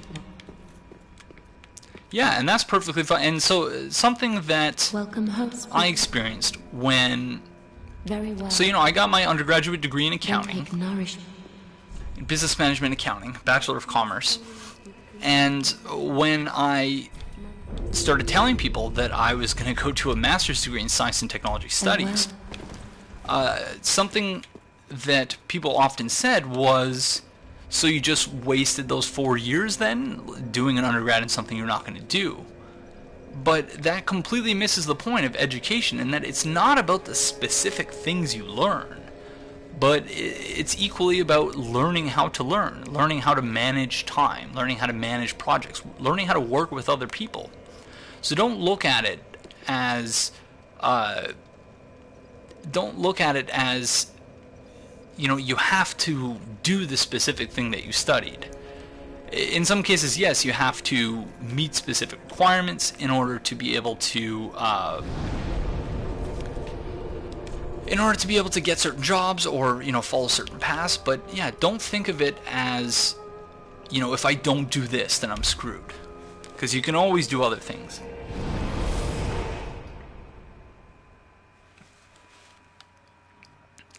Fact is, I love biology, I hate maths. I quite like chemistry, I'm good at writing narrations, and I have a profound love for art. I'm so messed up. Well, that's not messed up. That's having diverse interests. There's absolutely nothing wrong with that.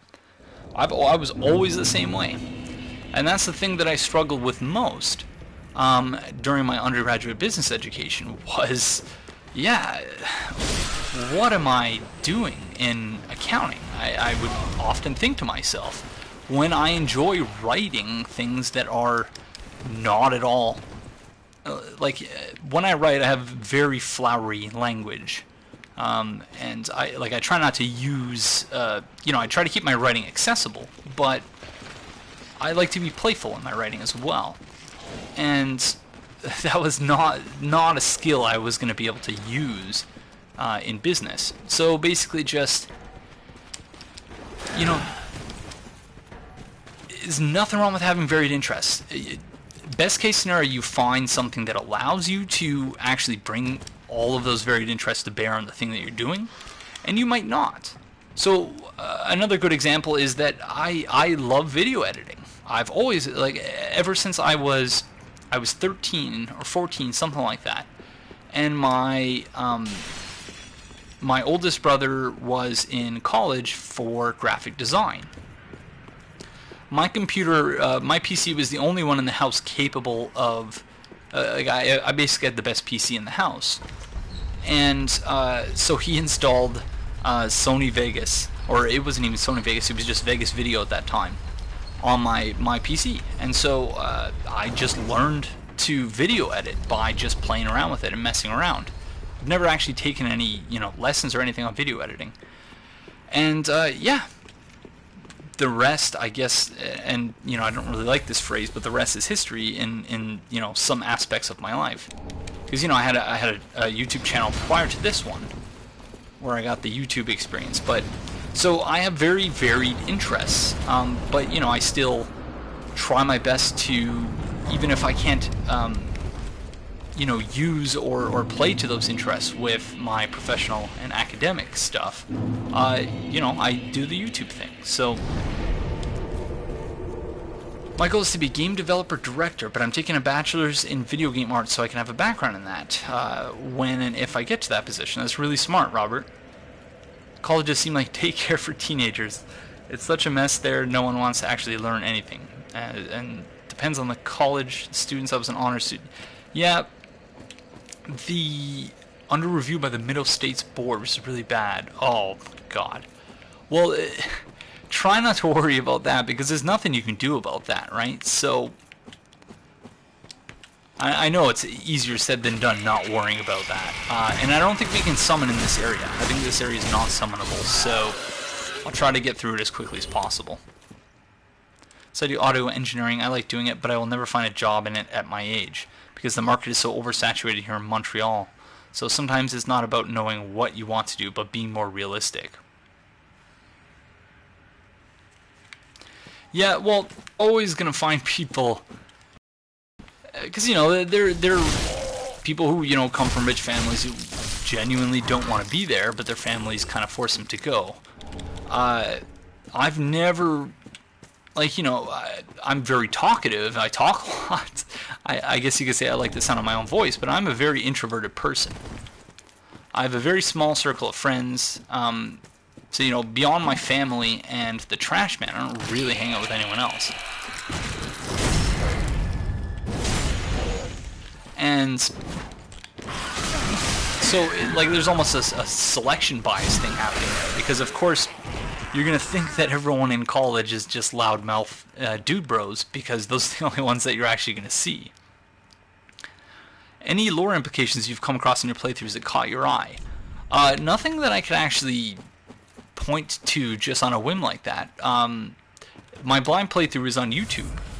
And yeah, so if you're interested in kind of checking out my thoughts as I went through the game for the first time, then yeah, you can check that out.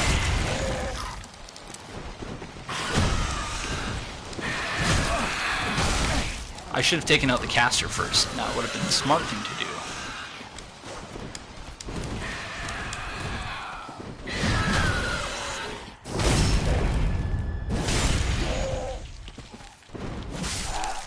Well, that's not necessarily confirmed, though, Logan. It's one possibility, because it could also be that the Queen of Lothric could also be one of Guinevere's heavenly children. My hero streaming live. Many regards from Switzerland. It's not Dark Souls related. Sorry, I'll read the rest of your message in 1 second. Got a really feathery situation going on here. But thank you for all your work on Bloodborne, amazing content, and really elevated my Bloodborne experience to a cosmic level. Well, thank you very, very kindly, Free Refill. Very kind of you to say those things, and I'm very happy to hear that you've enjoyed the Bloodborne content. We are still going to be finishing the Let's Talk Lore series. I do need a bit of a break, though, from video editing, because, as I mentioned earlier in the stream, I've spent more time editing footage of Dark Souls 3 than I have actually playing it up to this point, so something ahead.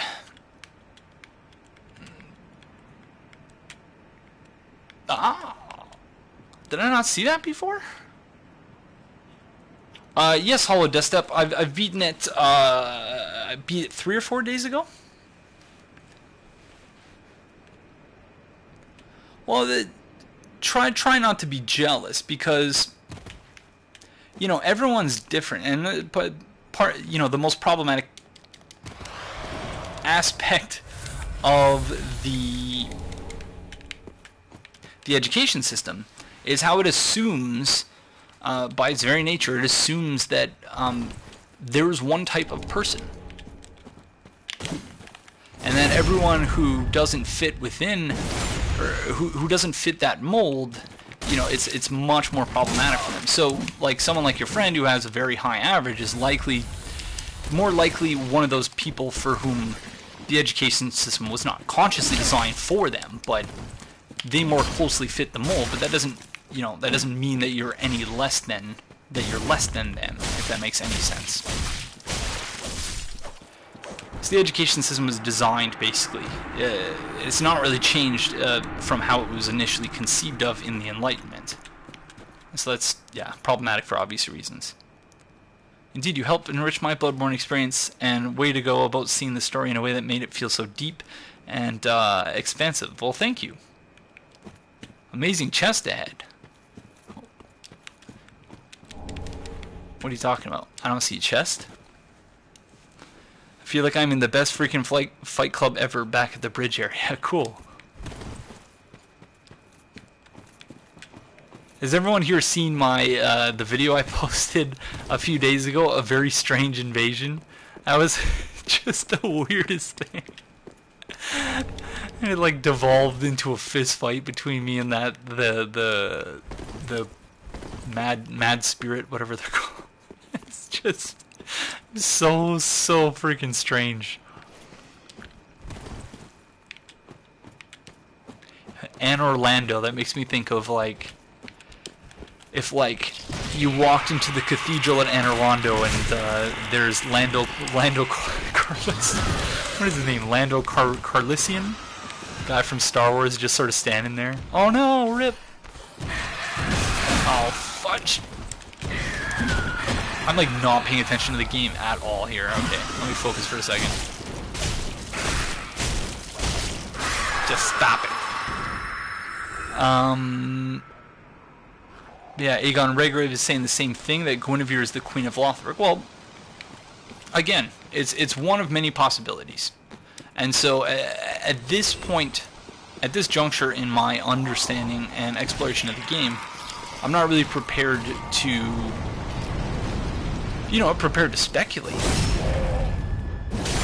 But until like the full slate of possibilities is laid out, I'm not really ready to say that, X is Y or Y is Z or whatever.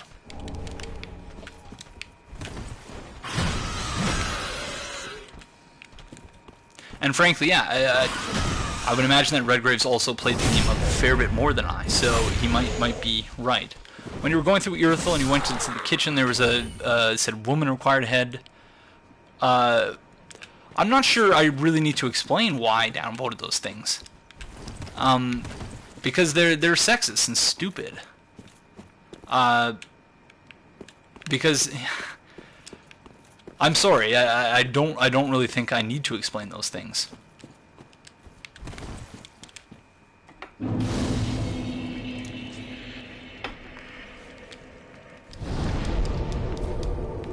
I don't think anyone from Dark Souls 1 is directly in the game. I don't think so either. I read all of the item descriptions, and afterwards I got a platinum trophy.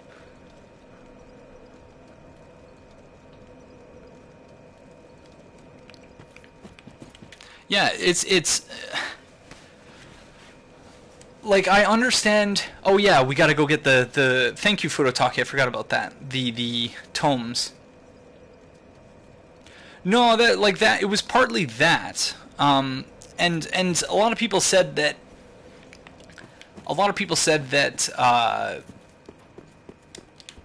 You shouldn't be down because the messages are overwhelmingly positive.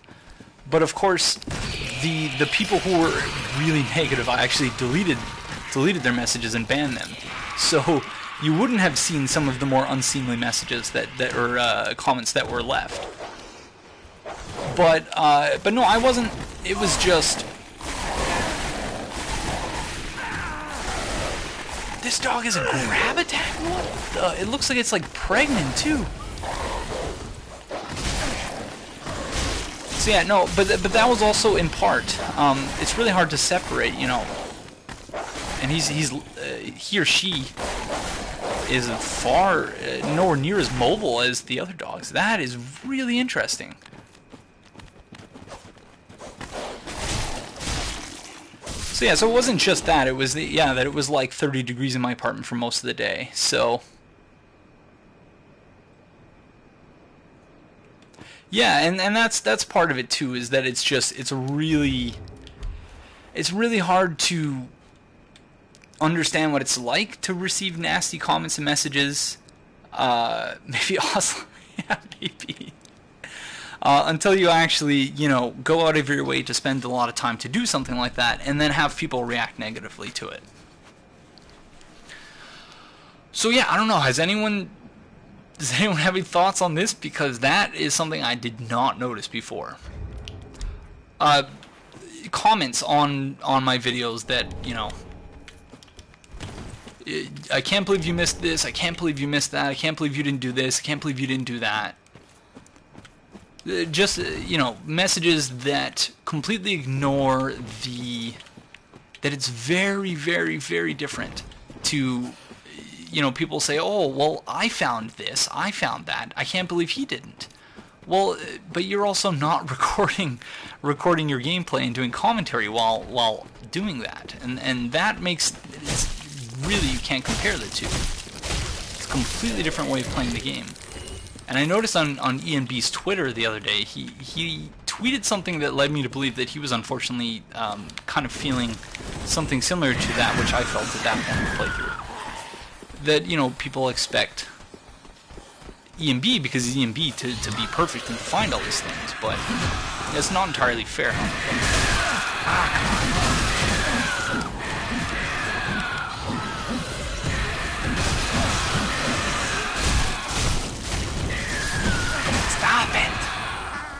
trying to talk to chat? They're so loud too. They're not as bad as the crows from Bloodborne, but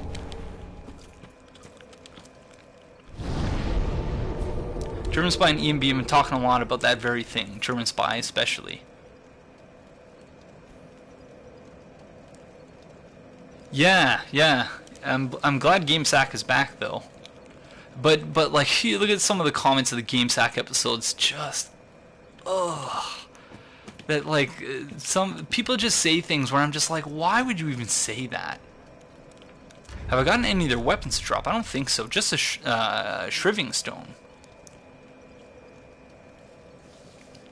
which I wonder what even is that?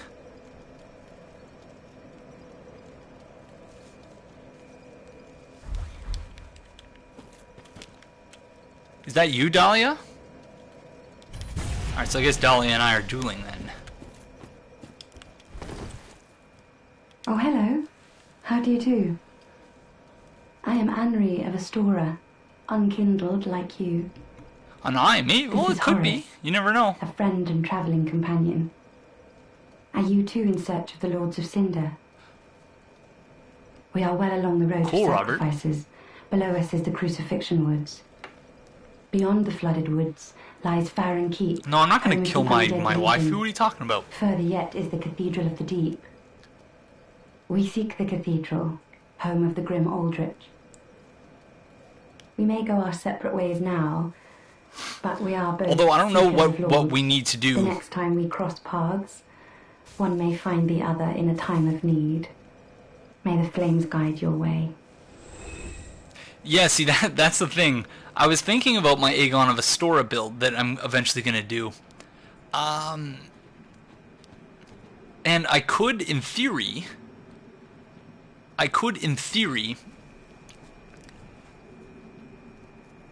yeah, kill her to get the armor. And then later, you know... and then just go buy it, but... I don't think that's something I'll do. Just because, yeah. Oh, yes, he's not very... It's Anri. And she has a cool name. I like it. 'Cause I know it's actually kind of sad because he had his tongue cut out, but still, I can't help but laugh. You have a cool looking build, Dahlia. Looking good.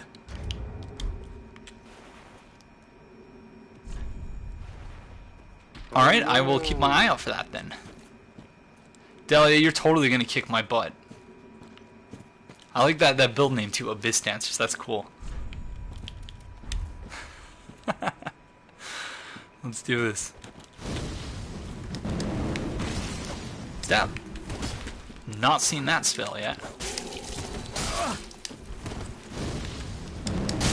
Oh, can't backstab through that.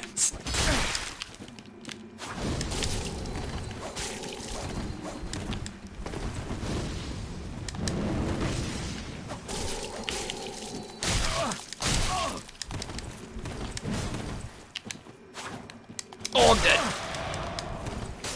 Oh, that blue tear stone.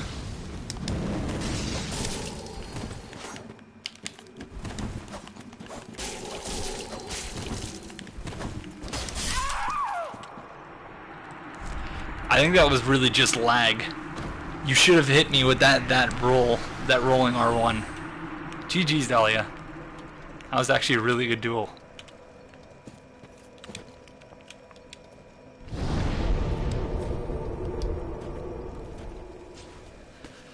Alright, I'm not seeing any summon signs.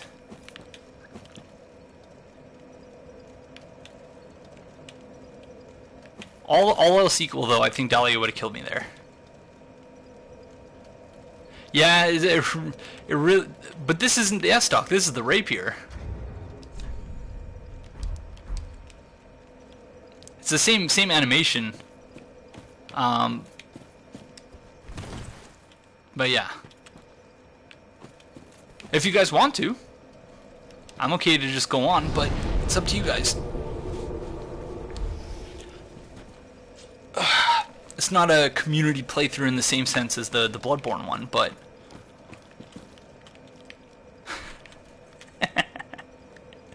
Like, he's constantly going like this. He's doing a fish face. Anri, am I pretty?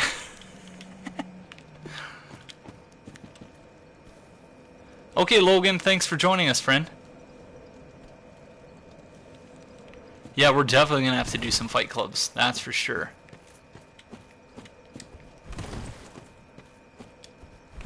What is that? What is what? Oh, the character? So our build is actually, because we're gonna be wearing a helmet anyway. It's called, there it is. The Soul of Reprisal. I wanted to name it Spirit of Vengeance, because I was initially going to name it Dark Moon Blade. He ate a bad lemon, yeah. Hi, Shadows Demon, if I've not said hello to you already. But as long as you have the password on, it should be okay. Okay, I'm not seeing any signs here, so why don't we go to the next bonfire? Let's do the next bonfire. See you later, Hex Battler. Have a good night, friend. Thanks for joining us. So yeah, so I wanted to name the build just Dark Moon Blade, but problem with that is that if you're ever summoned as a Dark Moon Blade, it would just say Dark Moon Blade, Dark Moon Blade. So I figured instead I would use Spirit of Vengeance, but that doesn't fit. So then I was just looking, I was like, what synonyms can I use? And I was like, alright, Soul of Reprisal, why not?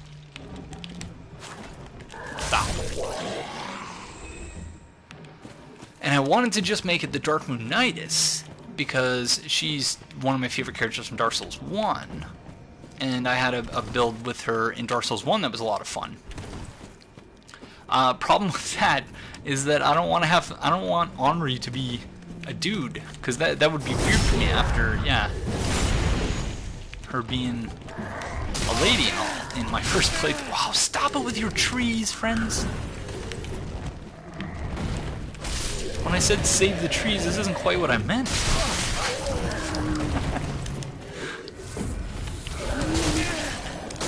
Okay, alright, I'm just gonna go right for the bonfire. Can you parry these guys? Oh, not if you miss. Definitely not if you miss.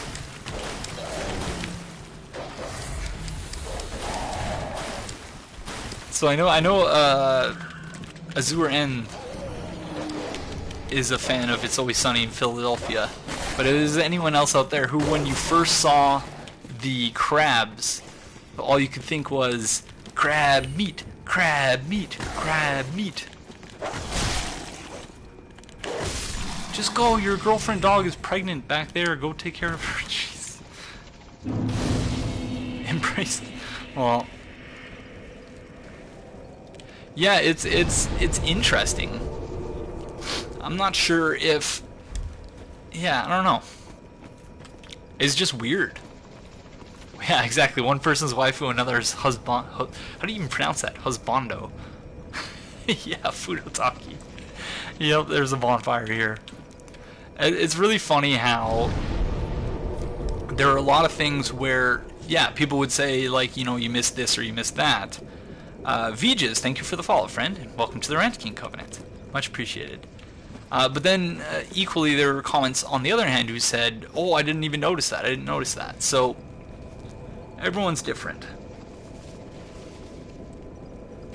Yorshka is pretty cool. Carla's awesome too. Ben Hart is pretty cool. He's not the most in-depth person, I don't think, but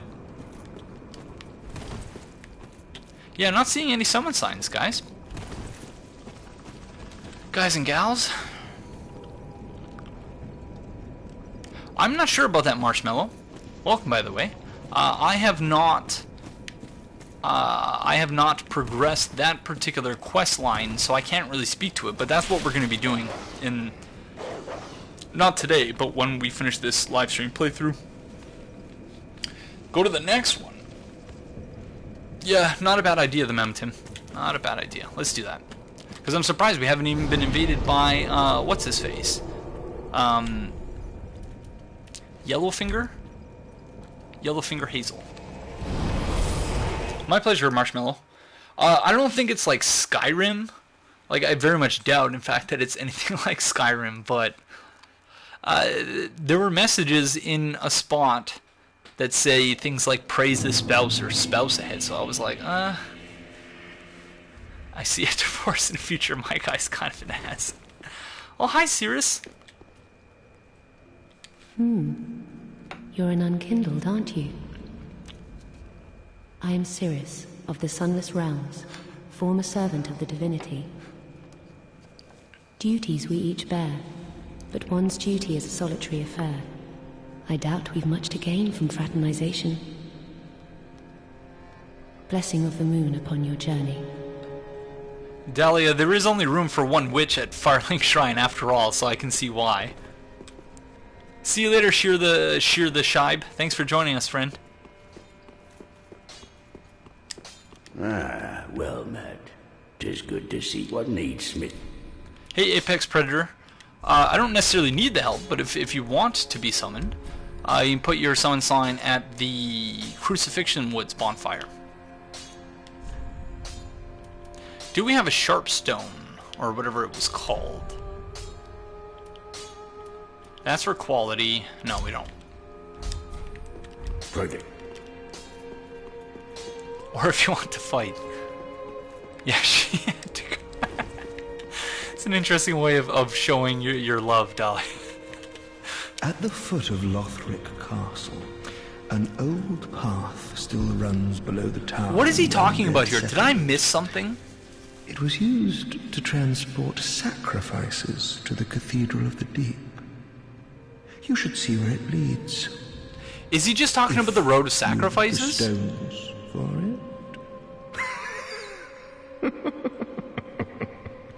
Got a bad wheeze there, friend. You should quit smoking. Ah, touche, Hurry Polo. Or Polo? Yeah, we don't have the gem anyway.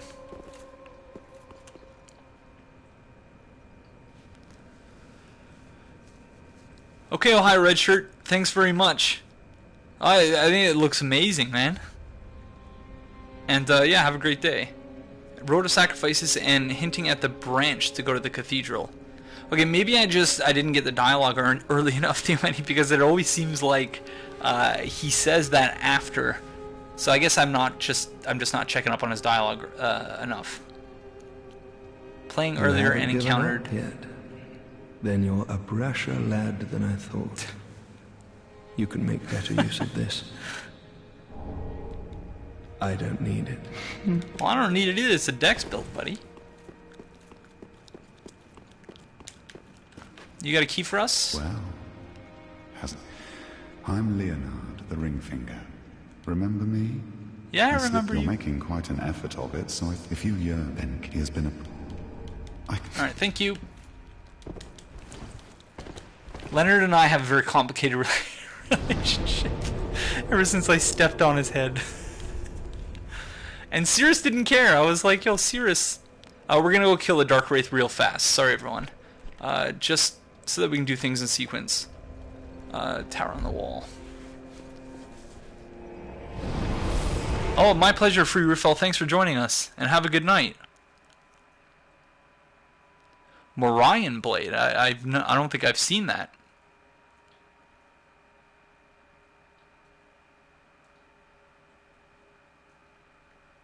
Is he the one who wants to get married? Ringfinger? Or I guess don't say anything if we're going to be seeing it in this playthrough.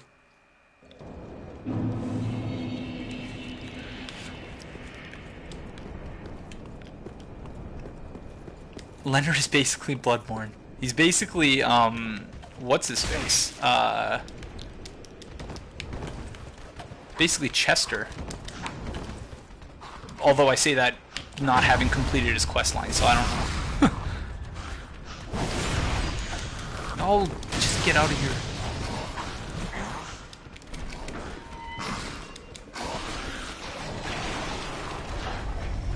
So that's a... Fuck. I've never seen that happen. So that's another weapon that they took from Demon Souls? Interesting. Alright.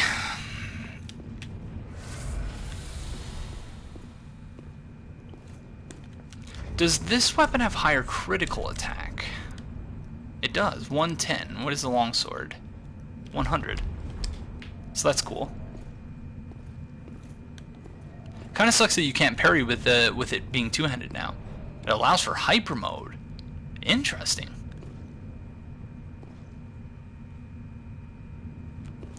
I thought that goes off. Keep forgetting I don't have the kick. That's gonna take some getting used to. It'll stack with the red Tearstone ring. Wow. I watched Ella do speedrun, the first Dark Souls 3 speedrun I watched. It's pretty interesting. But I didn't see any RTSR strats, so I'm assuming that the problem there, well yeah, I guess the problem is that you get it so late in the game. Oh, partial parry. Okay, I'll stop talking. Focus here.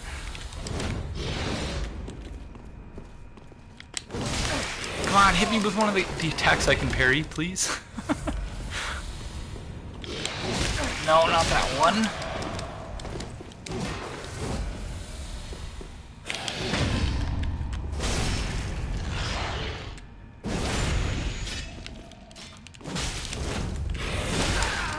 I thought he was dead.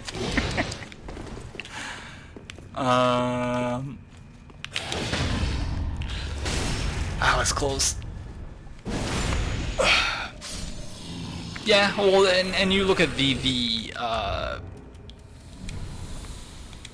Moonlight Greatsword is in basically all of FromSoft's games. What is the Pontiff strat? Parry and sit down? What is that? I saw Ella posted a video about that a long time ago, but that was when I was still blind, so I didn't look at it. Welcome home, Ashen One. Speak very well. Does the Pontiff feel so humiliated that he just kills himself? He commits seppuku? Farewell, Ashen One.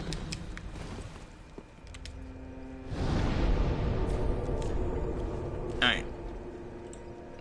No way, seriously?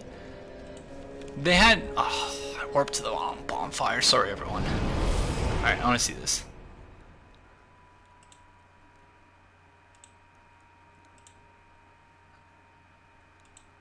I'm going to put it in 240p so it doesn't lag the stream.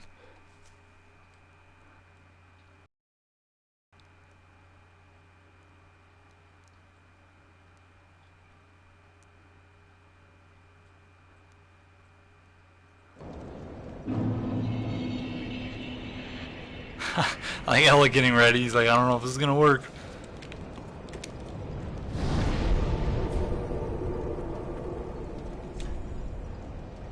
It feels really cool parrying him, though, I will say that.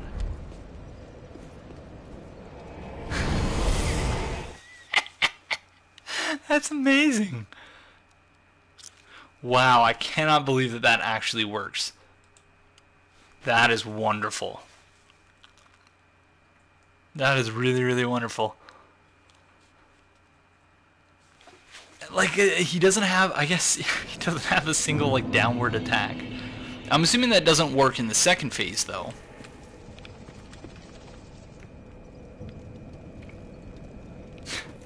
Yeah, Pontiff's a very interesting boss, but he's kind of a prick, so I'm okay with it.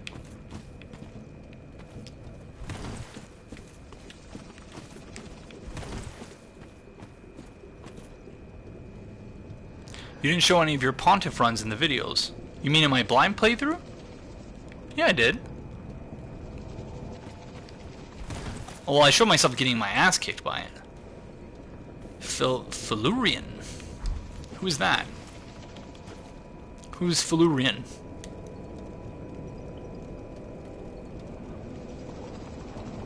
Oh, you can prevent Phase 2 from happening.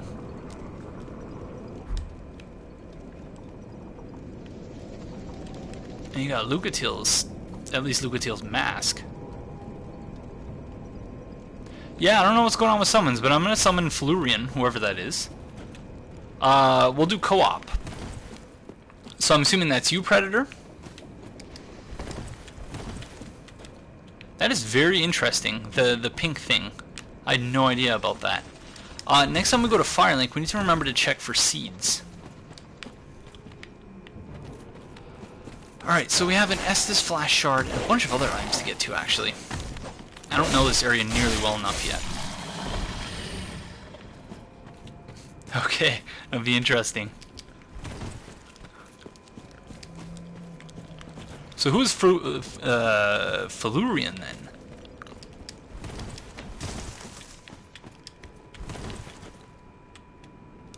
Do I even still... I do still have the password on.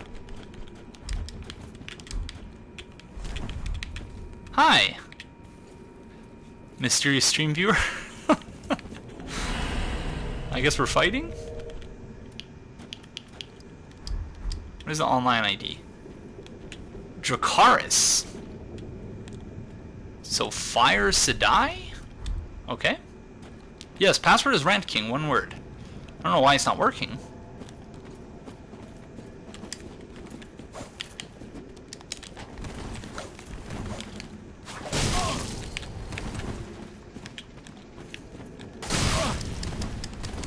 Dracaris, that's fire in Valyrian, I think.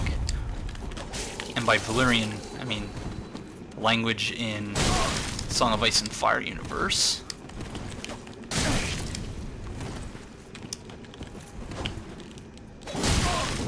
Oh, no hyper armor at all there.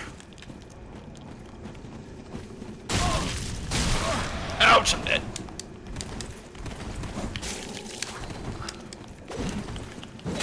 Oh, no stamina.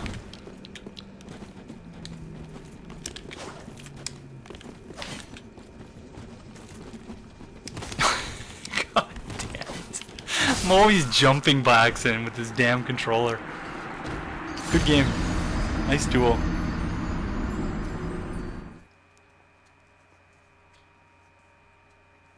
Sir Findlebottom. Oh, Pex Predator, it's Rant King, not Ran King. Just look at the bottom of the screen. Yeah, the online quite good. Quite good. But in Bloodborne it was basically, yeah, they for some reason didn't want to actually play to PvP at all. Hello, Call Nyack. Okay, cool. Pex Predator. Wow, we have 27 embers now. You guys are all giving me stuff. It's very kind. Okay, let's see.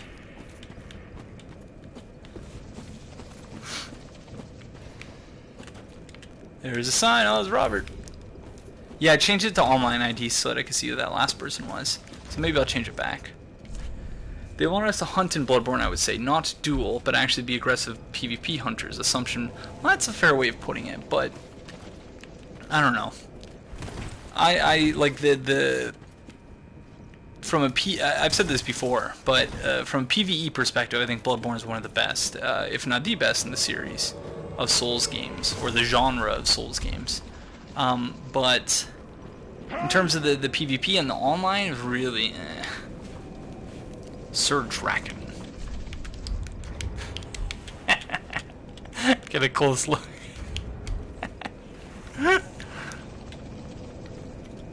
Looking good, Robert?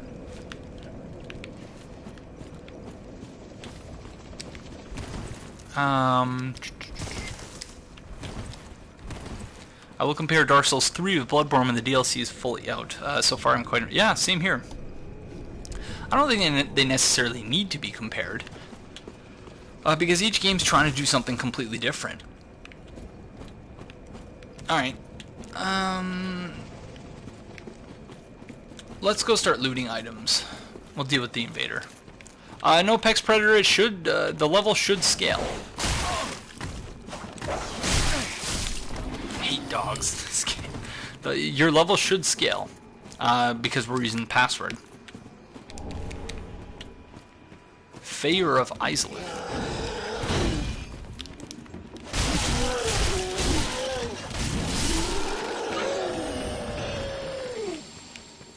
Do we have any other armor we can put on?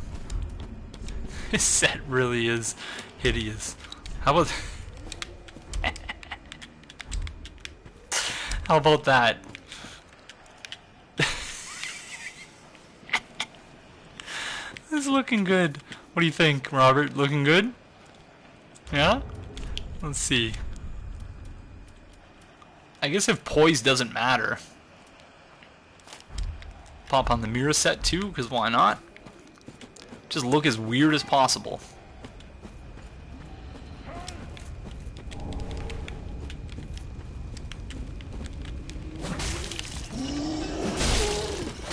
I'm sorry, friend, but you would have killed me given the chance.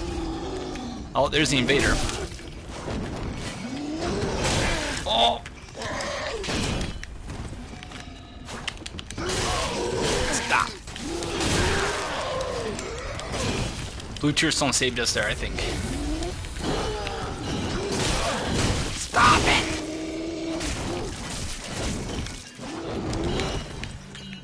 Looks like Robert's doing good against the invader. Can't really say the same for myself. Oh, fudge. No, no.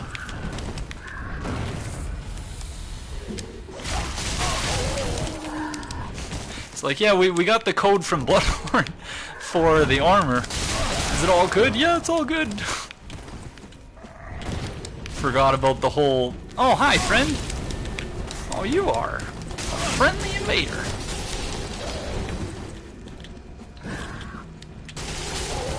I don't feel bad about healing for that.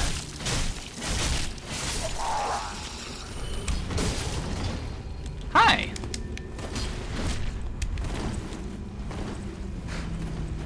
Kulenai.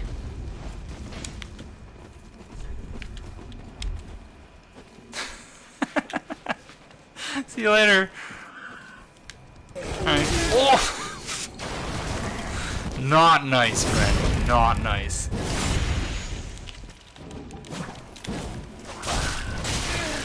Gosh darn it, he didn't get up quick enough for the charge attack.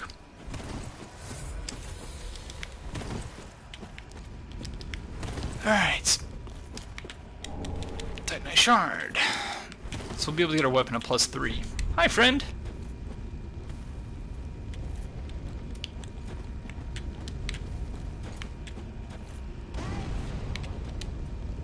Can I hit him?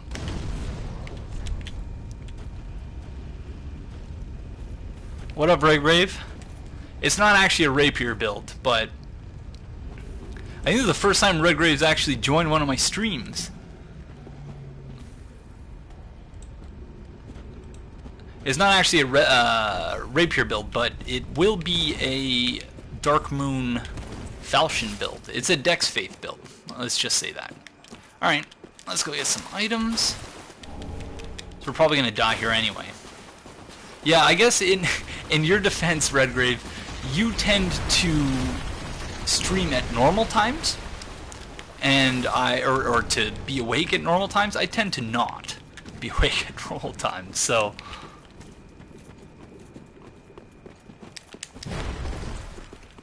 sorry for abandoning you, Robert. I figured just get some stuff going here. I don't know if I can ever fight these guys normally ever again. Oh, he survived! What? Look at that! He's like on top of the archway, or is he stuck? What the f... Up the ladder, friend, up the ladder. Yeah, there we go. Oh, man. Yeah, the refined builds are awesome. Or the refined gems, I should say. This invader still chasing us, eh? Alright, we're waiting for the NPC to get back up here.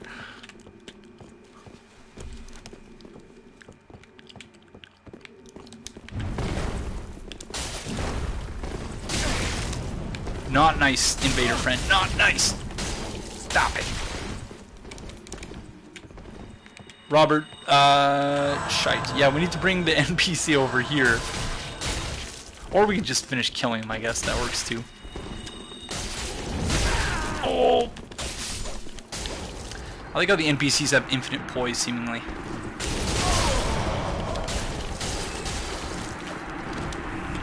Alright, let's do this. No! RIP! Good job, Invader. Hey! It only took 7 hours, but it was still annoying. What took 7 hours? Oh, the Silver Knight farm. But it sucks. I have literally every single item in the game now except for the Concord Well Kept, which you can only get by killing an Aldea Faithful as Darkmoon? Aldea Faithful? Did I miss something? Or is it Aldrich Faithful, you mean?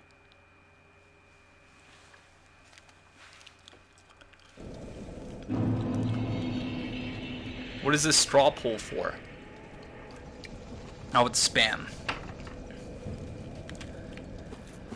Let's go get our souls. Oh, I didn't light the bonfire. Fudge. 4 hours, 99 luck? And it took you 4 hours? Jesus.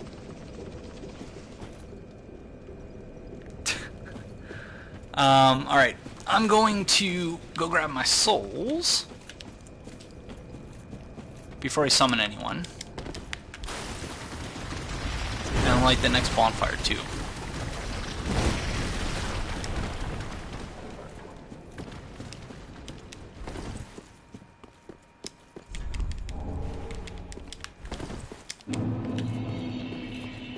Thrawn Invasion versus 2 at the start and ended up a 5v4. That's crazy.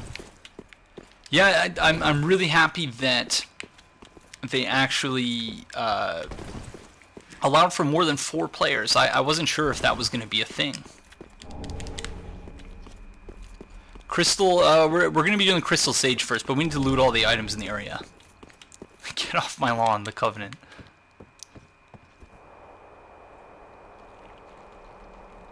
Yeah, we're definitely going to be doing the I don't know, though.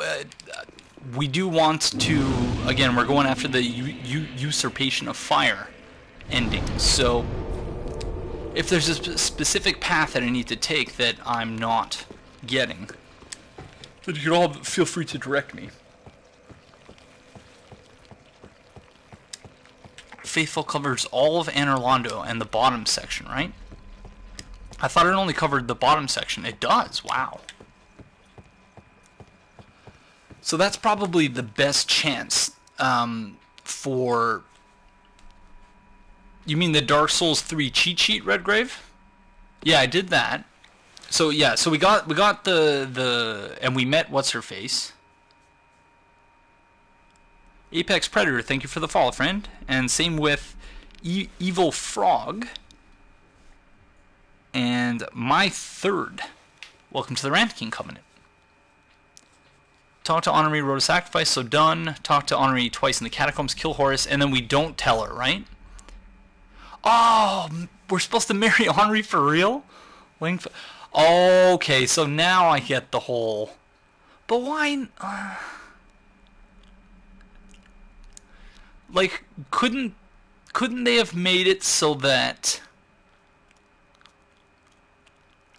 You can tell her, but you must kill Horus before you do it. No, I'm not going to tell her. Or else, what? For real? So what I was thinking is, it'd be cool if they made it so that the storyline that, like, you could somehow, if there was Horus and Anri, yeah, I'm not going to tell her. If there was Horus and Anri and you know, you got to pick, because what if you're a guy that, you know, that likes other guys? I would, that's kind of, I guess, same, you know, quote unquote same-sex marriage is not really a thing in Lothric, but it's interesting.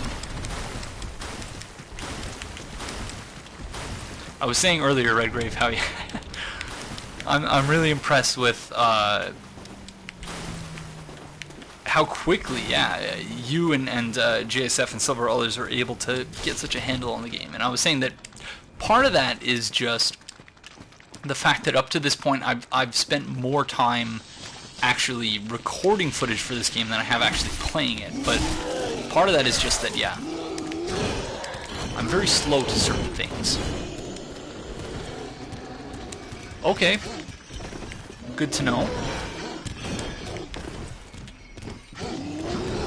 Oh, this is not good, friends. It's really upbeat. I'm not a fan of it, okay. I'm not saying everything has to be LGBT compliant. I don't know what that means, though. But it's still, yeah, weird. I don't know if they're siblings. Maybe Redgrave, you can speak to this, but what I speculated was that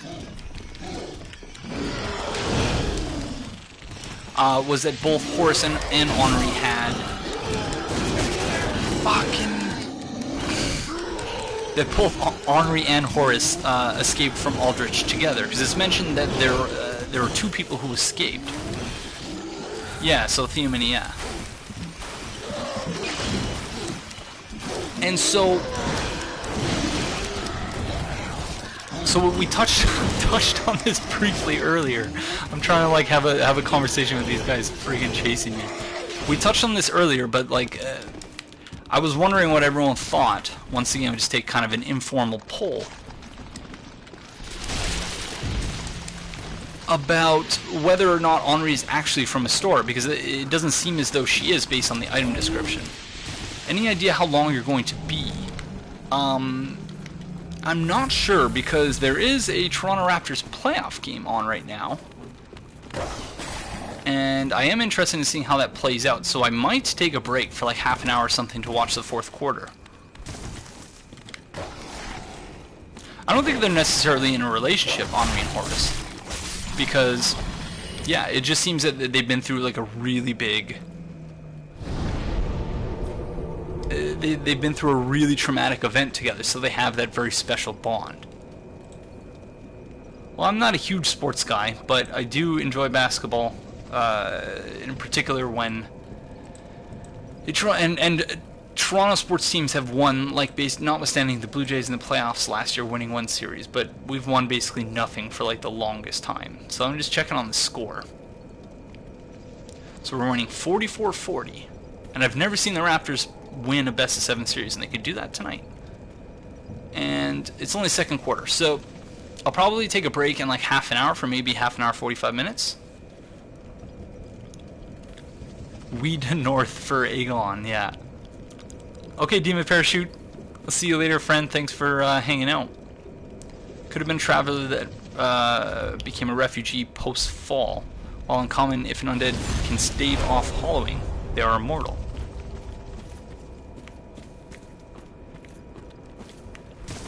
Okay, we'll go trade in this SS Flash Shard, and then hopefully summoning starts working. And maybe I have to use the dried fingers or something, because they're just pretending to be. But where is it said that Horus is even from Astora?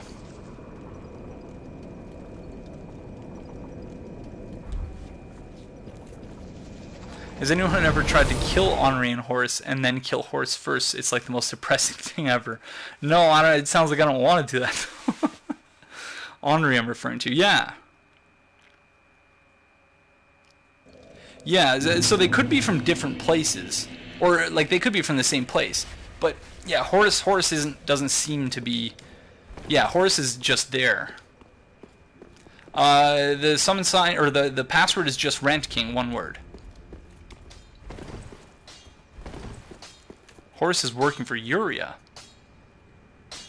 There's so much about this game I don't know yet.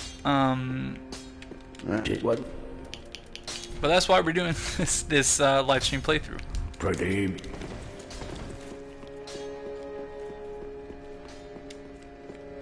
Welcome home, Ashen One.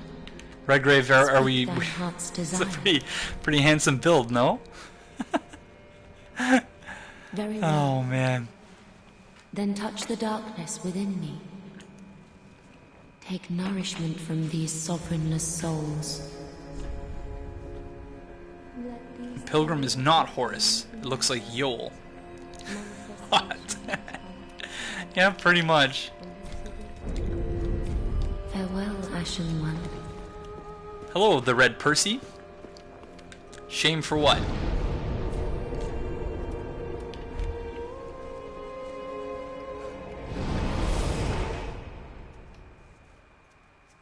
Yeah, I don't know what everyone's talking about either. I'm lost. True, but the best person Yuria can have is the Blue Sentinel to make sure Anri is ready to... Oh, I see what you're saying, Theomini.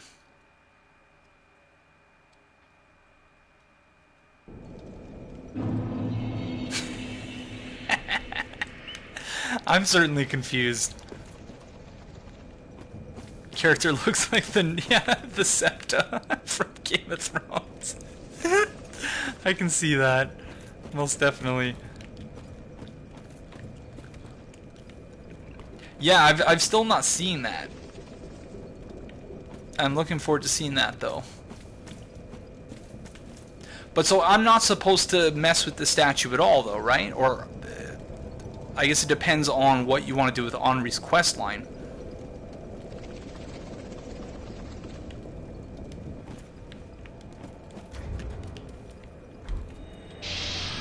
Good call, Fudotaki.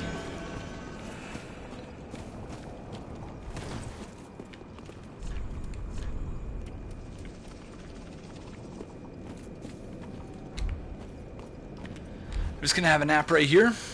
You can actually punch the statue and talk to him if you're working for Yuria. Really? Will that mess up the third ending, Redgrave, if we do that?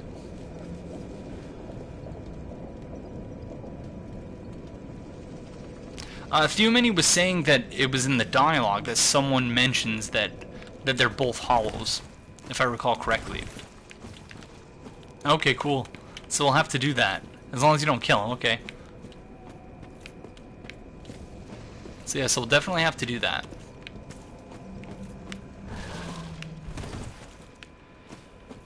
Yeah, like, while I didn't think so poorly of the NPC quest lines in Bloodborne that most people seem to think that they were just not very good. Certainly I think Dark Souls 3 is a step up from every prior Souls game in that regard, with the quest lines and whatnot.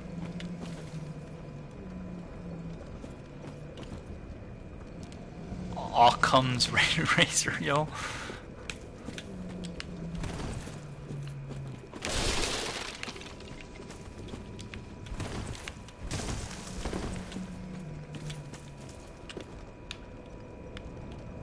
Alright, summoning doesn't seem to be working in this area. So I think I'm just going to go at it alone. I hope you guys don't mind, because otherwise I'm just going to be waiting here. It doesn't really seem like a very fun idea for a stream. Although I do have an invader now. Yeah, maybe. No, I think it might just be this area, because I remember when I was doing when I came here with the Trash Man and we were doing co-op, that it took a really long time to actually be able to summon here successfully. So I think it's just that there's, you know, too many attempted connections going on at the same time. Yuria straight up says that a pilgrim is guiding Anri, and then a pilgrim is following her around. I don't know why people think that the pilgrim is Horus. Oh, hi. Nice katana.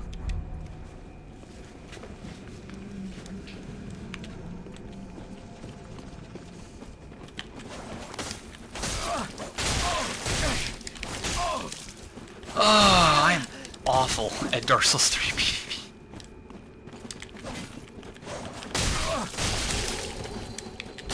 I hit her! I hit her!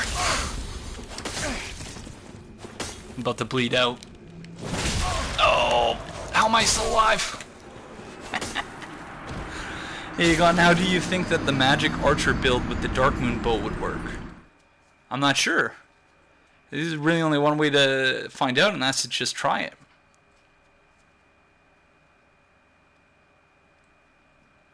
Might be wrong, but doesn't Yuria only say that after Anri and Horus get separated in the catacombs? I think Yuria discovers Anri as a hollow during the game after you first meet him or her, and Horus, then they make the plan for the marriage. I'm so confused.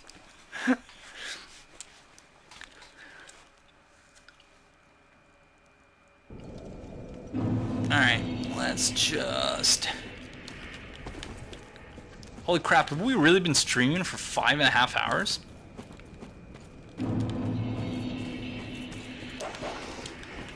Alright, before I ember up, I'm going to go and loot items. Oh, I didn't even see that. A blue got summoned? So it actually worked. Although that poor blue is probably so excited. Like, yes, finally! I don't need to farm for that. Poor blue. Yeah, the rapier really is just R1, R1, R1.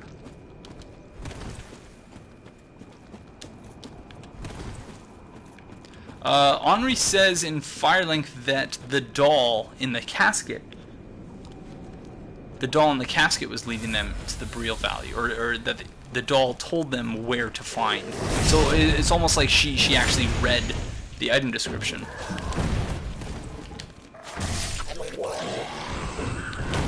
I want to see if these guys can be parried. No, too early. Too early.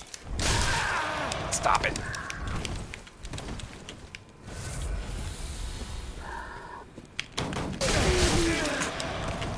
That hurts, friend. Alright, I'm just gonna go back to backstabbing you guys. Stop spinning! Stop it!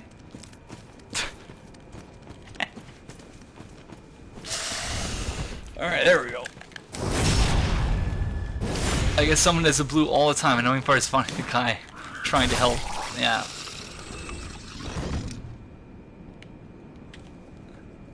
The plain doll is Ocelot, who is Solaire reincarnated as the firstborn son.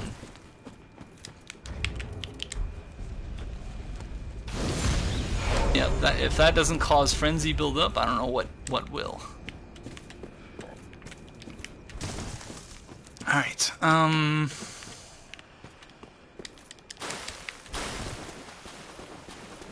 super true lore, as opposed to just true lore.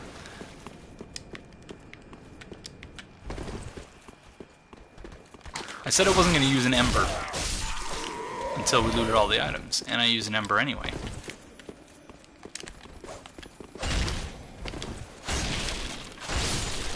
What are you going to do when you live in a shoe, I guess?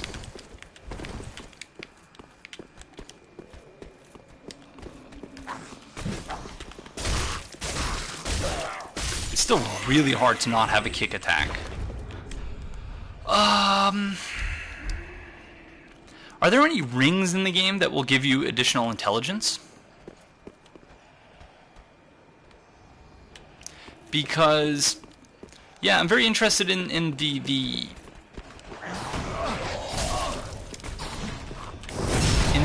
sorcerer guy that we find here. But I didn't have the intelligence to pass the intelligence check last time.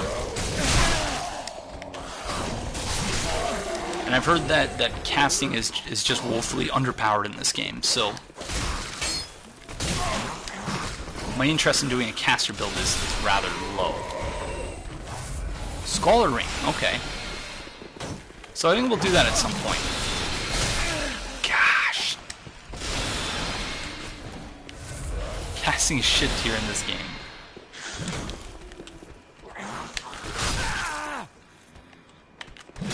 Stop! Gosh, I put away my rapier so that I can kick him, and then he stops using his shield.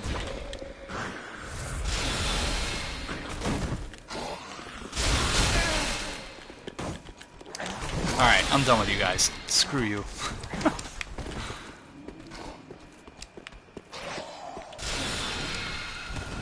All that dodge.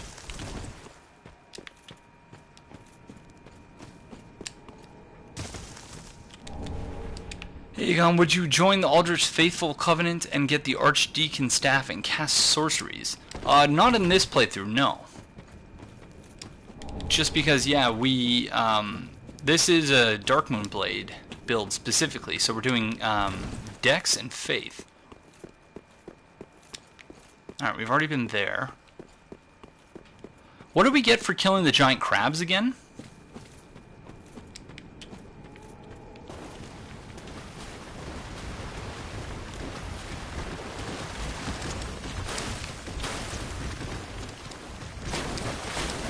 It's a ring, right? Oh, stop it. Yeah, and that was the Pyromancy set right next to it, I think.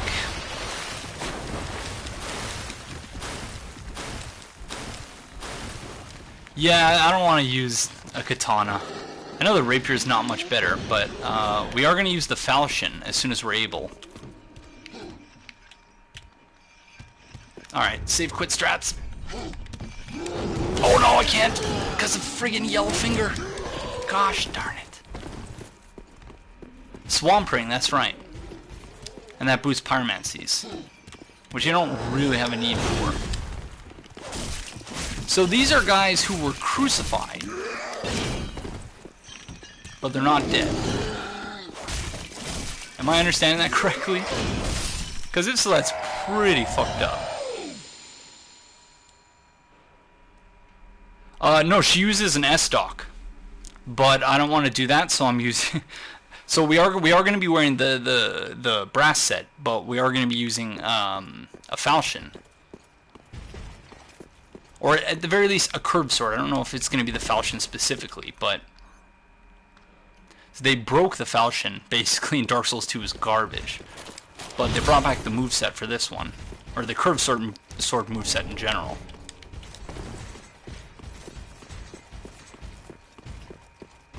Alright, so now we can do sharp stuff, I think.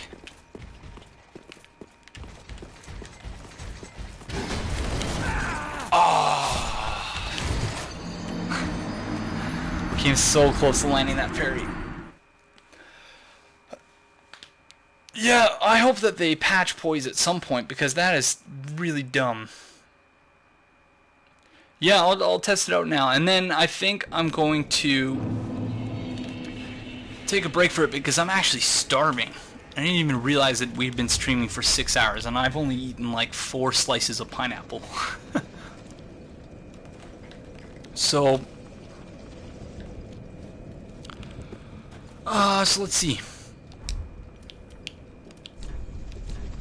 So I'm gonna take a break. I'm likely to be back. It's possible I won't be, so I hope you all forgive me if I don't. Only casuals eat.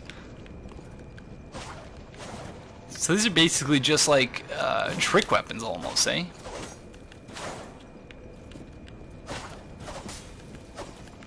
That's interesting. Clean yo. No, it's cleanliness is next to godliness. Hey, oh, we just started, man. Honestly, I've not tested much myself since I was playing a light build caster or spell sword player. Currently quality build. I've still not even tested the quick step mechanics. So the ones we picked up are the sellsword twin blades. Who's this? Oh, there's Apex Predator.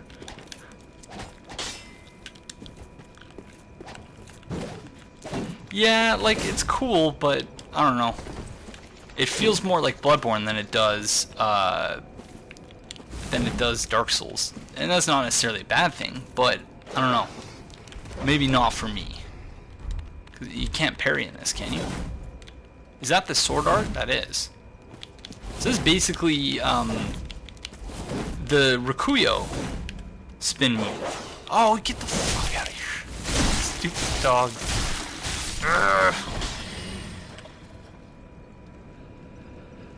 Alright,